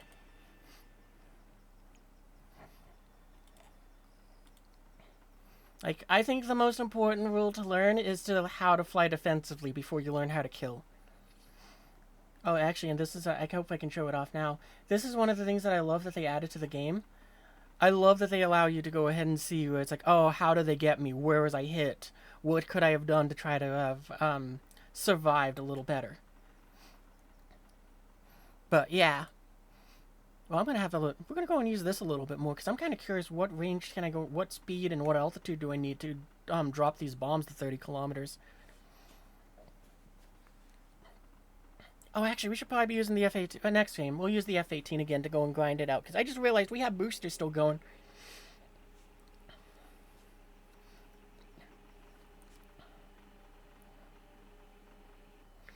But yeah, again, the biggest thing you need to know to help you survive in, you know, when it's the odds are against you in a dogfight like that, you just need to know how your aircraft operates, and you just gotta have that, you know, just that knowledge to kind of, it's not just a machine. It's gonna sound really cheesy, but it needs to become more than just a machine. It needs to go ahead and become just an extension of you. Because when you have that, it's a lot easier to go ahead and pull off the impossible with that machine. It's why I like the F-15C more than I like the F-15E. It's just something to it just made it more agreeable with me.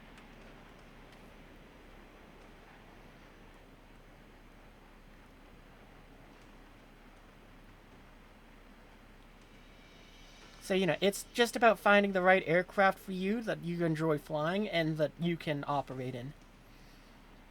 And then once you have that, then you can start going to other aircraft and you can start learning how to use them too.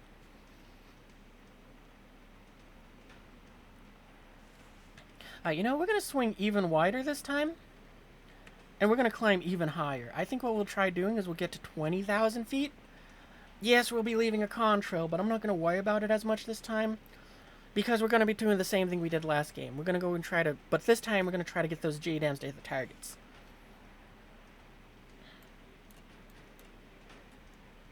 I love these new controls that they did for the mini map control. This is so great. I love that I can just click middle mouse button and boom, I got my target. Gotta say the 15JM is really strong. That's what it seems like. I see that thing show up a lot in when people are being you know, sweaty and, you know, tournament stuff.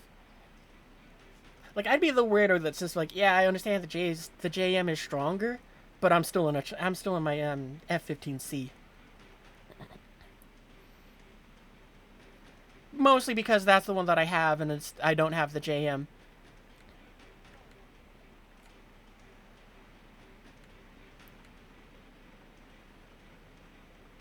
You have AGMs? Oh, nice.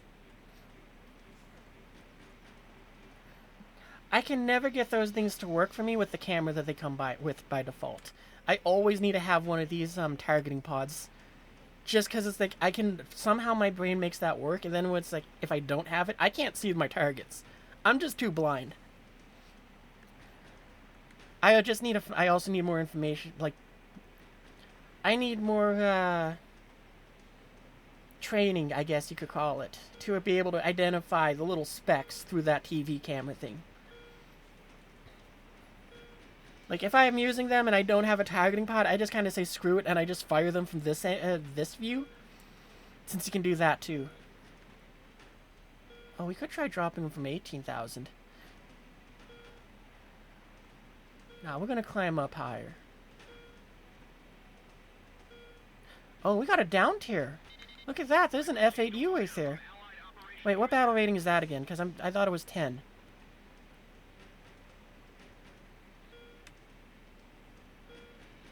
Alright, how far are we from the targets? 94. Okay. Yeah, and this is a perfect example. You see that J7 there and that MiG-27? I will bet you they're going to try to hit that base over there. One or both of them. J7 isn't going for the base. MiG-27, probably going for it. Alright, let's go and carry out our bombing run. What, we got 400 knots? We'll wait till we're... Yeah, actually we're 75. That's close enough. 1, 2, 3... 4. Actually, let me rephrase that. I hope I'm close enough. 1, 2, 3, 4. Now I know we're close enough because it's at 60,000 feet. 1, 2. Alright, and we're done. Time to go home. Alert. Alert. Alright, now that we're done, we're going to start this, going down so we're not leaving a contrail. You're 10.3? Yeah, I know that for the A10. I was trying to remember what the F8U was. You know, what is it? The, why am I blanking on its name? It's one of my favorite jets, and I'm so happy it's in the game, but that's because it's called the Last Gunfighter as its nickname. But it's like, I'm blanking on its name. Because it's like the Corsair 2 or the Cutlass or... I can't remember.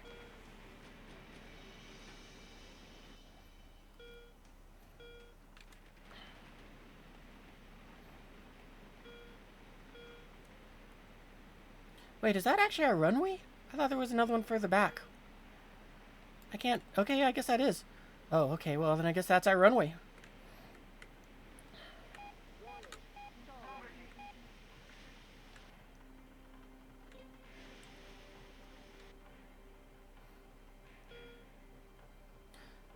Oh, is this bomb going to be able to pull over that much? Yeah, I think so. Alert. We'll pull up a bit.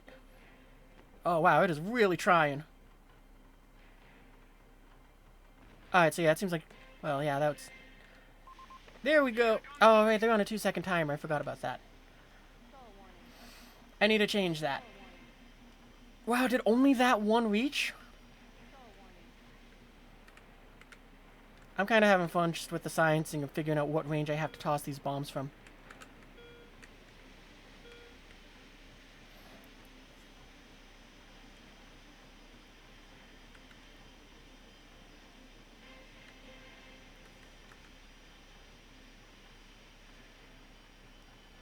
Well, at least that time we got one, but I'm pretty sure that was the closest target, which was within 20 kilometers. The operation is proceeding smoothly. Eliminate the remaining forces. Yeah, literally, we got just one bomb hit. Wow.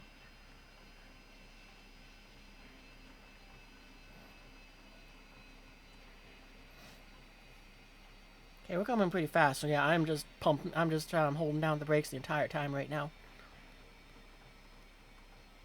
Wow, wow. I want to know what I did wrong with all of those bomb releases. Like, how far did they fall short?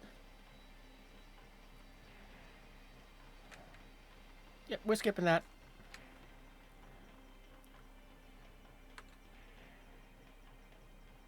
Oh, it looks like they got destroyed by something else. Incoming message from Allied Forces Operations Command. So maybe the reason why we didn't hit any was because the AI destroyed them all. That is the big problem with if you're doing the ground pounding. It's like the AI has become surprisingly efficient at knocking out your targets before you get them. So it's new for me since I have been kind of going, okay, well, I need to start aiming center line more than off on one side.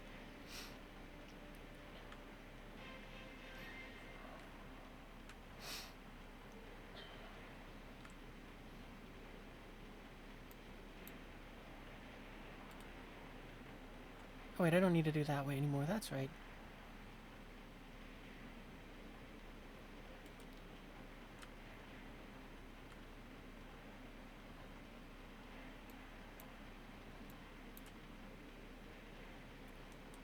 And also, usually what I'll do is I aim for, with the last two bombs, I aim for if I see a bunker or the AA guns. Just so that way when, some other players, it's like the end of the game and some other players are trying to go and sweep up and get some kills. I leave the soft targets for them because, everybody could use a little extra RP, and I got a big bomb that I can toss at them.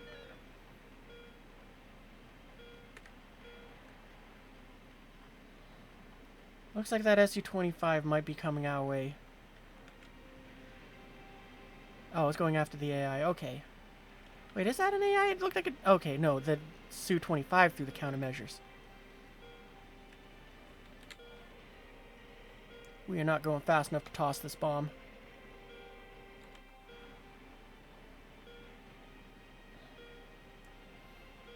We can get 12,000 feet.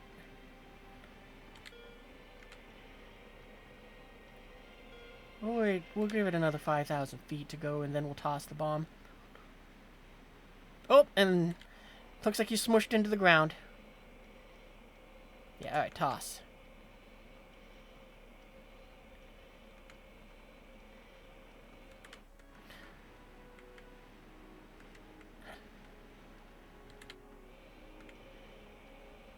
One, two, three. We got 2 bombs left. Okay, that's perfect. 1, 2. Oh wait, no, I think we got a few more. Yeah, we definitely do. We've got 4, it looks like. I mean, those are gonna hit. We don't even need to think about it. Are those stationary or are they moving? They're stationary. Okay. 1, 2, 3. At least it looked like it. Oh, okay, so those ones up there are moving. Oh, I think that, yeah, those ones are moving. Okay, well, those bombs are wasted then. Alright, let's see if we can find someone to dogfight. Oh, we do got one. We got another Su-25 flying. 3 versus 3? 4. Oh, okay. Alert. Nice kill. Got 11 ground targets. Nice.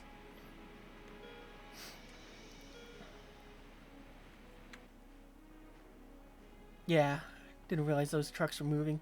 That's a shame.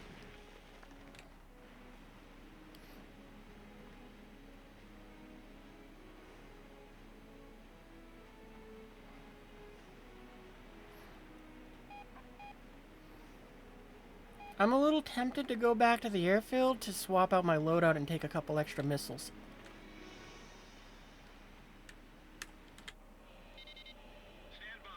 Well, the good thing is I don't see any aircraft down there, so that means they probably went to the further airfield. Alert. We'll take a little peek. We can definitely see there's that guy who's the spotted Don't one. get too excited and crash, buddy. Okay, game over. Wow, we only hit 3 things with the bombs? They either got knocked out by something else or we just suck at aiming. Still 15k. And even with those pitiful results of where we got 3 ground targets, we still got 4,000 RP. Which kind of helps demonstrate that this thing is a very good grinder if you need something for the American tech tree. Because you saw how boring that gameplay was and how peaceful it was, and I love that sort of gameplay. You know, when you're just trying to grind, it's like, yeah, nah, it's great. And we got 4,000 RP for hitting 3 things. To be fair, it is modified by 15%, but that's not a whole lot. Alright, how many more games do we got with this? 4. Yeah, we're gonna go ahead and send out this for a little bit more. So, sorry about the up tier. But I want to grind out this a little bit more. I don't think we'll be burning any more boosters because I figure we're nearing the end of the stream time. Because yeah, unfortunately I gotta go ahead and take care of stuff tomorrow, so I have to get some sleep.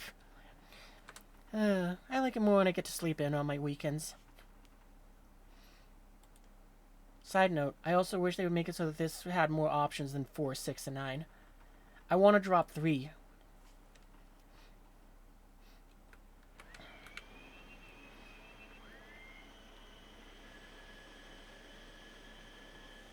I forgot to do the radar. No, you know what? We're going to do that now.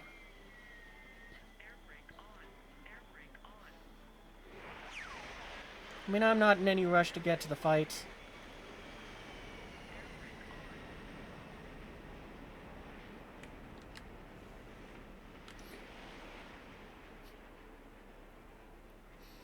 Okay, radar. Wanted to be TWS. Scope range can be that's the wrong one. Full range.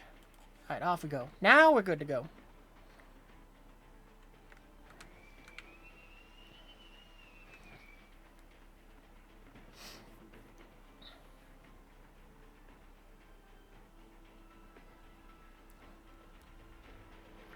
Can you play prop after this game?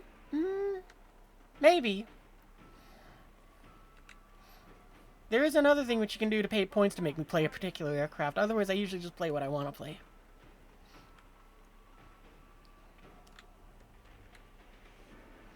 But yeah, I figure the next 4 sorties are probably going to go and be, or 3 after this one, are probably going to be with this because of the boosters too. Well, I mean, I want the 15% extra faster grinding on this. Oop, commercial break. Well, chat, we'll go ahead and climb and chill for a little bit extra this one.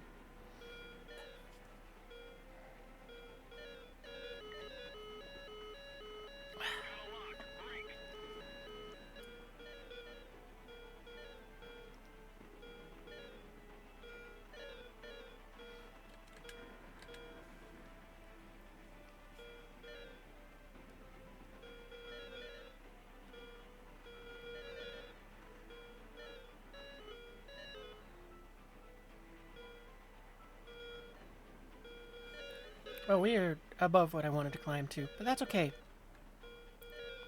Yeah, we're leaving a contrail. I mean, we're at least in a cloud, so that does help. Or at least for the sake of masking us while we redescend.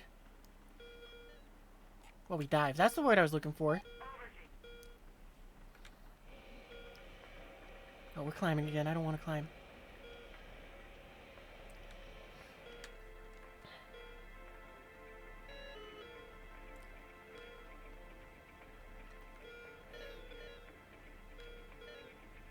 Oh, we forgot to do fuel stuff again, too. That's okay. We should be fine, I hope.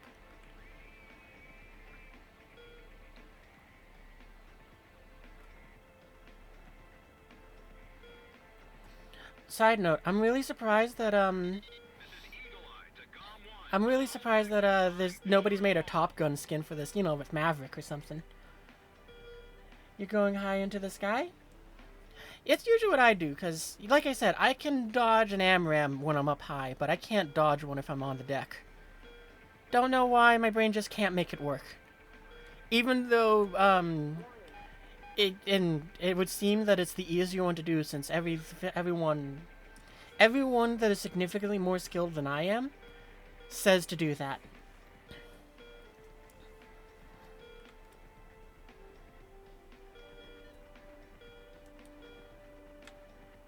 Oh, we don't need to do that. That's right. We're not in, we're actually going to keep cruising. Yeah. I want to throw the AMRAMs, but better to save them. Also, welcome back from the ads. I forgot to say that earlier when, we stopped talking and we started climbing for, that.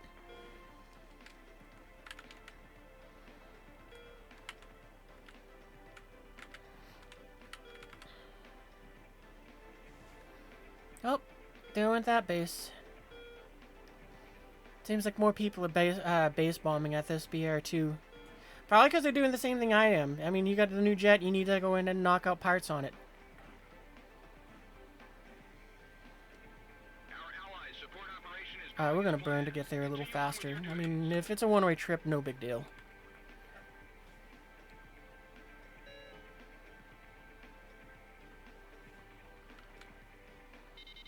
I've received a wire from Allied Operation I feel like our team might have, yeah, slapped him out of the sky.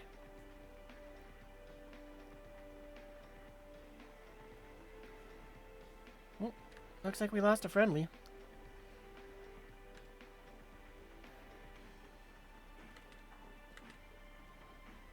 Suck.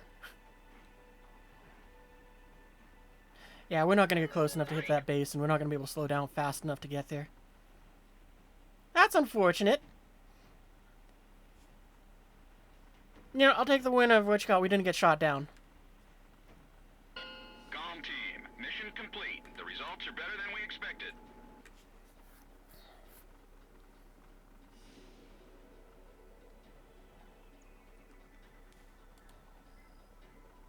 Alright, 114 RP.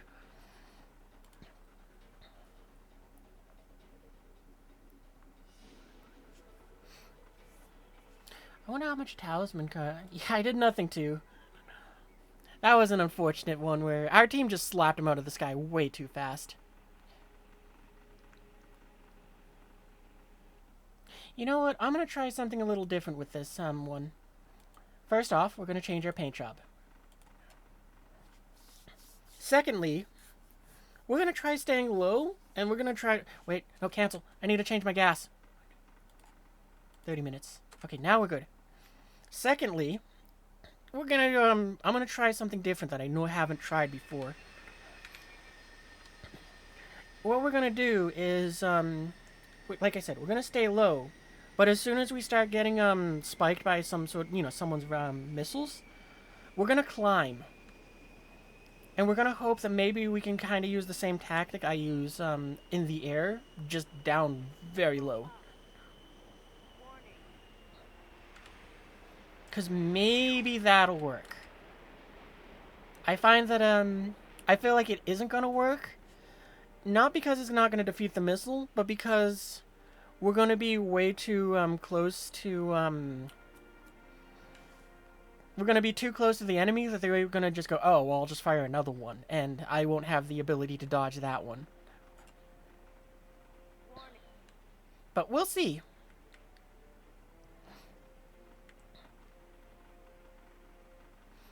I just want to mix up the flying style a little bit. Warning. Caution. Pull up. Caution. Pull up. Warning. Warning. Pull up. Pull up. Alert. Pull up. Pull up. But yeah, once the booster runs out, I think what we'll do is we'll pick a different aircraft. And what do I want to fly, though? Caution. Pull up. Warning. Caution. Warning. Warning. Pull up.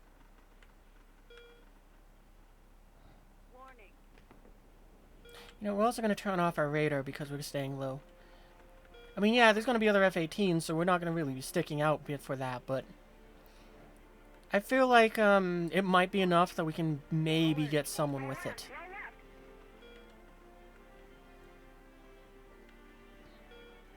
I might switch over to one of the other tech trees. Maybe I'll go ahead and grind out a little bit of,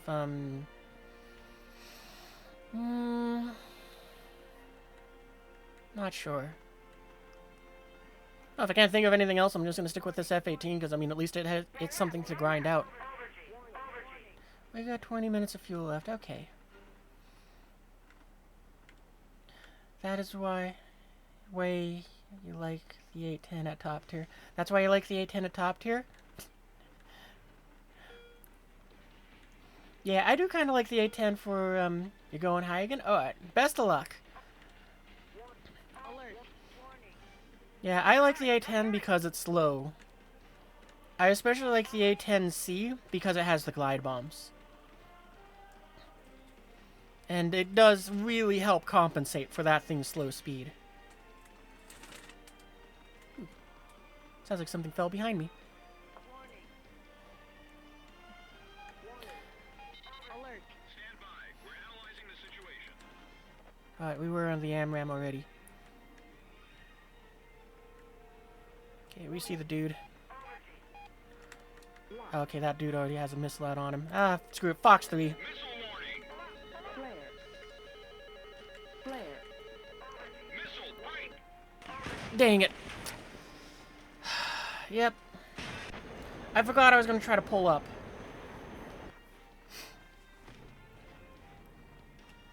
I was so focused on trying to just multipath the stupid missile that it got me killed.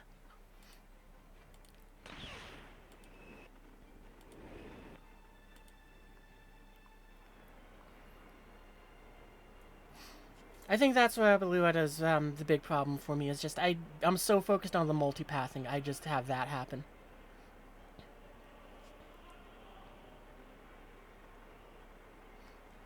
You are far more ambitious with your A10's payload than I am at this battle rating. Or, not battle rating, with that A10. I'm like, I just take the Mavericks, some Sidewinders for self-defense, and the gun. Just the singular 30mm. It's like, yeah, no, that's enough ammunition. That's enough for me to do my job.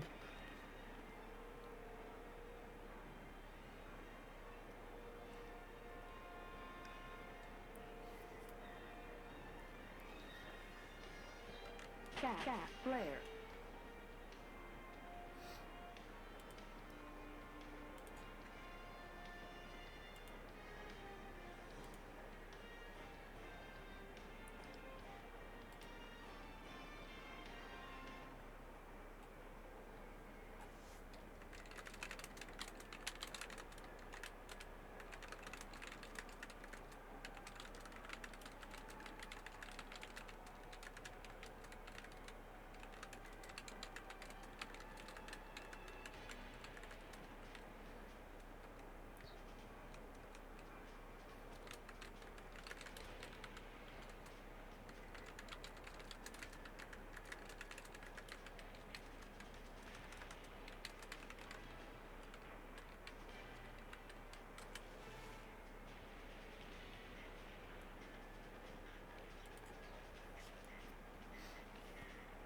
Well, you know, I think I'm going to return to the hangar.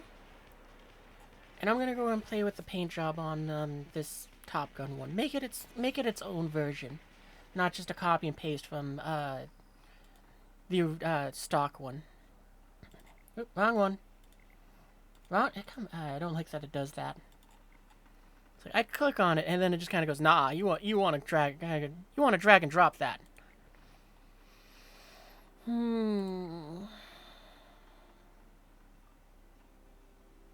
You know what? Maybe let's put that on it. Do you want to put a Hornet on the wing? Nah, I think we're gonna put this on its wing.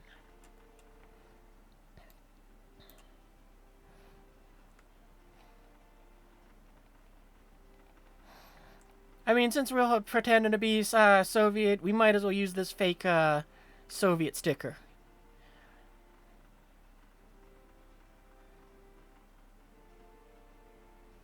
Just put it right out there. Yeah, that's perfect. Wait, is it double-sided? Do we got it on right? That's the important question here. No, it wasn't. Aha! There we go. That's better. Swap out this one. But to what? I mean, that one doesn't look bad in there, but we're definitely swapping it out. Maybe we'll go with the Data one, because it does have a Soviet tank on it. What about this one? How's that? Well, I guess I gotta place it myself again.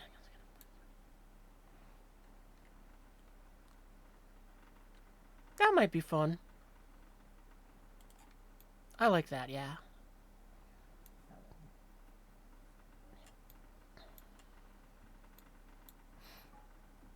And we'll keep you with the banana pilot.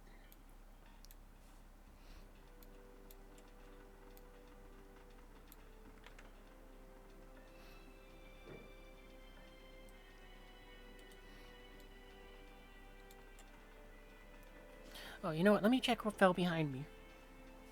Is this something I have to care about? Nope. I'll just put that back up there. There we go.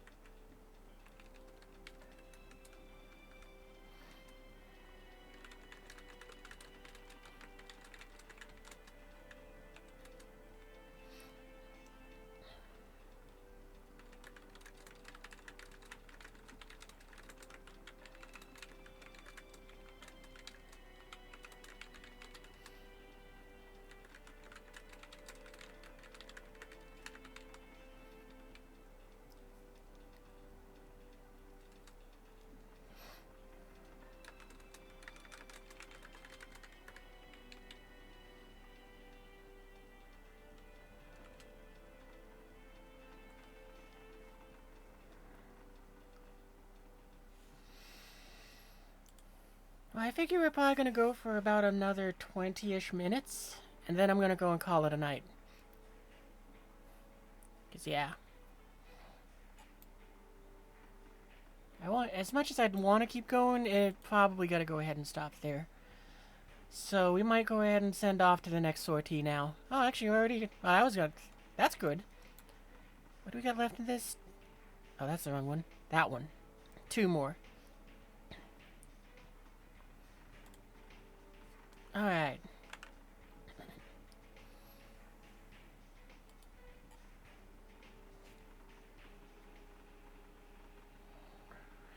Yeah, we're not gonna go low again. My brain's too dumb to go in and handle it. Well, like I said, the next 2 sorties are 100% going to be in this F-18, because I want to get the RP boosters with it. After that, maybe.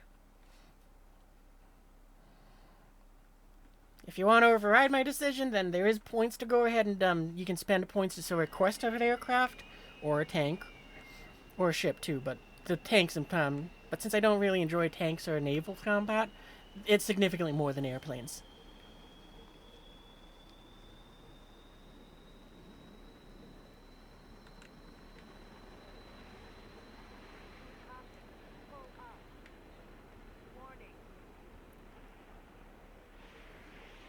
Oh, this is really pretty with the sunrise over there. Can we get in a cool picture? Here, wait. There we go. HUD off.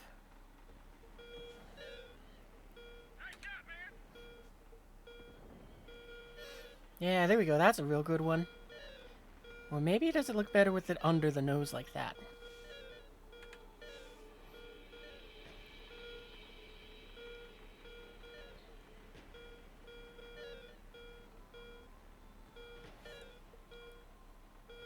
Yeah, that one looks pretty good too. Alright, we've had a fun. You had your moment to take pictures.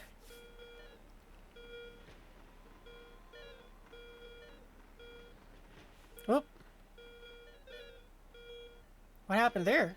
You went smush.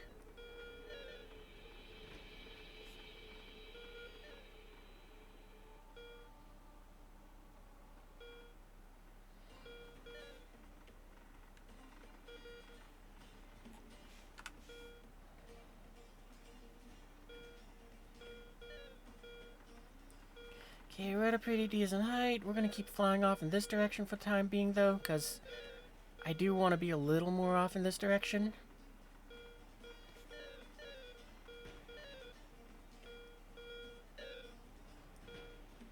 Well, at least someone on the enemy team went smush too.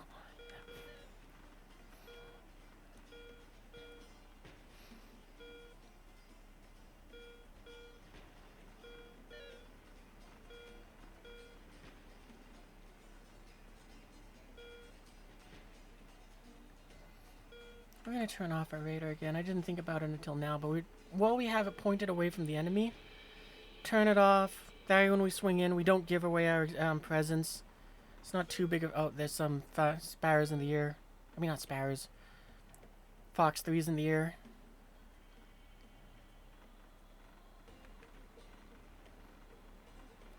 I'm kind of hoping that they're not coming our way. I don't see any radars spiking us, so hopefully we're fine. Missile warning. There it is.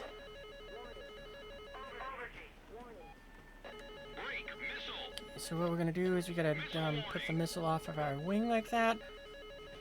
Missile break. Alright, let's climb. We're not gonna worry about a control for the moment here. We just need to go and get our altitude up above the missile. Hopefully 20,000 feet will be good enough. Actually, we'll go with 19. That's good. That hopefully will be good enough. And we're just gonna hold this for a moment while we wait for that missile to... Yep, alright, it's sliding behind us. Alright, we're good. Break missile. Is it real? Missile break. Okay, evasive again. Oh, we got so lucky. If we had kept flying straight, that thing would have caught us right in the face.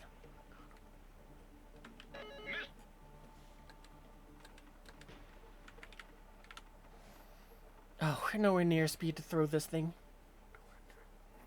The operation is proceeding smoothly. Eliminate the I mean, with how far it is out and with us being subsonic, we're not gonna hit the dude.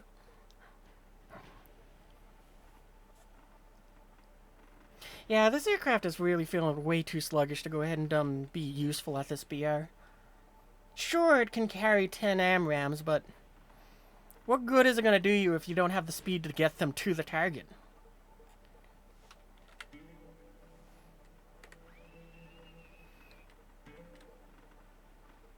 Altitude.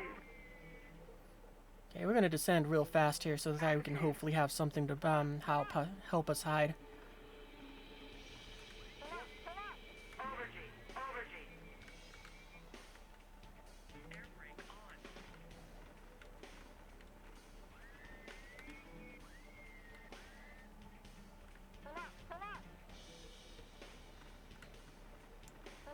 One, two, three. Wow, that thing can track way far off board.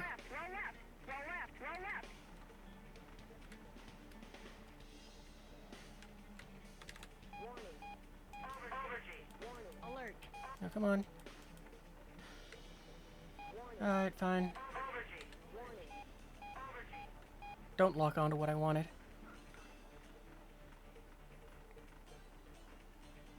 Well, okay.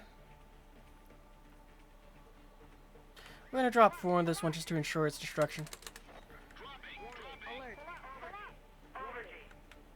Alert. Because, yeah, we weren't gonna get to the third one. At least we got 2 bases. Eliminated. Nice work, comm team. So that's some good RP grinding.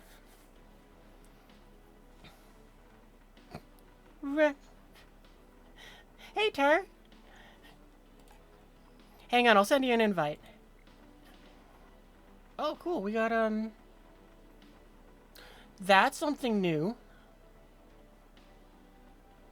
Apparently, I'm guessing I could spend a buttload... Oh, we forgot to pick something for this thing to grind out. I completely forgot about that part. We might want to get these bombs. Alright, let's research that. I completely forgot to pick something for us to grind out. Because, yeah, otherwise I would have got the countermeasures first, not the compressor. But, whatever. But, yeah, we might get the J-dams. How many of those can we carry at one time? Alright, finish. Secondary weapons. Yeah, I'll send you an invite in just a second. I'm going to go ahead and just look at how many J-dams I carried first. 8. Not the best.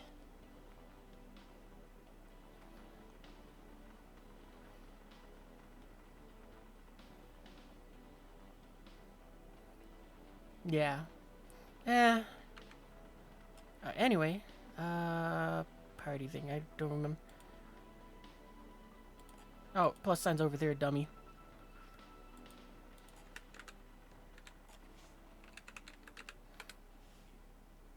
Sure you don't want an invite? I'm sending it anyway.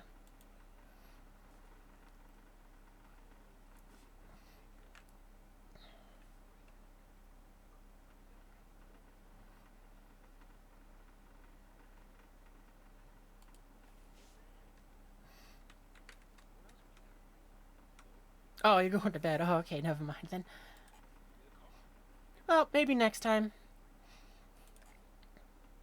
Yeah, alright then, revoke invites. Well, this is gonna be the final. This is gonna be the final sortie for this F-18, I think. Actually, it might be the final sortie for the night, because, yeah, we got about 10 minutes left. So we'll see where we are after the sortie. I mean, if it's like 3 minutes, then we're gonna do another one afterwards. But yeah, we're in the final 10 minutes. You don't feel like getting back on? I don't blame you.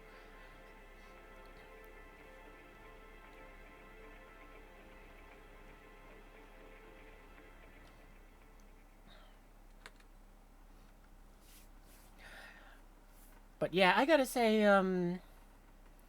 just sending this thing out and it's starting its grind, I definitely like the premium F-18 significantly more. Yeah, I really wish I saw that 2 hours ago when you did send that. Because it would have been fun to go ahead and have done some sorties together. Oh well, next time maybe I'll go ahead and be a little less blind.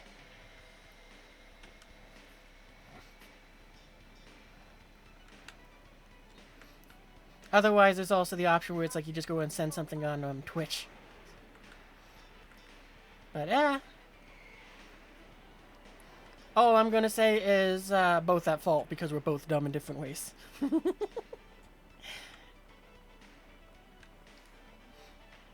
I do say so. But yeah, like I said, yeah, if we're gonna send out a prop plane, what prop plane do we want to send out after this? Nah, just my fault. Okay, fair enough. Yeah, I agree. Oh, commercials. We'll just adjust our flight path a little bit more as we climb away. I think on this map, the contrails start very low to the ground. So we're not going to worry about it again on this at all.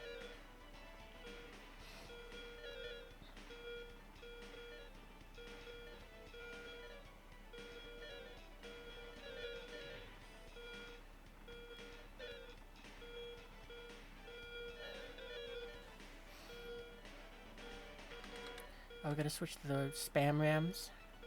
I'm very glad that we'll wait 20 more seconds, because, I mean, I could say it. It's something I've said before, but it doesn't hurt to wait an extra 15.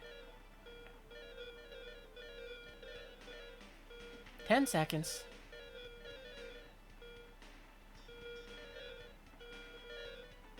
3, 2, 1.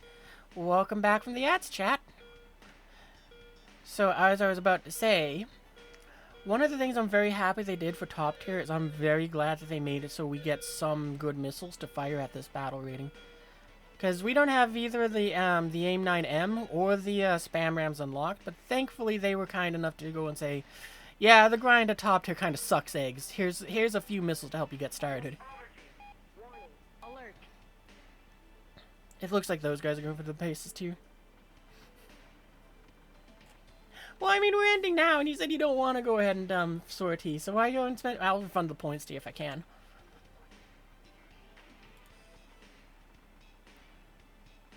I mean, if you still want a sortie, I'll still refund the points, and you can join.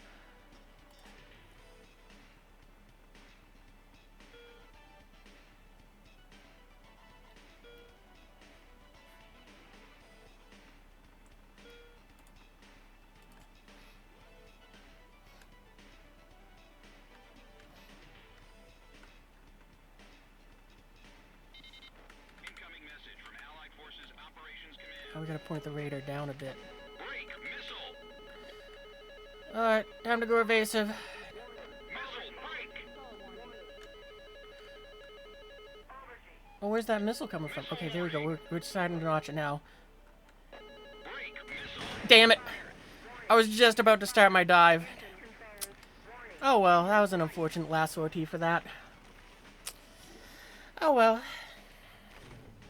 Yeah, we got 8 minutes left. Or I have 8 minutes, not we. Alright, Tara, I'll send you an invite and you can join for the final sortie.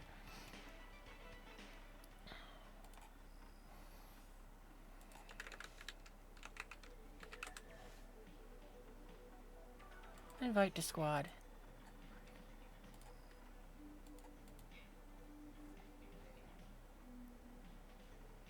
Maybe we'll go with that P-38. That might be a fun one. I didn't say no. I got an asset. I said, why spend the points? When you down and said you were going to bed.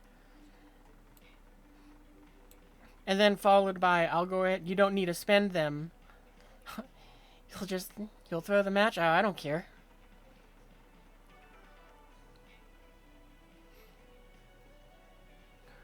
What do I want to sortie as?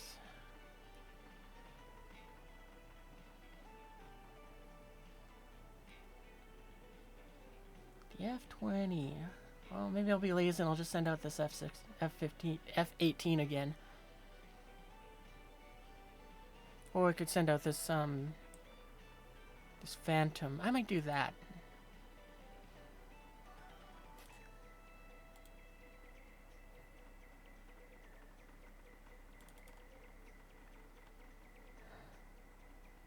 Yeah, that's good enough for me.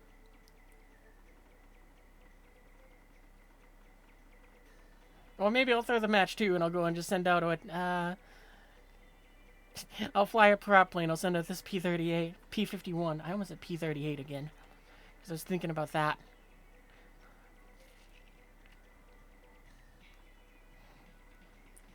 What do I want to fly though?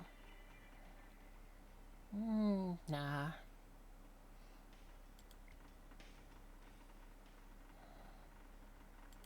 What level is that Mirage I have? I might go with that. Oh, that's 12.3. Perfect. Oh, but that's right. We could. Okay, no, I'm gonna go with this thing. I'm gonna go with the original banana fighter. Alright. We'll give it till the end of the song, and then we'll go ahead and deploy. So what's that? That's the wrong thing. There. So that's about 30 seconds.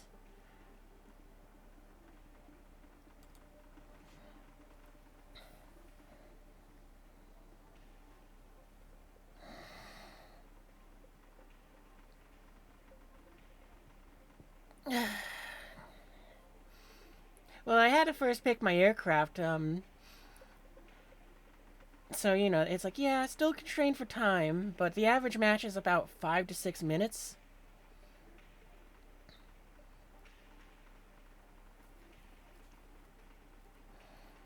So it's like, if I go a little bit over, that's fine. It's not an exact time. I'm not, the bullet trains in Japan where I must be there on time within 20 seconds. That's a fun fact, though, actually. Like, if the bullet train is over 20 seconds delayed, the train stations will issue an apology, just being like, sorry about the, what you call it? No, those ground members already? Yeah, oh, okay, apparently that gets rid of everyone. Oop.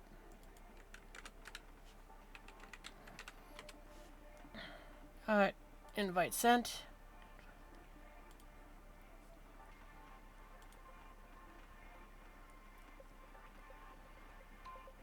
Alright, off we go.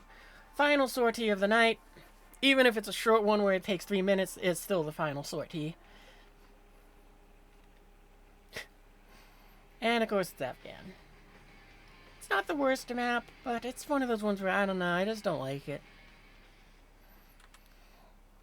For something about it, it's just boring to me.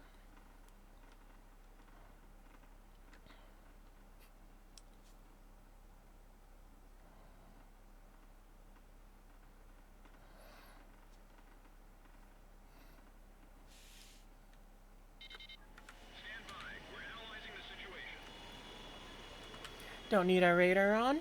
I don't know why, but I can't figure out how to make it default off.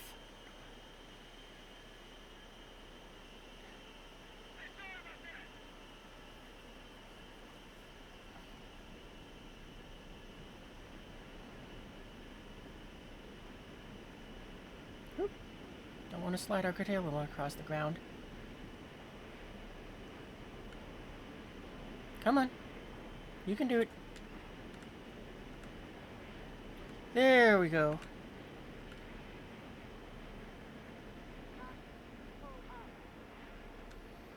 Feels like they might have made this thing a bit more sluggish, but maybe I just haven't flown this thing in a long time and don't remember. I'm gonna guess that.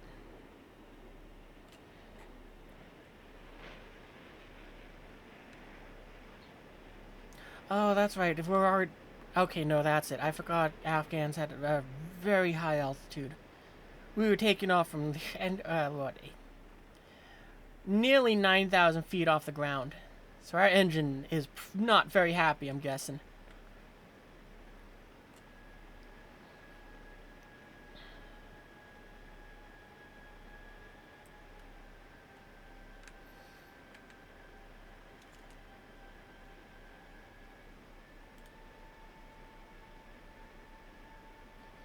What else is there?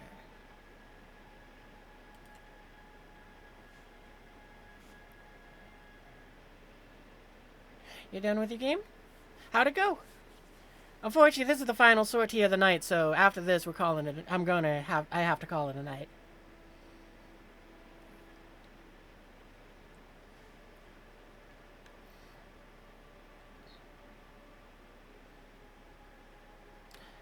Alright, we'll kind of start leveling off at... Well, this is probably good. I think on average 20, like 9... No. I usually try to stop below 18,000 because it's a little bit around there where it starts giving you contrails. It went good? That's good.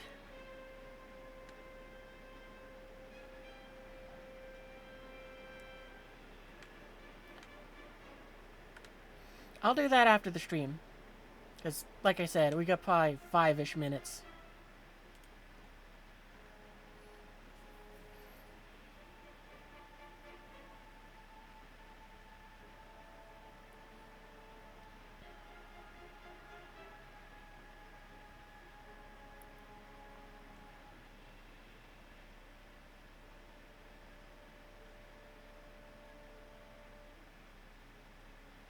This is Eagle Eye to GOM 1.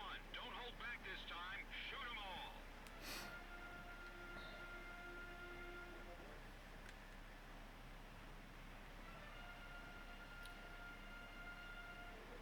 Okay, it looks like nobody's going for that base, so that's great. Gonna start bleeding off our speed because we're going very fast. And we're gonna actually put on the air brakes because I think we're gonna overshoot this thing if we don't.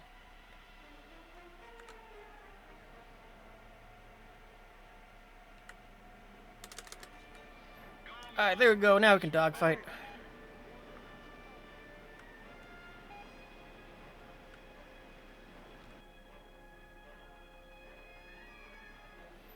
Ooh, a little long, but that's okay. That should still count. GOM team, There's the team. cannot authorize a retreat. Intercept them. Oh, that's a fun name. Uncle Sam's Fury.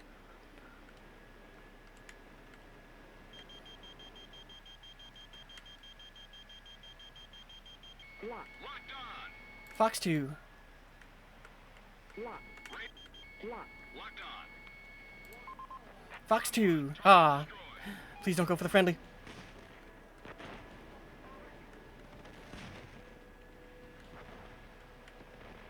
Warning. Warning. Oh, hi, F-18 that just flew by us. We're on you now. Oh, never mind. Well, at least we took one with us. You got a base? That's great. Alright, well, you know what? We'll go ahead and, let's see if Tyre's still flying. We can go in and, show him off while we're, on our way out. Doesn't look like it. Alright, then, back to the hangar. Okay, well, that was a fun night. I'm very glad that we were able to go and, unlock the new Hornet, in the middle of the stream. I really wasn't expecting that. Because, yeah, I thought this would be something where it's like we were going to be very close, and it would be like, oh, well, we went for 5 hours, we grinded it out, but we were short by, like, 2,000 RP. But having got this thing, it's like, yeah, it's faster than the premium version. No, wait, that's not what I want to do. I want to change the paint. But, yeah, it's like, I don't know. I think, if you're going for your first top tier in America, don't go for the Hornet. I get that it has a lot of hype behind it and all that because it's the newest thing, but I strongly recommend you either go for the F-15C if you want something that can turn more aggressively, or the E if you want something that can go faster. If you want the F-16, that's also a pretty good choice.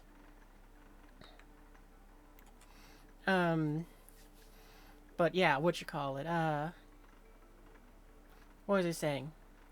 Yeah, but with my limited experience of about 90-ish minutes with this Hornet, I definitely like the premium one more. It is at a more comfortable battle rating. Like, I didn't feel any really disadvantaged with it. And this thing, I had a lot of encounters where it's like, I just don't have the speed to throw those AMRAMs with confidence that they will even remotely get close to the target. Like, I think this thing has a loadout where you can take 6 of the AIM-9Ms. And this is probably the first, yeah, 6 right there. This might be the first aircraft at top tier where I kind of think, I'd probably do 6 and 6. Because, you know, you can take the 6 AMRAMs there, and then you can take 6 of these. So, that might end up being my loadout in the future.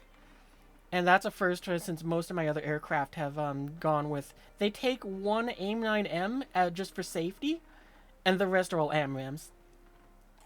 But yeah, anyway, to go and finish wrapping up, if you had fun with us tonight, be sure to go ahead and, well, those aren't bar commands, Tar. But yeah, if you feel like, you got grokied.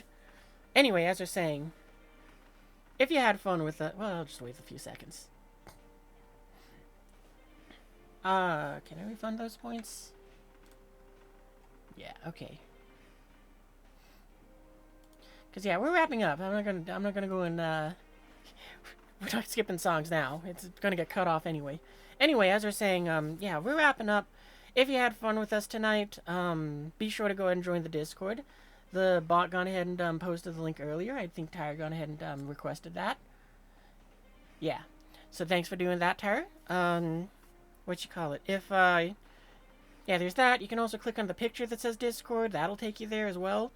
Or, if you're watching this as a VOD, then it's in the description. It is literally the only social media-esque kind of stuff I do. Because I'm too lazy to go and voice my time with that. So, yeah. I just lurk in my own Discord and just talk, ramble on with anyone in there. For now, though, I'm going to call it a night. And I will be back tomorrow, possibly with more Star Citizen, or maybe we might go ahead and play something else. Because I do got a few new games that I want to take a look at, but we haven't tested them to see if they work with OBS as I have it set up.